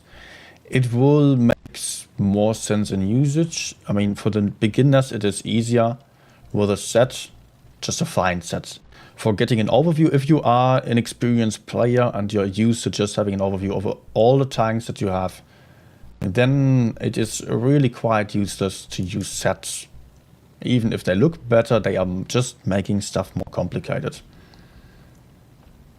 So us testers also recommended to Wargaming to give some different option for seeing the sets as well.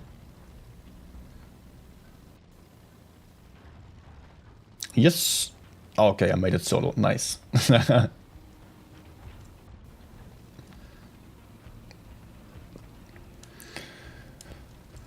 So might be happening that Wargaming is giving us a different appearance for the sets as well, just to make stuff easier to see, and that would be very welcome with me.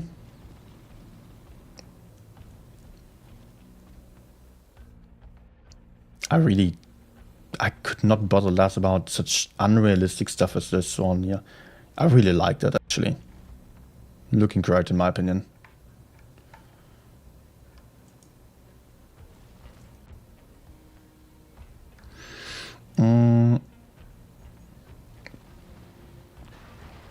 Oh, there we get a flipping tank. First time.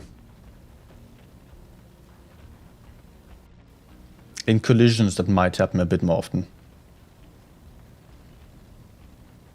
Very beautiful castle in the background here as well. That I really love here.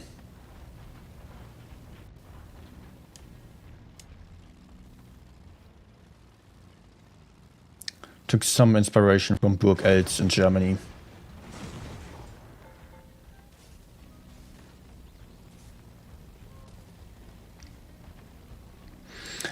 And then you've got a lake here for some swimming and vacations.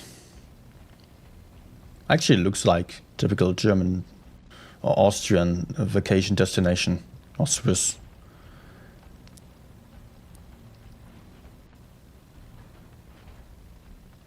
And I think I've been around the map already.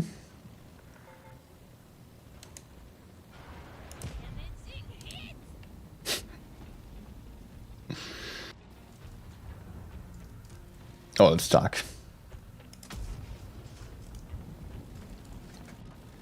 Let's make some light.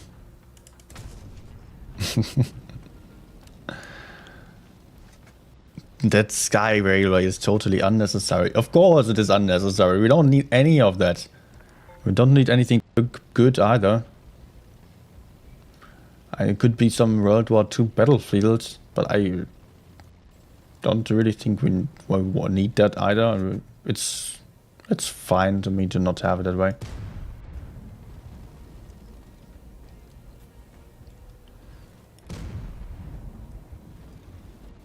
Wait. I wanted to show you the shadows here.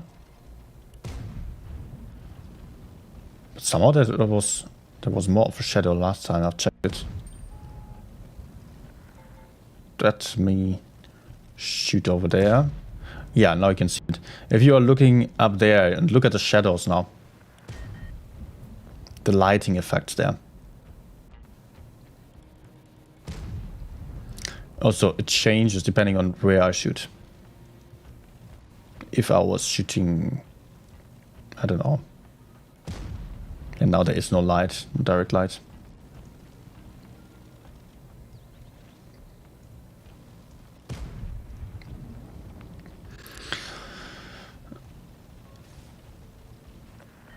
It would be easier to expand the maps later in V10 games or something.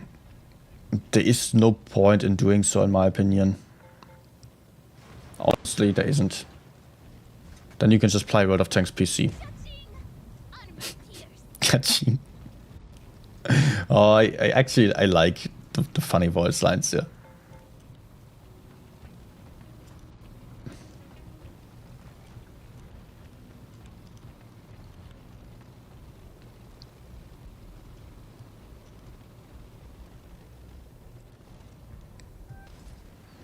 Too bad. Someone made it up there, but in the test mode it was quite funny. We still had some dev modes available. So we could just ramp up the speed dramatically, or we could have immediate reload. Stuff like that. Invincibility.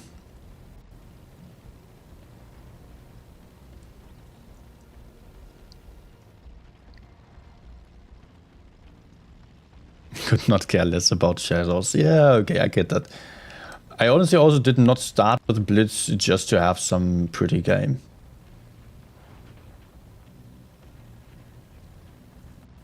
That was really less important than simply having something that would play well. Update. That's the main thing for me. Oh shit.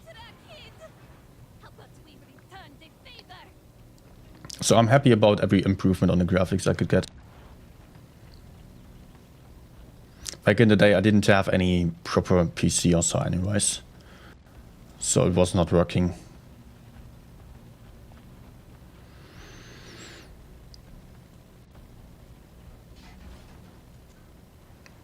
No! Oh my gosh, I'm bad. He's looking at me. Now I'm embarrassed. Don't look.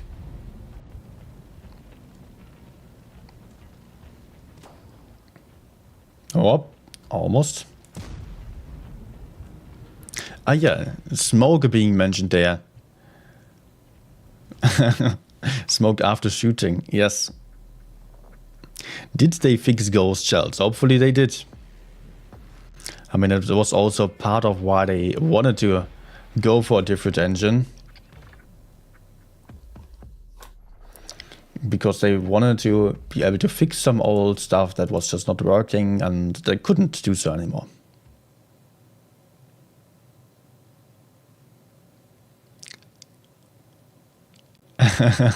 Nivak, thank you. Thank you. And you're welcome.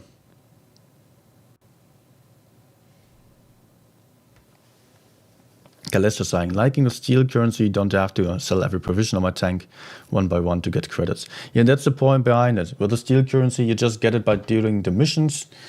And you don't run out of credits anymore. And I mean, if you run out of credits because you buy some new tank, then it doesn't mean that you cannot play your other tanks anymore.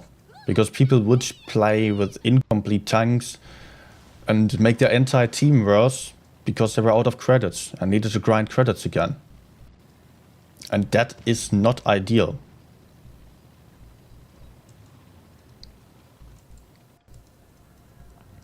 If you remember those days where you've been grinding, then you might remember that sometimes credits are really hard to get because you want to buy some new tanks. And then you sell ammunition, you sell some provisions, you sell some consumables.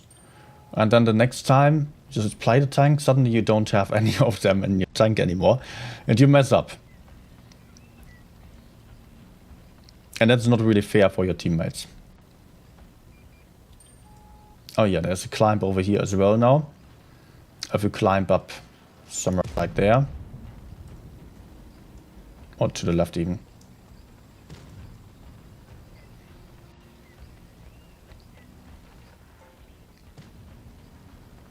Another climb over there. Who's that? Account transfer, I don't know. Also, you may be able to climb up here if you are a good player. I'm not apparently.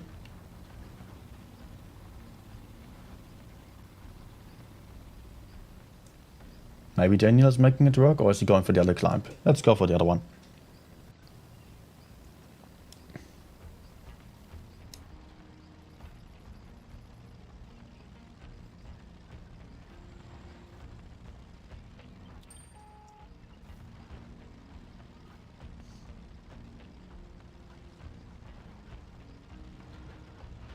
This one's very easy.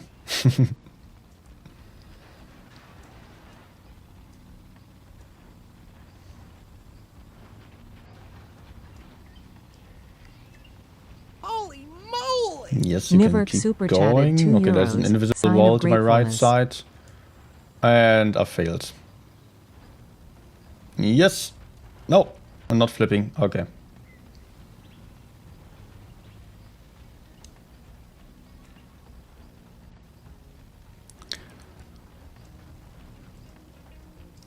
All right, let me just actually quickly scroll down on the chat. Nimag. Oh, I did not hear any notification there. Thank you for the dono.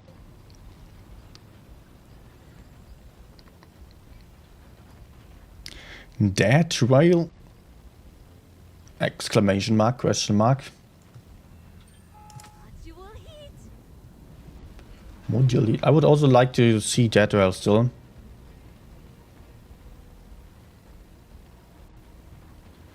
KJ saying, by the way, other wargaming titles are introducing higher tiers. Won't surprise me if tier 8 is being in planning state.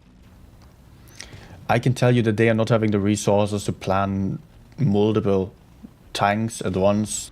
They are currently fully immersed with just doing the transformation or the transfer from the old engine to the new one. So they have to already rework many tanks.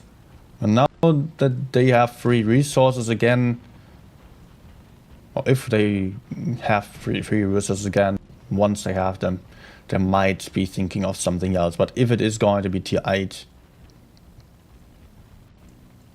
that's, in German we would say that's up in stars. I don't know if that saying works in English as well. We simply don't know.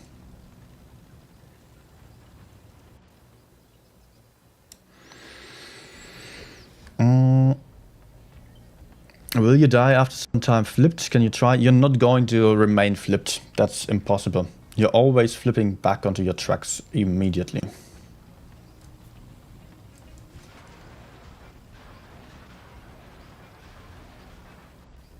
It would be kind of annoying otherwise as well, especially if you keep in mind that some people will flip you over on purpose, like some mouse players.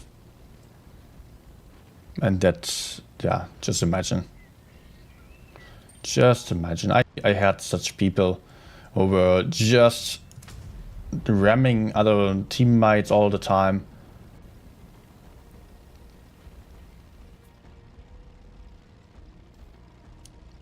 Okay, that's disappointing.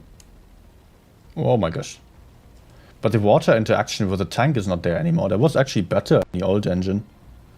But yeah, some interaction with water, for example, is not working yet.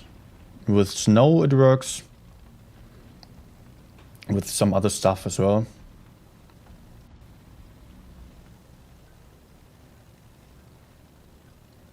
Yes, I'm German.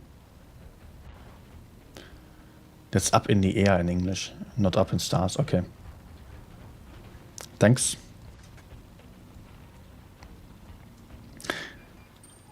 Birds. Jesus wins. Bird of Michigan super Thank chatted you. €9.69. Thanks a lot for the dono.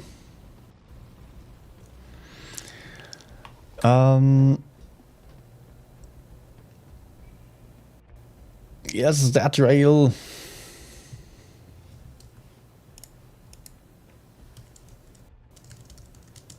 I will ask Daniel.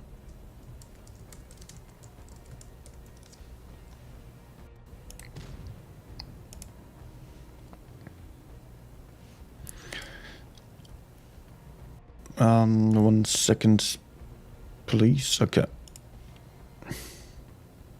Feels a bit like gravity mode. No, it's. I think the tanks may be slightly lighter. The physics are not 100% the same. That may be the case. But generally the speed and stuff, that's all the same as in the current version.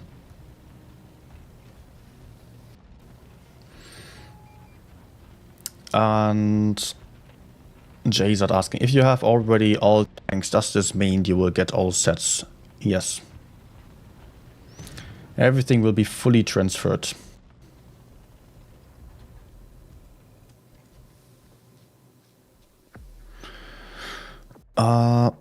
Is it gonna be weird for you to play?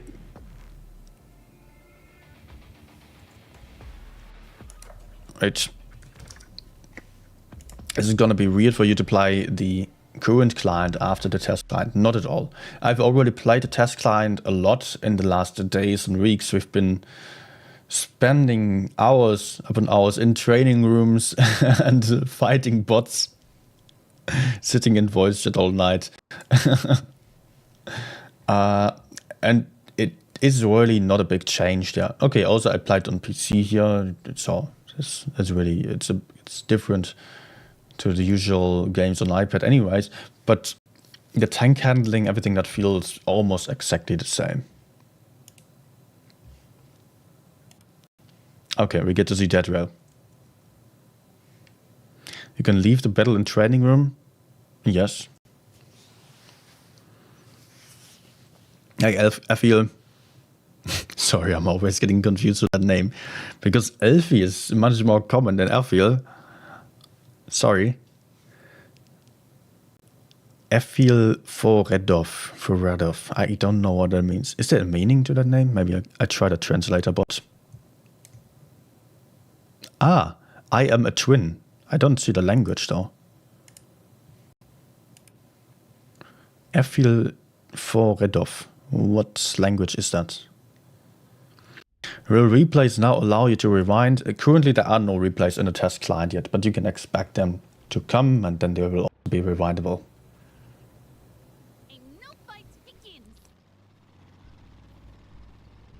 Tank is jumpy. Not much actually. But there is some decent rework going on. Let's start with the medium side here. Previously there was only this hill. They added another one over here, making it a bit more balanced. Also we do have some rail car going up there to some satellite dish.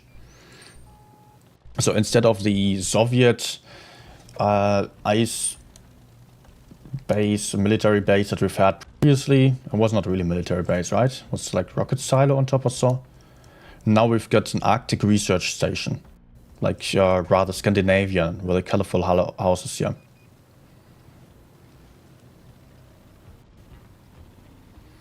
And the greatest thing is just snow falling. Also, if you look at the tree there, currently there's snow on there. If I shoot to the side and the snow is falling down, it doesn't really show the snow falling, but still, that's pretty cool. Also here, of course, they wiggle nicely if I shoot next to them. Nah.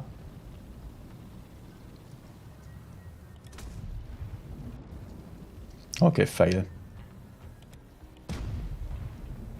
Why don't you do it? Wiggle for me. It was enough. It was too much actually. Yes. Tips are wiggling. But okay, just to quickly show you the rest of it, they also reworked this part here. Now there is a position to fight the enemy TDs here, or you can also camp here as a TD. I would not recommend this, but it's mainly for approaching the campers over there. This hill got to be a bit flatter as well, otherwise it's mostly the same, but there is also another position in this corner where you can also fully hide now. And then I can show you the corner still. Actually, let me reach out to Daniel.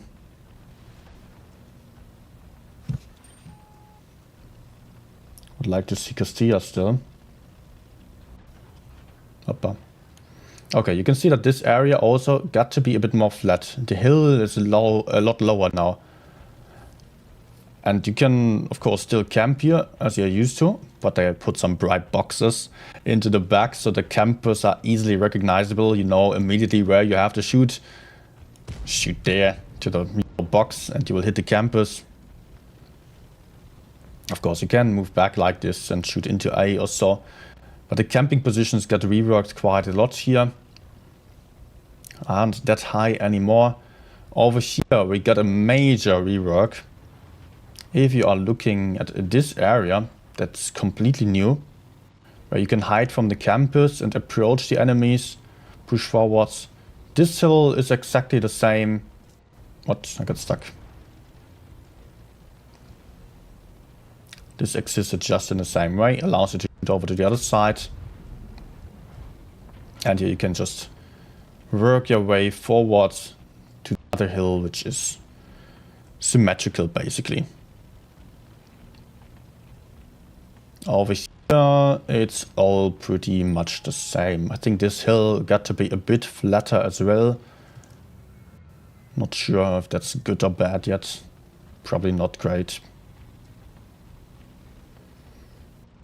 The B area also changed a lot, but not really on the geometry, but rather just on the appearance of it. Also, this is mostly just as we are used to it.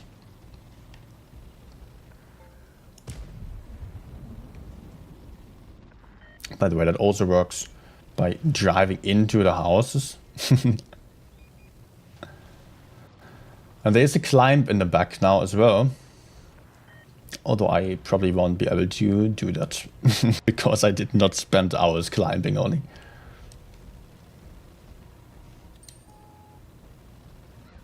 But yes, a lot more symmetrical now. Oh, actually, I made it work. Okay.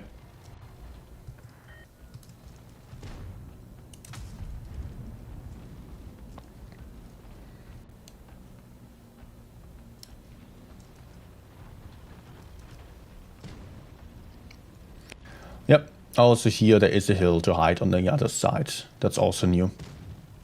So kind of camping positions got to be stronger but also weaker at the same time. You get more cover from campers as well. And overall the map just looks a lot better. Worried about scenery looking too good. Being a distraction from the game. The first time you get onto this map, it's definitely... At this point, I already lost the wow factor a little bit. But yeah, once I was here first time, it was like, damn.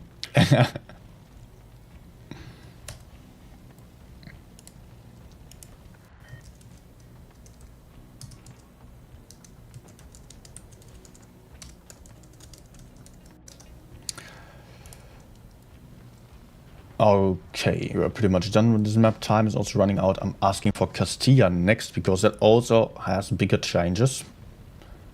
The other maps didn't change that much. Oh, here there.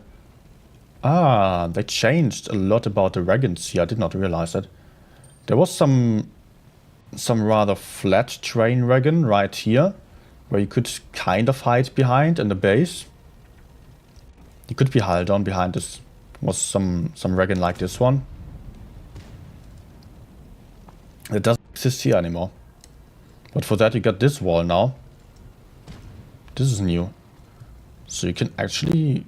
I don't know how well you can be held on here.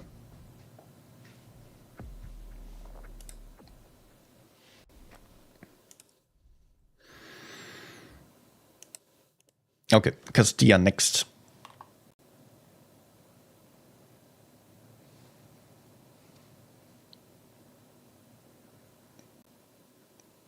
Heavy hull down spots look way easier to apply without exposing the hull. Not sure. We will have to find that out. So by testing a lot in random games then.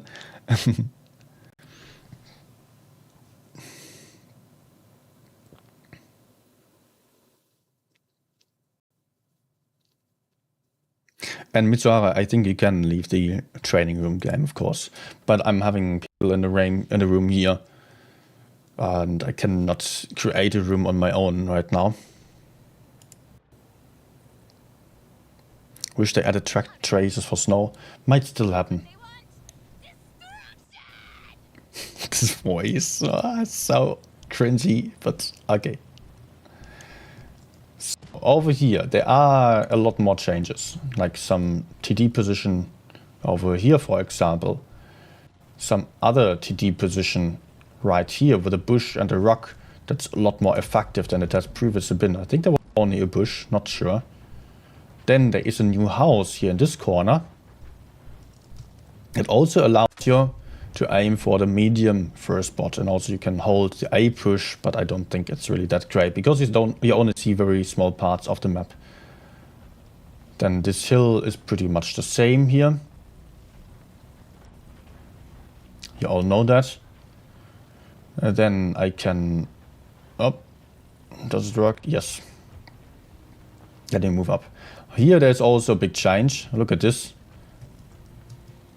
There are more bushes here, and also I cannot shoot through these gaps that effectively anymore, especially on a tank that low. Higher tanks like a Patton will still have a good chance.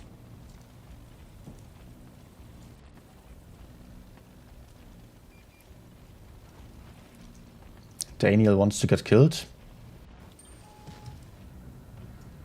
Module hit. He wants to show some other stuff to his teammates. Module hit.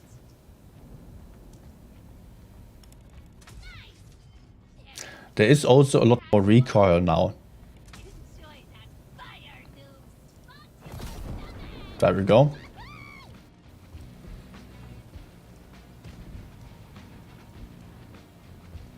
And this area otherwise is the same, roughly. This here looks a lot different. It's not the church anymore that we are used to, but now it is an observatorium, some stargazing tower.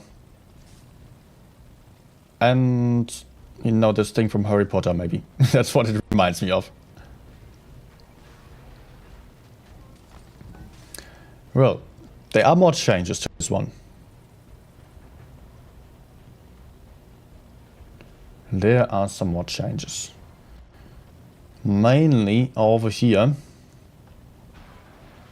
If I go for this corner, they really did it. They really did it. They added another TD position for whatever reason. Look at this. How freaking strong this position is. I can overlook so much. Why? I don't get it.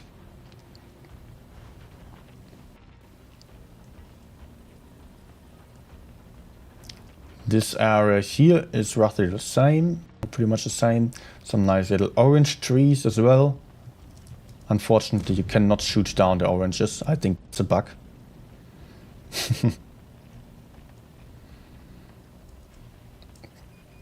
And there is another hill. I don't know why Wargaming added this one as well. It's, oh man, why? And here you probably don't even get spotted up on shooting. Nice.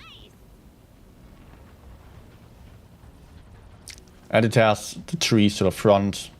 It can hide there as well. Something that's changed over here as well. You can now drive behind these houses. So if you are having to escape from the sea cap, it will be a bit easier. Because you won't get stuck here anymore.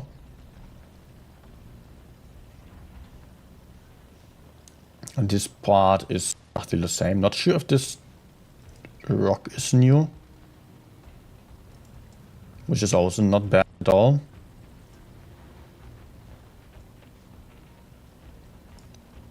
Over here they added some bushes on top as well, some trees.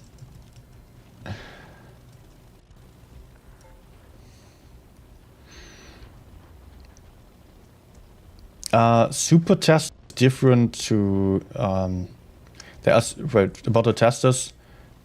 Let me just quickly talk about this. Still here, there's also there is more room to hide now. Before the mill was outside of the red line. Now you can actually hide here, which is actually quite good because you can fight the TDs more effectively like this. You can go hull down here with less gun depression than before. Works from both sides. Yeah, about testers. Currently there are only the CCs and also super testers. The ultra testers, like all the regular people, will get their chance to test on Friday. Bushes aren't thicker, that's the same now.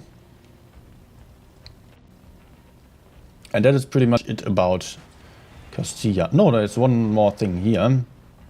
There's another position symmetrical to the other side here with a bush for a first spot.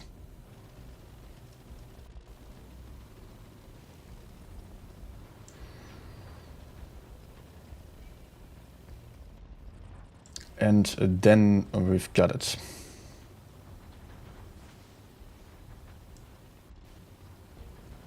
Yes, circled around the entire map by now.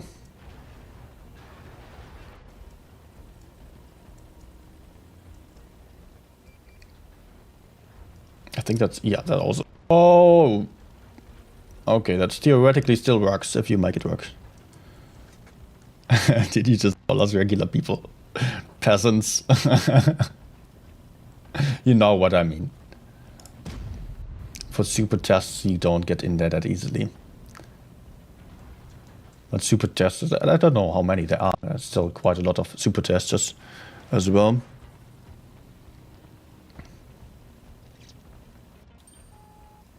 "14 seconds. A bounce. Hit and snapped. And movements restored. These commander voices.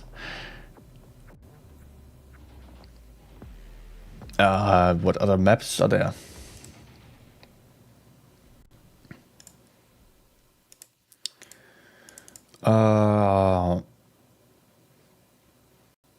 What other maps are there? Wait, wrong chat.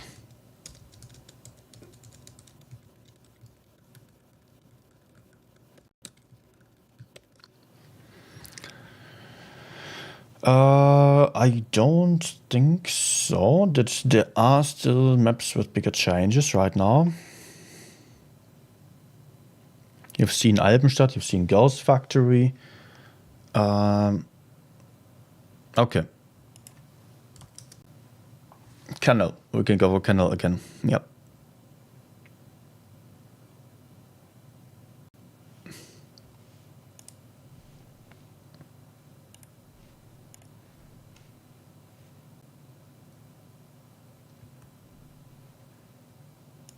Ready?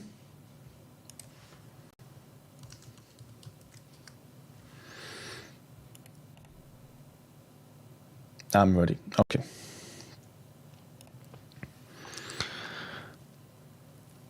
Sniping spots will really have to be explored. Yes.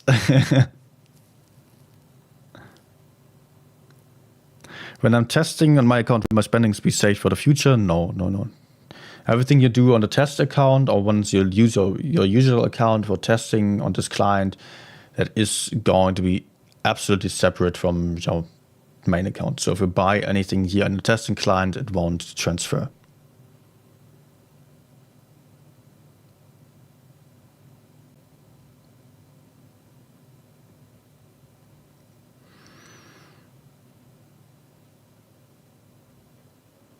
Okay, just taking another look at the chat there.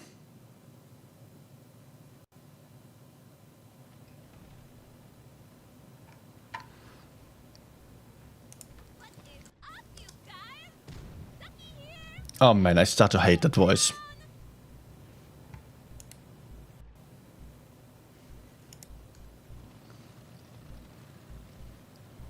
I really start to hate it. Okay, you get a new climb over here.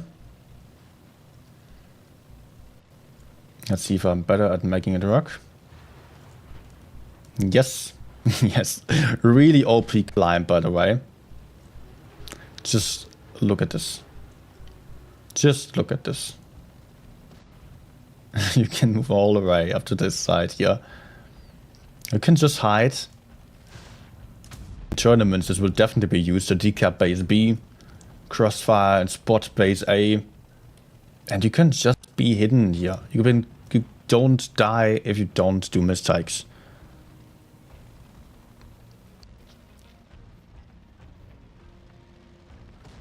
So yeah, this climb for sure, boring as hell.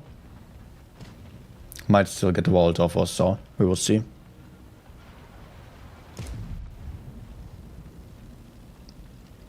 Oh, from over there it works as well. Did not know. Then there is what? There is another climb that also works for slower tanks.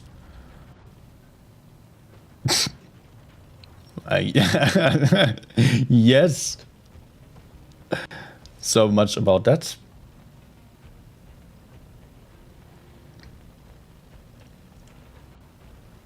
Okay. It does actually work. You can just move up here and camp in the same way as on the other side of the map. Unfortunately, this map is still unbalanced, as this side is having many more spots here. It has so many more TD spots now, and that's actually okay. That's actually similar to the other side, but over here on this side of the map, you have a lot of houses. If you cross towards base A, it will be a lot safer to do. On the other side, as in the current version, there aren't any houses. So that is really bad. I would have wished for Wargaming to rebalance that a lot more so. As this side is also symmetrical, so no side has any advantage, while on the other side of the map, there's definitely one spawn having the advantage.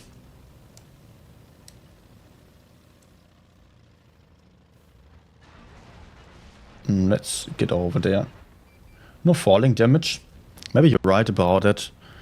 Like damage from falling or so, and no module damage, track damage or so. But just look at this. Look at how cool this is.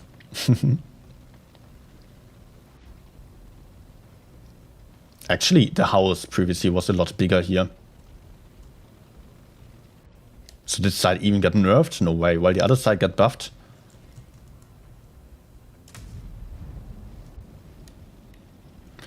Also, if you're looking at this bush, it also kind of got nerfed.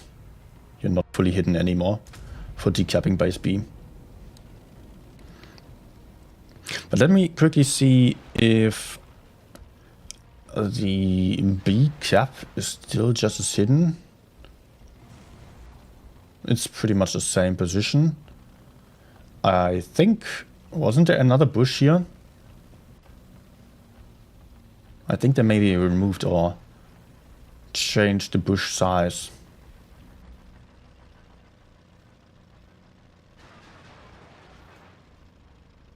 This part of the map also looks different. No green grass hills anymore. But the nature of the hills are still the same. Ah, did they go for some changes here? No, you can still move up here. Oh my gosh. Oh my gosh. The north spawn is so much stronger. It has been so much stronger already, and it got even stronger because they did not even change anything about this one. But yeah, this is where they are getting all that fortium from to build more tanks. Oh, there was still something cool that I can show you. Bigger maps are always welcome. I don't think map size is an issue. Then it would get quite boring. But look at this.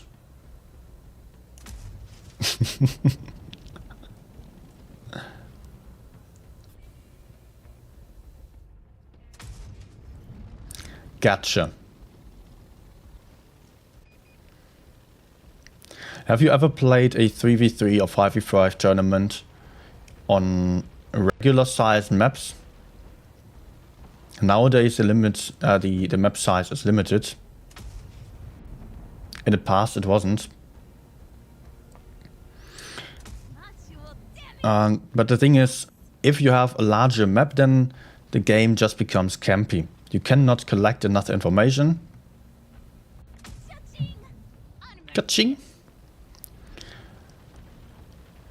And that means if you can't collect enough information, you have to stay very close together. You have to be very campy. And if teammates are not doing so, then you are just immediately losing, because YOLOing one side with 7 people into a large area of the map will be even more harmful then.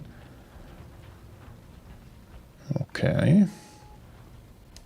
It's also new, right? Although it is not really useful.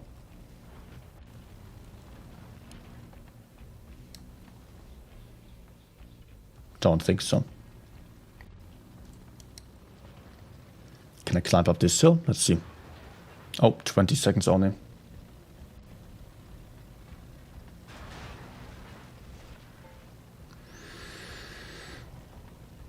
No.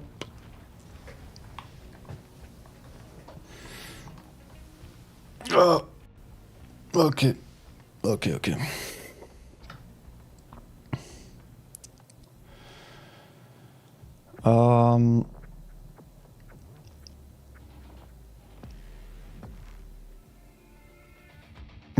Can you just shut the commanders up in settings?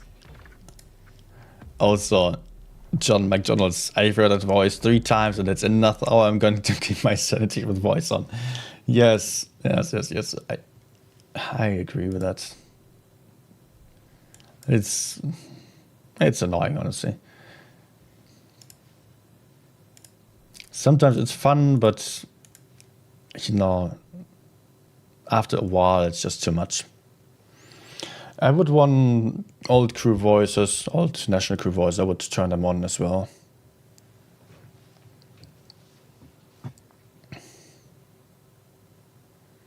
But I think Wargaming will be open to make such a decision to get them back to us. I don't think that's a huge deal. Alright, crew. Let's give the viewers what they want. Destruction! Wargaming is talking about queue times being less with server merge and clusters still separate. Does EU players still play with NA players and random queue? It might be happening that if you are having a long queue time, that the queues then get mixed up.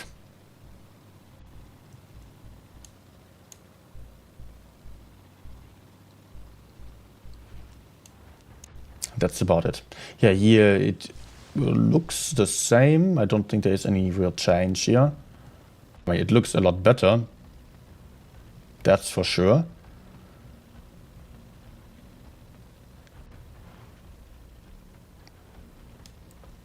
But apart from that, it is just the same map that we are used to. Kinyotsu. Oh, I can HE him.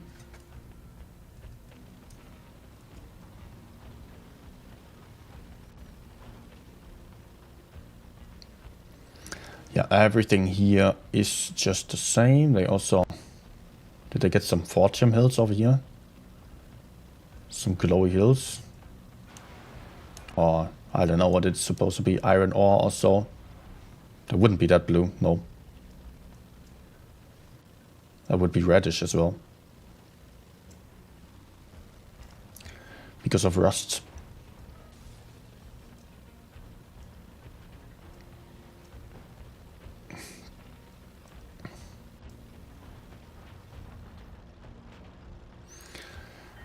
And this is all the same from what I can tell. Not any difference here.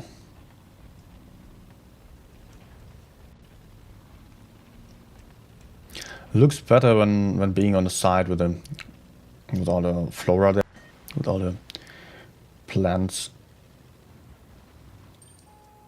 Hey. Any changes here? No. Same, different. Oh, it's not called base anymore, it's called zone. Zone C capture.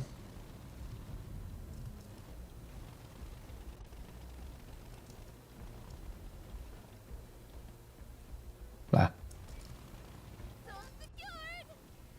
The base is still green, not blue anymore.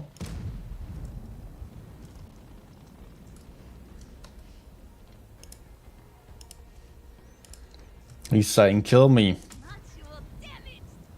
Nice. Nice. Busted their module!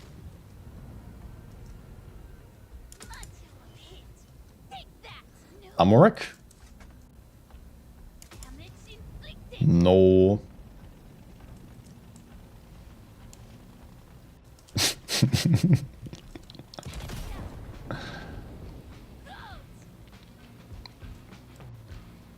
I actually like a lot that they are increasing the music volume or just playing some music in general when you're killing someone. Makes stuff more dynamic for sure.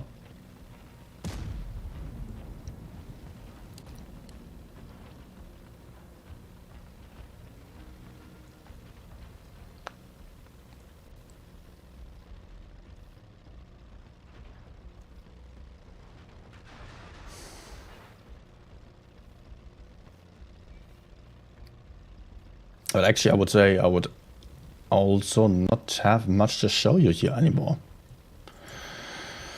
Let me take a look at the chat again. Oh, my YouTube crashed.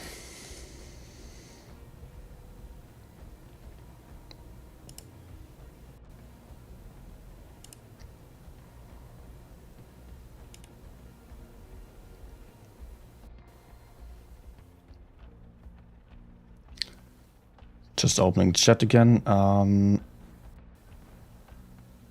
Did they fix New Bay? I don't think New Bay is on this client yet, no.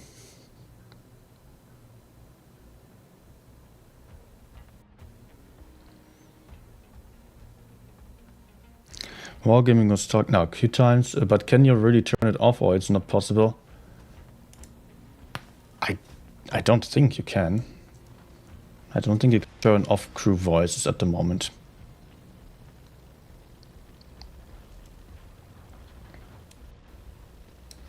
But of course, stuff like that might still change. It will probably change based on the feedback that we've gotten so far. Or that Wargaming has gotten from us. Let's say it like that. Because I was among those delivering a lot of critical feedback as well. It's honestly sad that 80k players have already left the game. Where do you take the number from?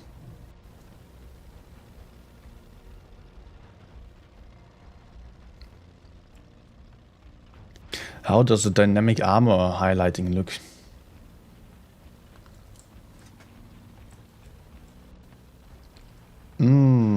Okay. Now I know what you're asking for. Okay.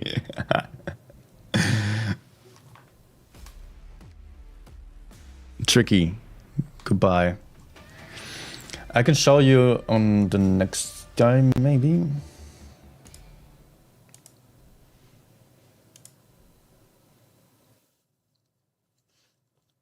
Well, there is nothing too spectacular about that, honestly. It just means that it shifts from red to... Or the highlighting just changes the colors slowly, or just gradually. That's it, basically. That's all you have to know about dynamic armor highlighting.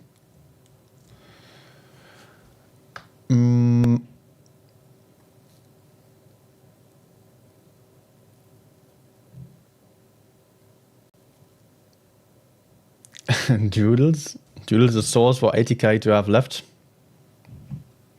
A reliable source. Yeah, honestly, I've not heard anything of that, and there are no publicly available player numbers at all, so 80k players to have left, I don't know where their number is coming from. The only thing that you can see is Blitz stars. There you do have some active player numbers, and also Blitz analysis, but that is always back one update. Credits transfer almost 1-to-1. You get some extra.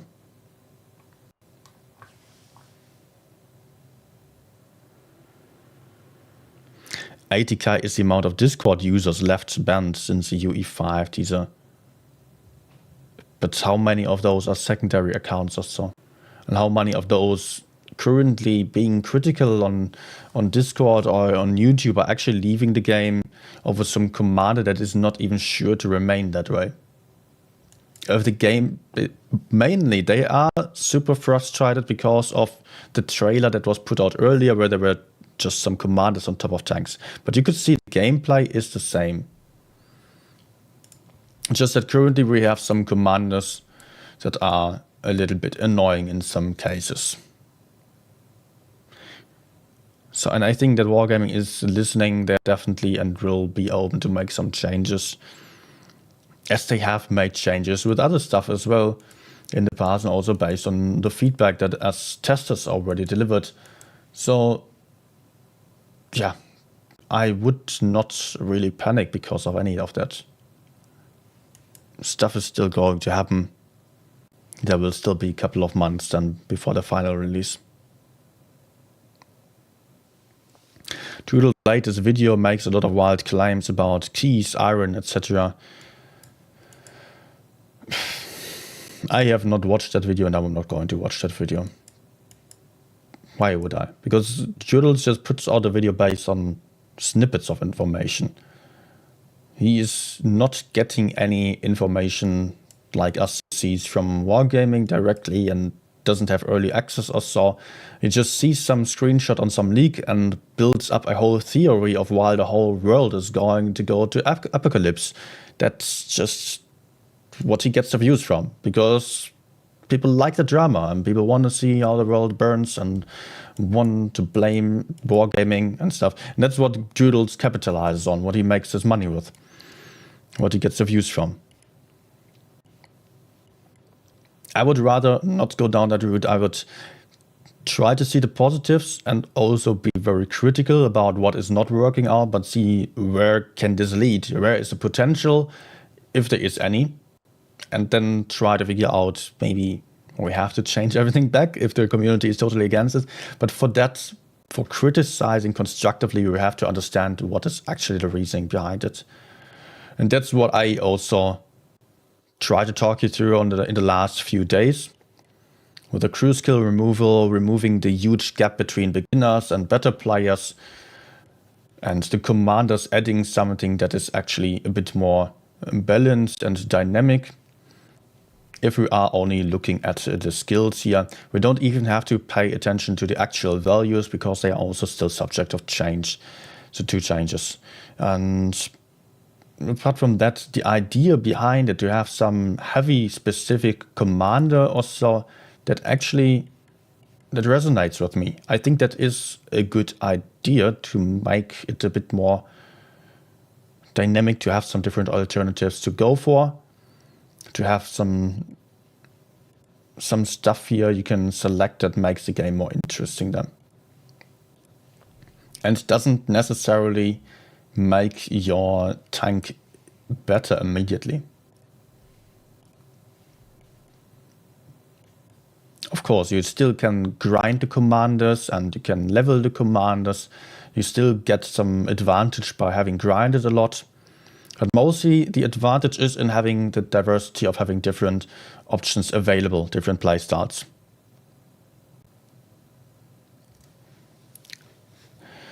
Let me read there.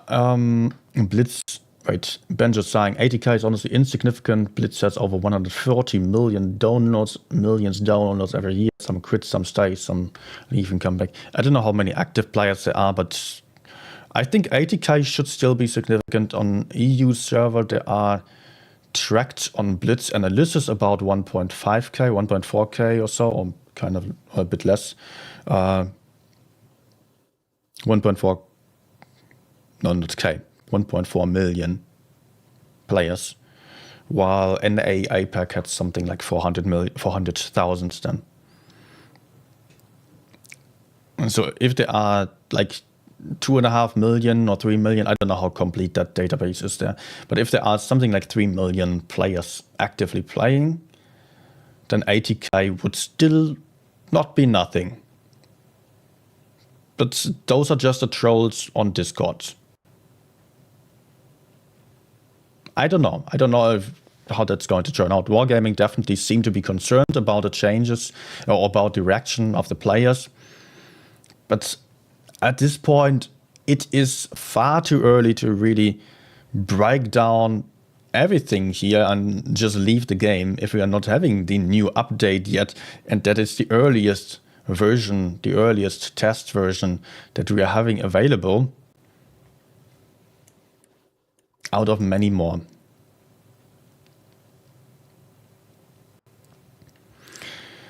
And also, I think if there were some seriously dedicated trolls on Discord, some people are such maniacs, they create 20 accounts just to troll than on some official server or so. Of course, it's not that easy anymore, as you need some VPN or so, but there will definitely be a couple of people who have many more or multiple accounts there and will have trolled hard just because they are so much enraged by a woman in bright colors. I can get that if the commander voices are annoying, but that was not even public when they started the rage, when Doodles also started the whole thing. And when people started to actually review bomb the game before the release of the actual game, just based on some teaser that they've seen, that's just way too much drama that everyone should stay away from, in my opinion. In the end, we've got a game that actually looks pretty good. Even if it has some quirks, even if there is stuff that I also don't like, mostly I get the idea to just make it easier for beginner, to make the graphics look better, to not have it necessarily a fully war-related game, even if there are still realistic elements supposed to be in there, if the maps are still realistic. But it's not a game meant to be 100% realistic, never was. And especially in a time of a war in Ukraine and Gaza, well, that might have ended, but especially in such a time, it is not good or these wars are not good marketing for any company having war-related games, or even being called wargaming. As most people just see the news and many people see the news and don't want to get to know anything from all the politics and wars going on anymore. That's also what I hear from some community members here, if they are watching and I start to talk about politics, which I rarely do, but then people are saying, no, actually they don't want anything to do with politics on streams. They want to shut off from the world and get to be part of an alternative virtual reality where they can sink in and play some games and distract themselves from everything serious going on out there. That's what most of us effectively do. We play something to distract ourselves from the seriousness of life. Get rid of that clown next to tank. Yeah, I think that's also what I recommended to Wargaming. Just put two settings or two switches into the settings, turn off Commander in Garage, and another one for turn on or off National Crew Voice or Commander Voice instead.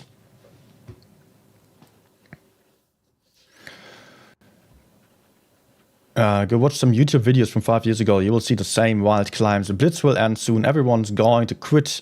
This will ruin the game. Guess what? Blitz is still rolling along. Yes, 100%. Ever since I started the game, there have always been players who just claimed that the game was about to die. And they were never right. And mostly, actually, it's not been the people complaining about the game who actually quit the game. The people who complained the most about Blitz, they sticked along. They were still with us. Even if they had some breaks, they always came back. Once you're that emotionally invested into the game that you actually feel like complaining so much about it, at that point you're already so addicted that you cannot even quit anymore. Some do like it. I cannot generalize everyone. But most of those people, actually, they just sticked around and they were with us for years still. Then there are other players who just lose interest. They slowly play less and less and less. At some point they have 30 games in 30 days, just one session only, and then they just silently disappear forever. I mean, that's how it usually goes with all the people that I have known that did not make it to this point. And that is also something that makes people feel like the game was dying if they see that their friends are not playing anymore. But usually people are playing in the younger ages. When being at an age of around 18, people play the most, and then it gets to be less and less. because, or even I think probably earlier than 18, because there's people have other stuff going on in life, start university or so, start working and doing whatever, and then they just play less, and not that many remain in the actual game. And a few remaining ones then feel like all their friends, all their clan mates are long gone already, feel like the last ones on the field. And that's not a good feeling then for some people, so they feel like saying, okay, the game is dead now. The clan is dead. My friends are gone. No one likes this game anymore. But you don't necessarily connect with all the new players. If you're a veteran who has played for many years, you don't connect with all those guys who are constantly coming up and starting the game, getting better and better and better. There are so many people who are now on almost the same level as me, who I just did not ever hear about before, because they have just simply not been on the same level a couple of years ago. They have not been interesting to me. And now I get to play with them.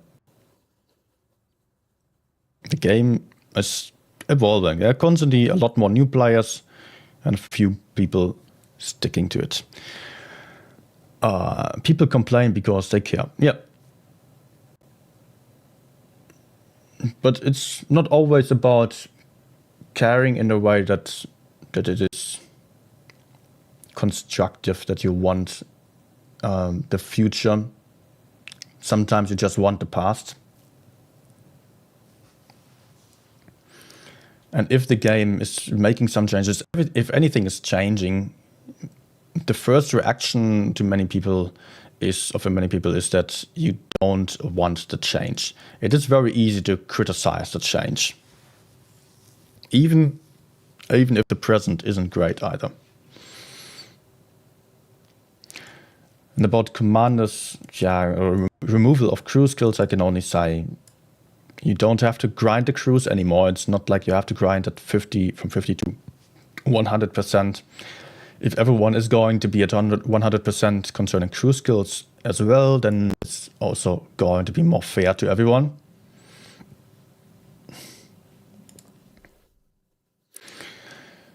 And commanders just add some fun factor. I see the idea behind that, even if they look too quirky for this game.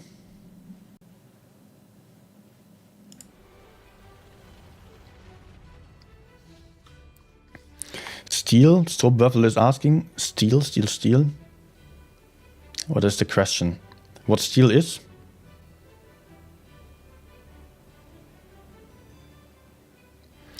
Martin saying, I'm curious about Reforged. Just dislike the concept of not grinding nations anymore, but some kind of package.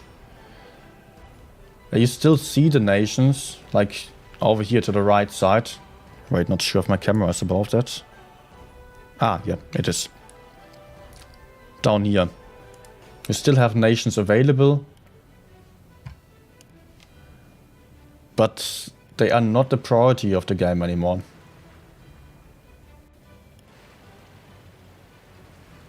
Okay, that's a bad set to be looking at. Christmas set.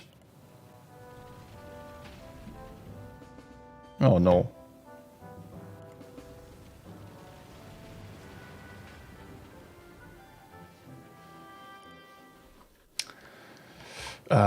In the exclusive tab, let's go for something else, like Steel Front Brigade. Those are mostly Germans.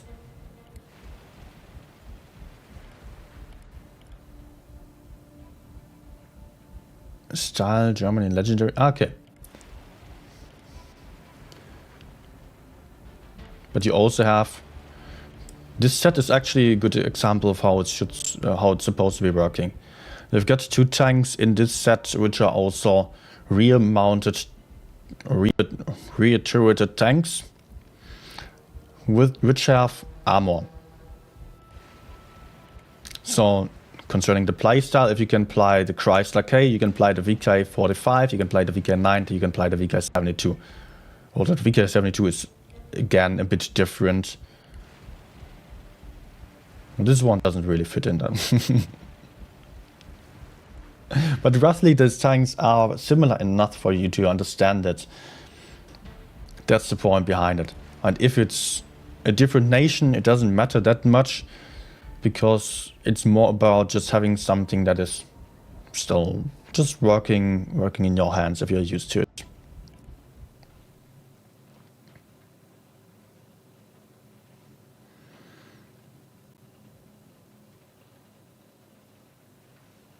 So I can still show some other.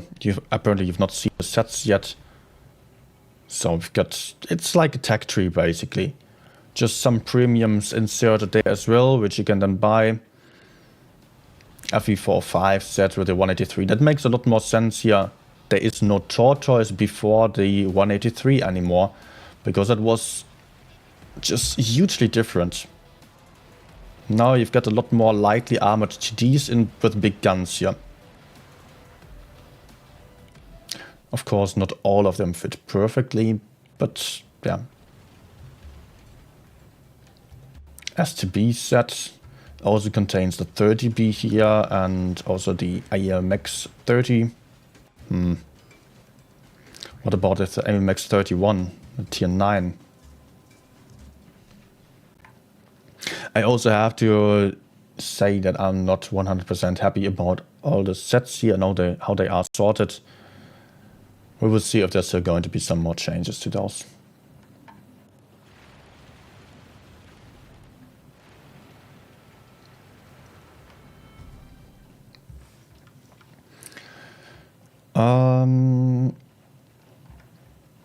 Actually, I wanted to look up the tortoise. Where is it? Ah, Badger set. Okay. Yeah, makes sense. Definitely. Badger is just following the tortoise then.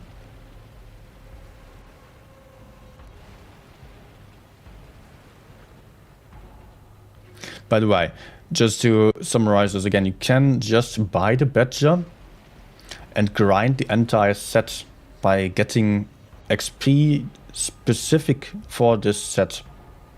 Like that you grind all the other tanks.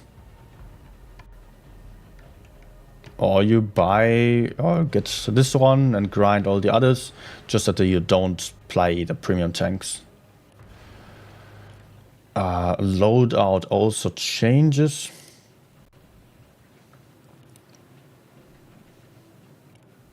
Wait, let me go to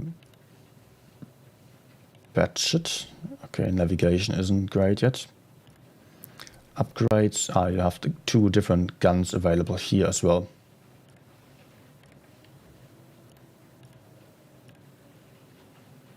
Yep.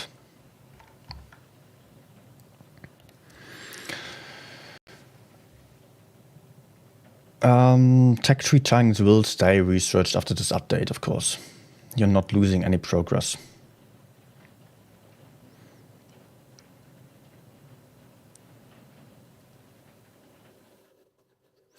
Transfer attachment from one tank to another? Oh, I have not heard about that.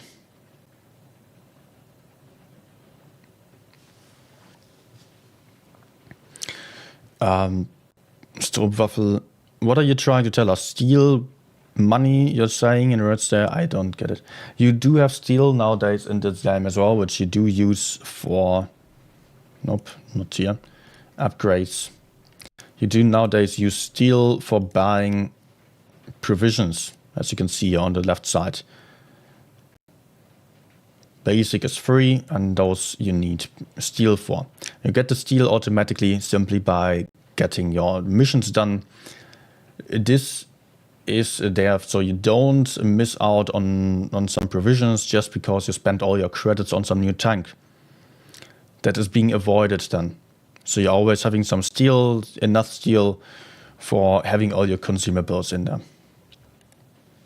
Because a lot of people are selling equipment and also ammunition, consumables and ammunition just to buy a new tank. And that is not good for the game, because then you have a very unbalanced team.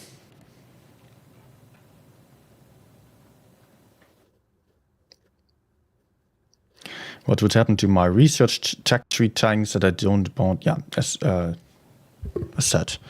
he will keep them. He will keep the sets unlocked.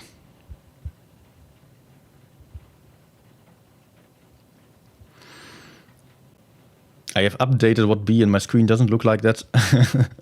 This is a test client right now. This is not released yet. This will take a couple of months most likely still. Martin's still asking about the tier 1 to 3.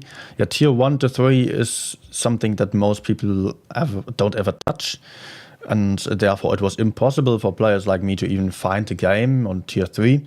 Sometimes I got asked on stream and it took 3-4 minutes and I quit the queue. So, and also those tiers aren't really having much to do with the playstyle of tier 4 to 7, or the tier 1 to 7, the current tier 4 to 10.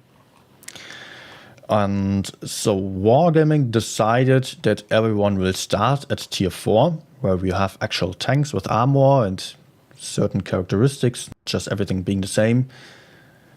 And the tier 1 to 3 is ending up as vintage tiers. You can see that here.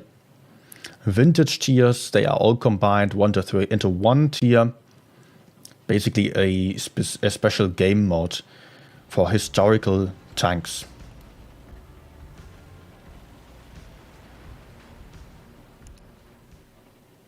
Let's show you another one as well.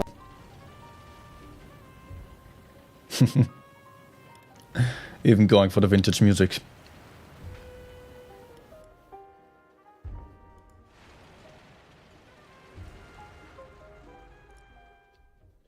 So all these tanks are still available there.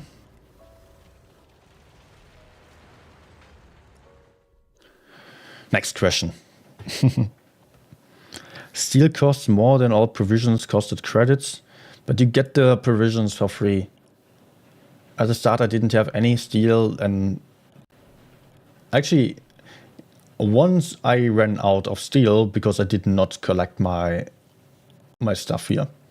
But as long as you collect these, you will automatically get a lot of steel. You just do the missions and then you can continue to play.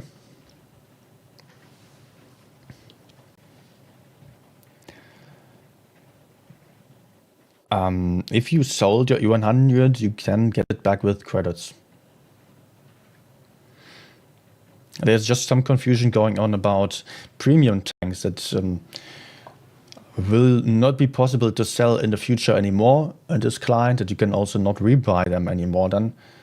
That is the current status. Maybe Wargaming is still changing that back. Or at least giving you the option on the website. So you should definitely try to have all the premium tanks in your garage.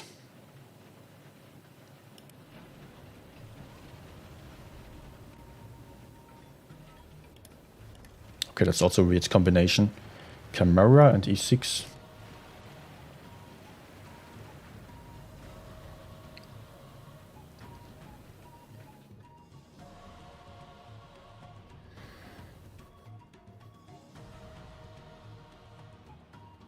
Will Mad Games that basically be just tanks bought with gold? Mad Games set? Oh, where did you see that?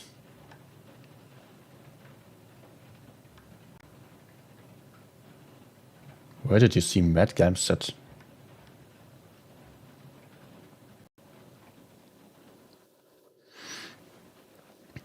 Attachments on tanks. Well, I try to find Mad Games. Do you remember the name? Oh yeah, there it is.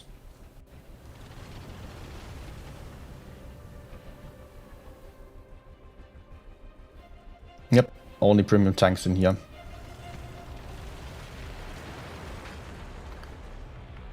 What is that?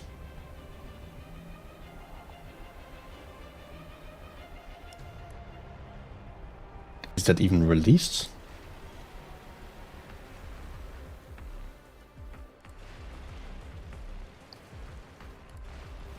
Not sure.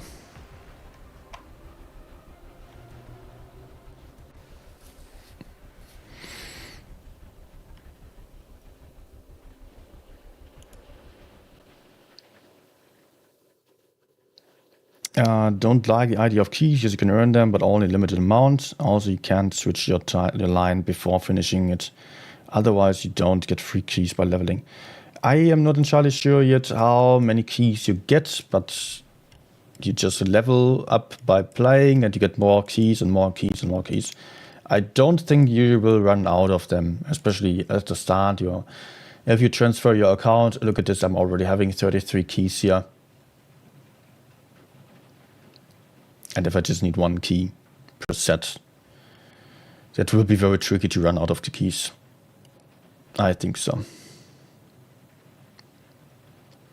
Maybe for starters it is going to be a bit more problematic, but the goal is to not make starters rush up to all the sets available unless they really want to buy.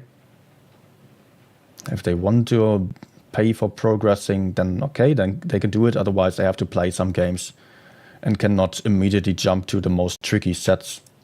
Remember, there are beginner, advanced, expert sets, and you need to have some higher level in order to get them available.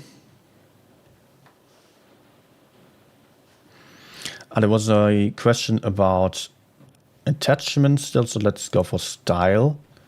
There I can then select some attachments, for example, like this one. Put it on top.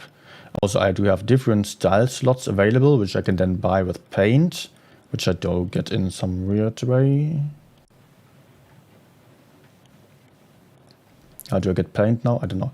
The other style slots here are for avatars and profile backgrounds.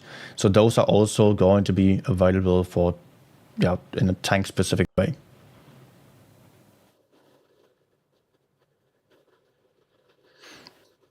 Sets cost more than 1 key. Yeah, there are some sets that cost a lot more.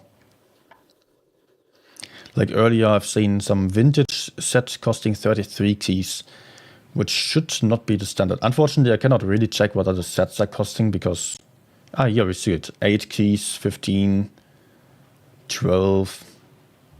Probably that also depends a lot on whether you are talking about beginner sets or advanced sets. Yeah, okay, 12, 8, 6 keys here on the beginner sets. Expert sets, I have all of them. Advanced, similar prices, 16, 15, 25. Okay, they are getting to be a bit more expensive then. Makes sense.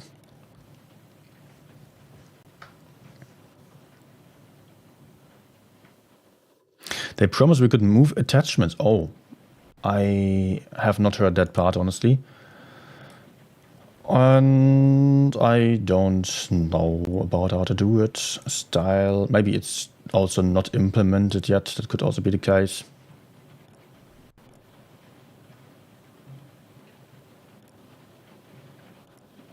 Yeah, here you can see that you have other style slots that you can use then. Unequip. Okay. So that just moves into my storage again then. All right. You see, I can... Wait, you probably cannot see it because it's behind my camera. I can equip it. I can unequip it. And then it's over there. So let's check my storage out. Cosmetics. Do we have it there? No.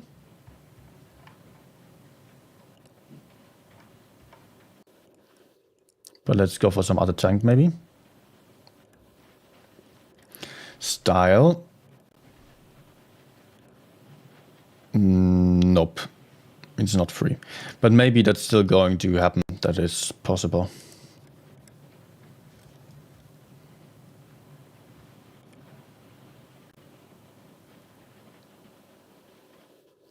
Tank entity. That's just previously in earlier tests, all tanks had the name tank entity and some number.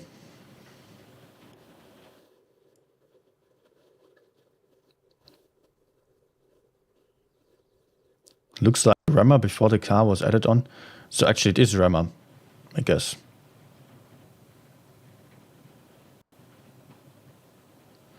Also, will warming bring back flag backgrounds before wargaming? Because I really want them back, at least for settings. Oh, I don't know.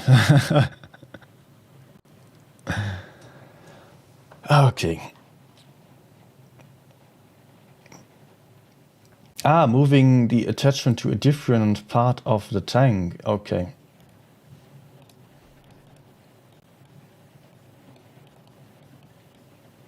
I don't see how though.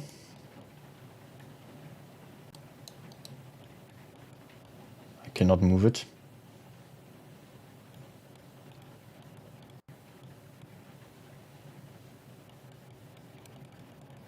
I cannot press anywhere. Just trying to click wildly, nothing happening. I don't know. Okay, guys, start playing. Okay, a lot of people joined in after I quit playing. Let's maybe see if I can have a last game then. But probably no one else playing. Oh, there are still some people playing right now.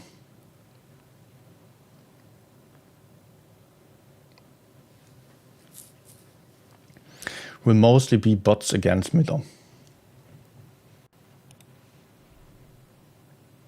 Also, let me quickly change commanders.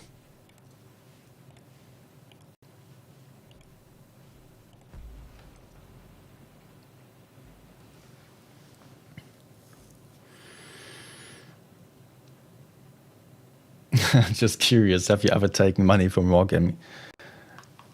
I have taken money from them for getting to Gamescom. Because I get invited there.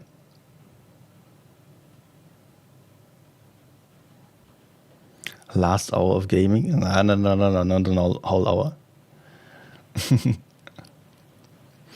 But you're probably asking because you want to know, is my opinion biased? Is my opinion trustworthy? I am not getting paid in order to talk about this stuff. No, I have just been testing, and therefore I have a lot more information available and don't have to base my opinion based on speculation. I am also very critical with wargaming. The only difference between me and other YouTubers is that I could behave on the feedback and put in a lot of feedback, so that Wargaming thought, okay, this guy is actually trying to make the game better and trying to help us, and not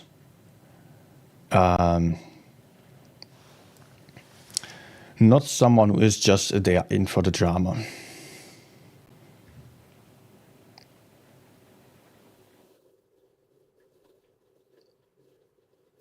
Tournament streams as well, yes.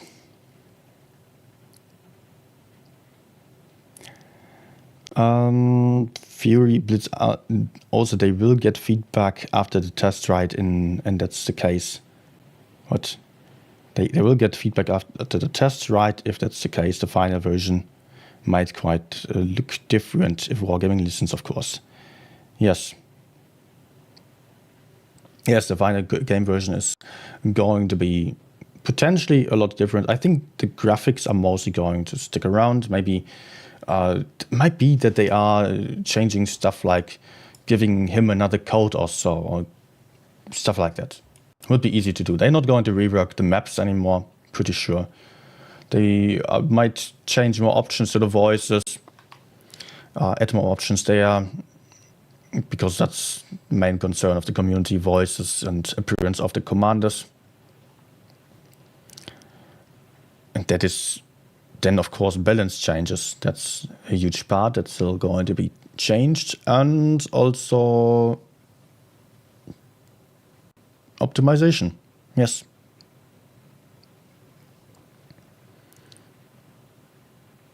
Sepukari, good answer.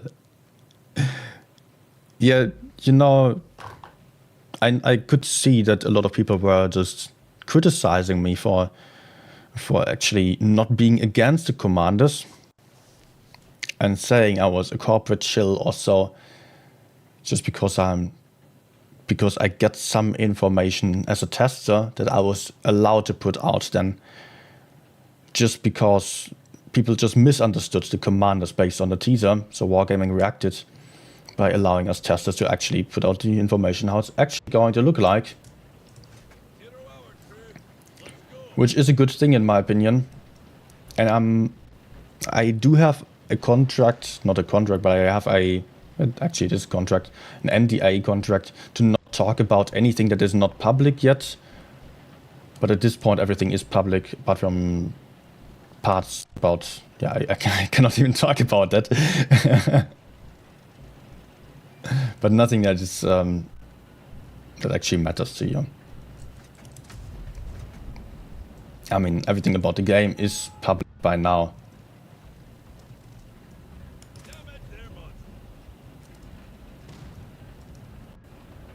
Just some internal stuff about tests and plans. Oh, 510, nice. Duncan doing his job.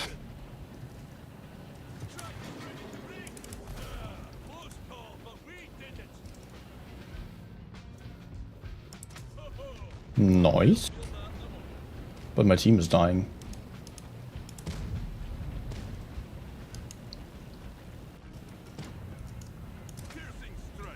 Don't shoot me. No.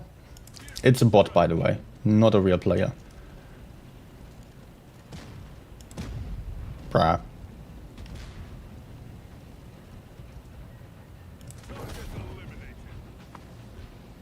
I need to escape.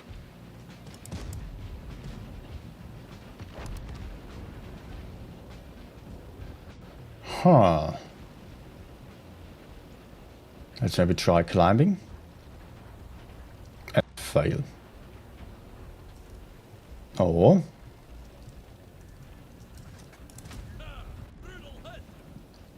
Brutal hit.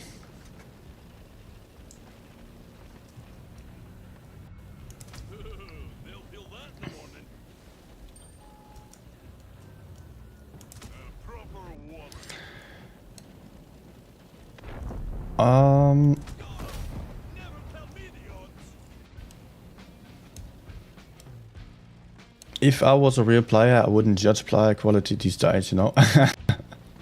If it was a real player, yes. But here we get bots.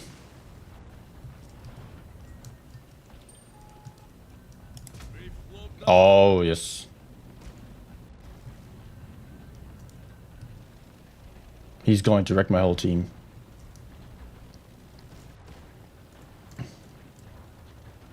Aye. Maybe not that bad if I move somewhere else. I can actually shoot the Yak again. He's the only real player on this game. He's going to make everyone have a bad time.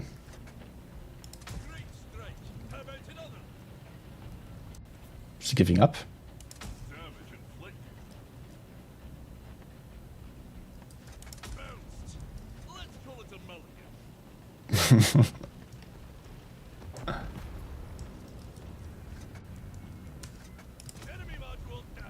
Okay, let's take clear from Yak.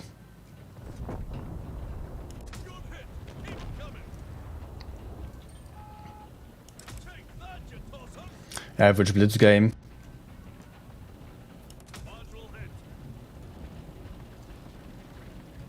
Ah, Trezor B is here. Alright, you're observing. Okay, I won't shoot you.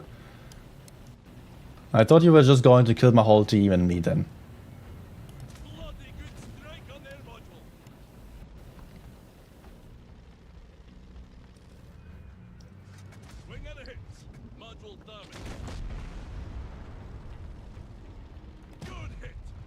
Okay, let me get rid of this dude.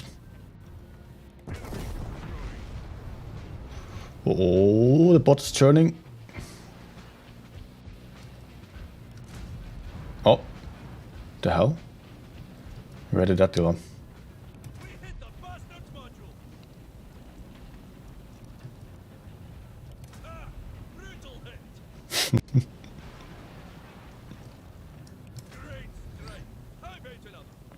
$8.6K, let's go.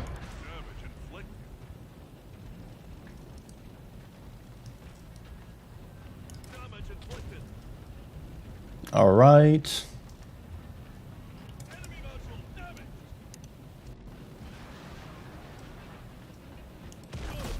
Never tell me the odds.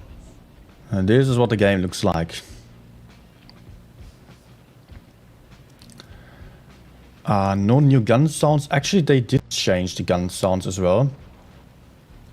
Also, the gun sounds are now 3D, basically. They are coming exactly from the direction you get shot from. That's also new.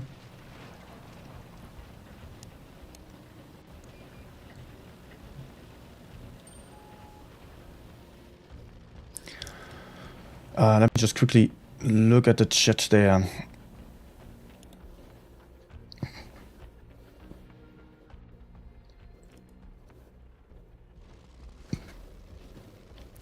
Yeah, invisible walls have been removed.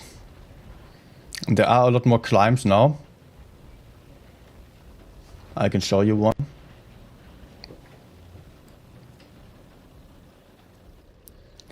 When does the update release? We don't have a final date yet. Still going to take a couple of months.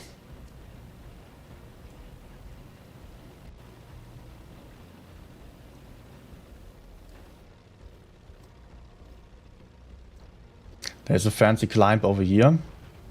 Oh, no!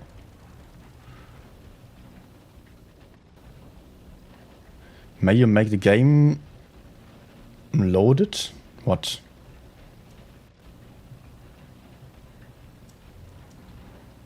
Oh my gosh, I'm bad. Also 20 seconds left only. Louder. Yes.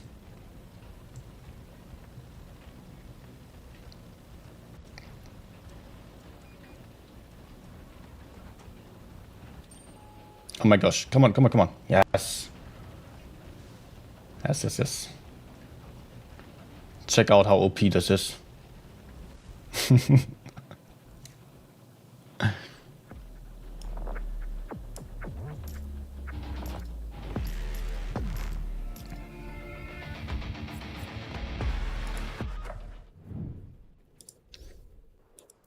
Okay, let's maybe go for a last game.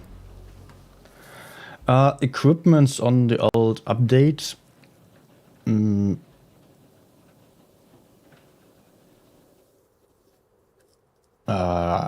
sure what you mean.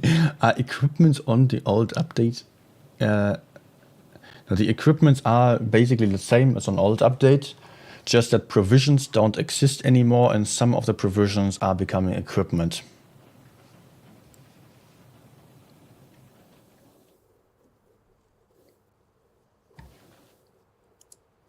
So there is that.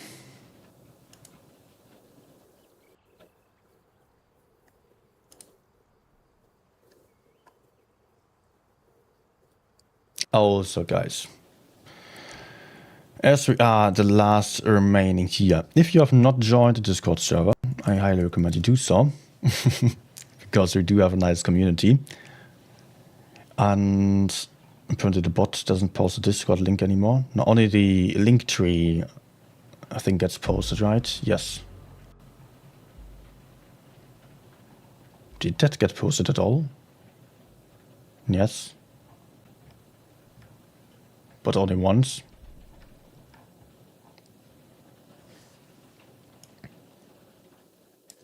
Weird. This thing, I mean. Well, if you are, if you have not liked yet and did feel like this stream was helpful, please do consider leaving a like as well and subscribing if you're new still. And generally, I'll be happy to see you back. This will be a hole in one game. I can feel it. I was saying we expect 3 to 4 months. Wargaming at some point, or some employees said 3+ months. But they really don't want to nail down the final timeline yet. It might definitely change a lot still. Hey, look at him. Bushka.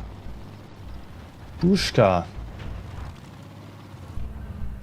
I know that one. Great strike. How about another? Damn it, they're much. Aye. Enemy is on fire. Module hit. Damage inflicted. Gotcha. If it breaks, we're ditched. Maybe I should not stay here. For me. Even bots can kill me. Take that, you tossers!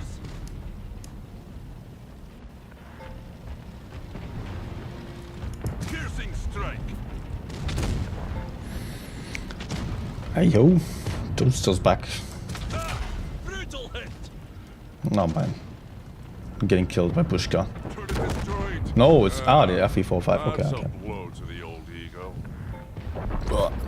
Is the Easter egg still there? I don't know. I haven't checked for Easter eggs honestly because I don't even know them.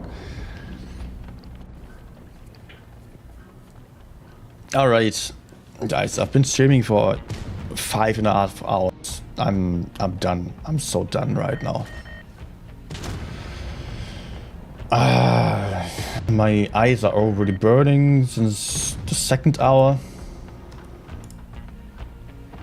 Let's watch some bot gameplay. Mega pain. If you need some good inspiration for in-game names, the bots are quite good at that as well. Dead Monkey, Bone Crusher, Nunchaxi, Cheese Master, Mr. Galt, Red Wolf, Titan Steel I see as well. Noob Slayer 9000 is the best one, definitely.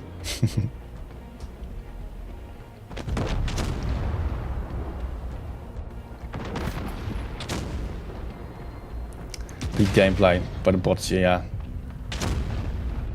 Well, he actually hits shots. See that. And he actually shows the right side to the enemy, not the rear. Look at that. The IE7 is trying to reverse side scrape. Man, I had some bot blind shoot me. I was not spotted. Somehow he just hit in a bush on Middleburg. He was standing in a bush in the open actually. And I shot him. He was hiding behind some rock and blind shooting me.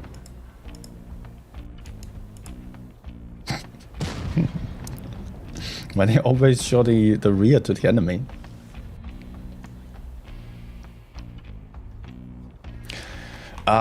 No, I'm not going to play any Rheinmetall anymore. I played some games earlier and I actually recorded a whole video about the Rheinmetall. And I had like 10 games. On the 11th game I had 8.4k damage. And that's definitely going to be in the video, which is already recorded. I still need to edit the video for the Rheinmetall review. AHM Panzerwagen. And yeah, I will not edit that today anymore because it is late. I will do that tomorrow then. But also I'm probably going to stream that tank tomorrow, not today. Definitely not today anymore.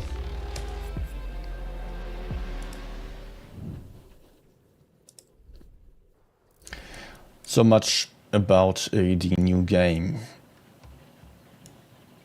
And the biggest drama of Blitz. A guy next to a tank. No friends today for gaming. Maybe off stream we can still go for some Platoon games, but I need to turn off the damn lights here. That's just after 6 hours of having the sun shining at you. But off stream we might still go for some Platoon.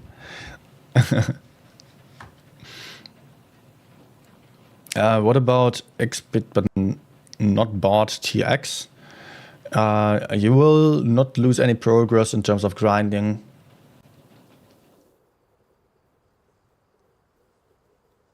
But premium tanks you should have in your garage once the update comes in a couple of months. Good. That's it for today. Actually, it's the next day already. Anyways, was a pleasure to stream for you. Was fun being here, was fun having you here, and I hope you all had a good evening with me. And yep, hit the like button if you did, otherwise go away.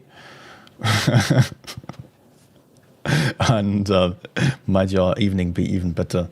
Have a good night. See you back soon. Bye.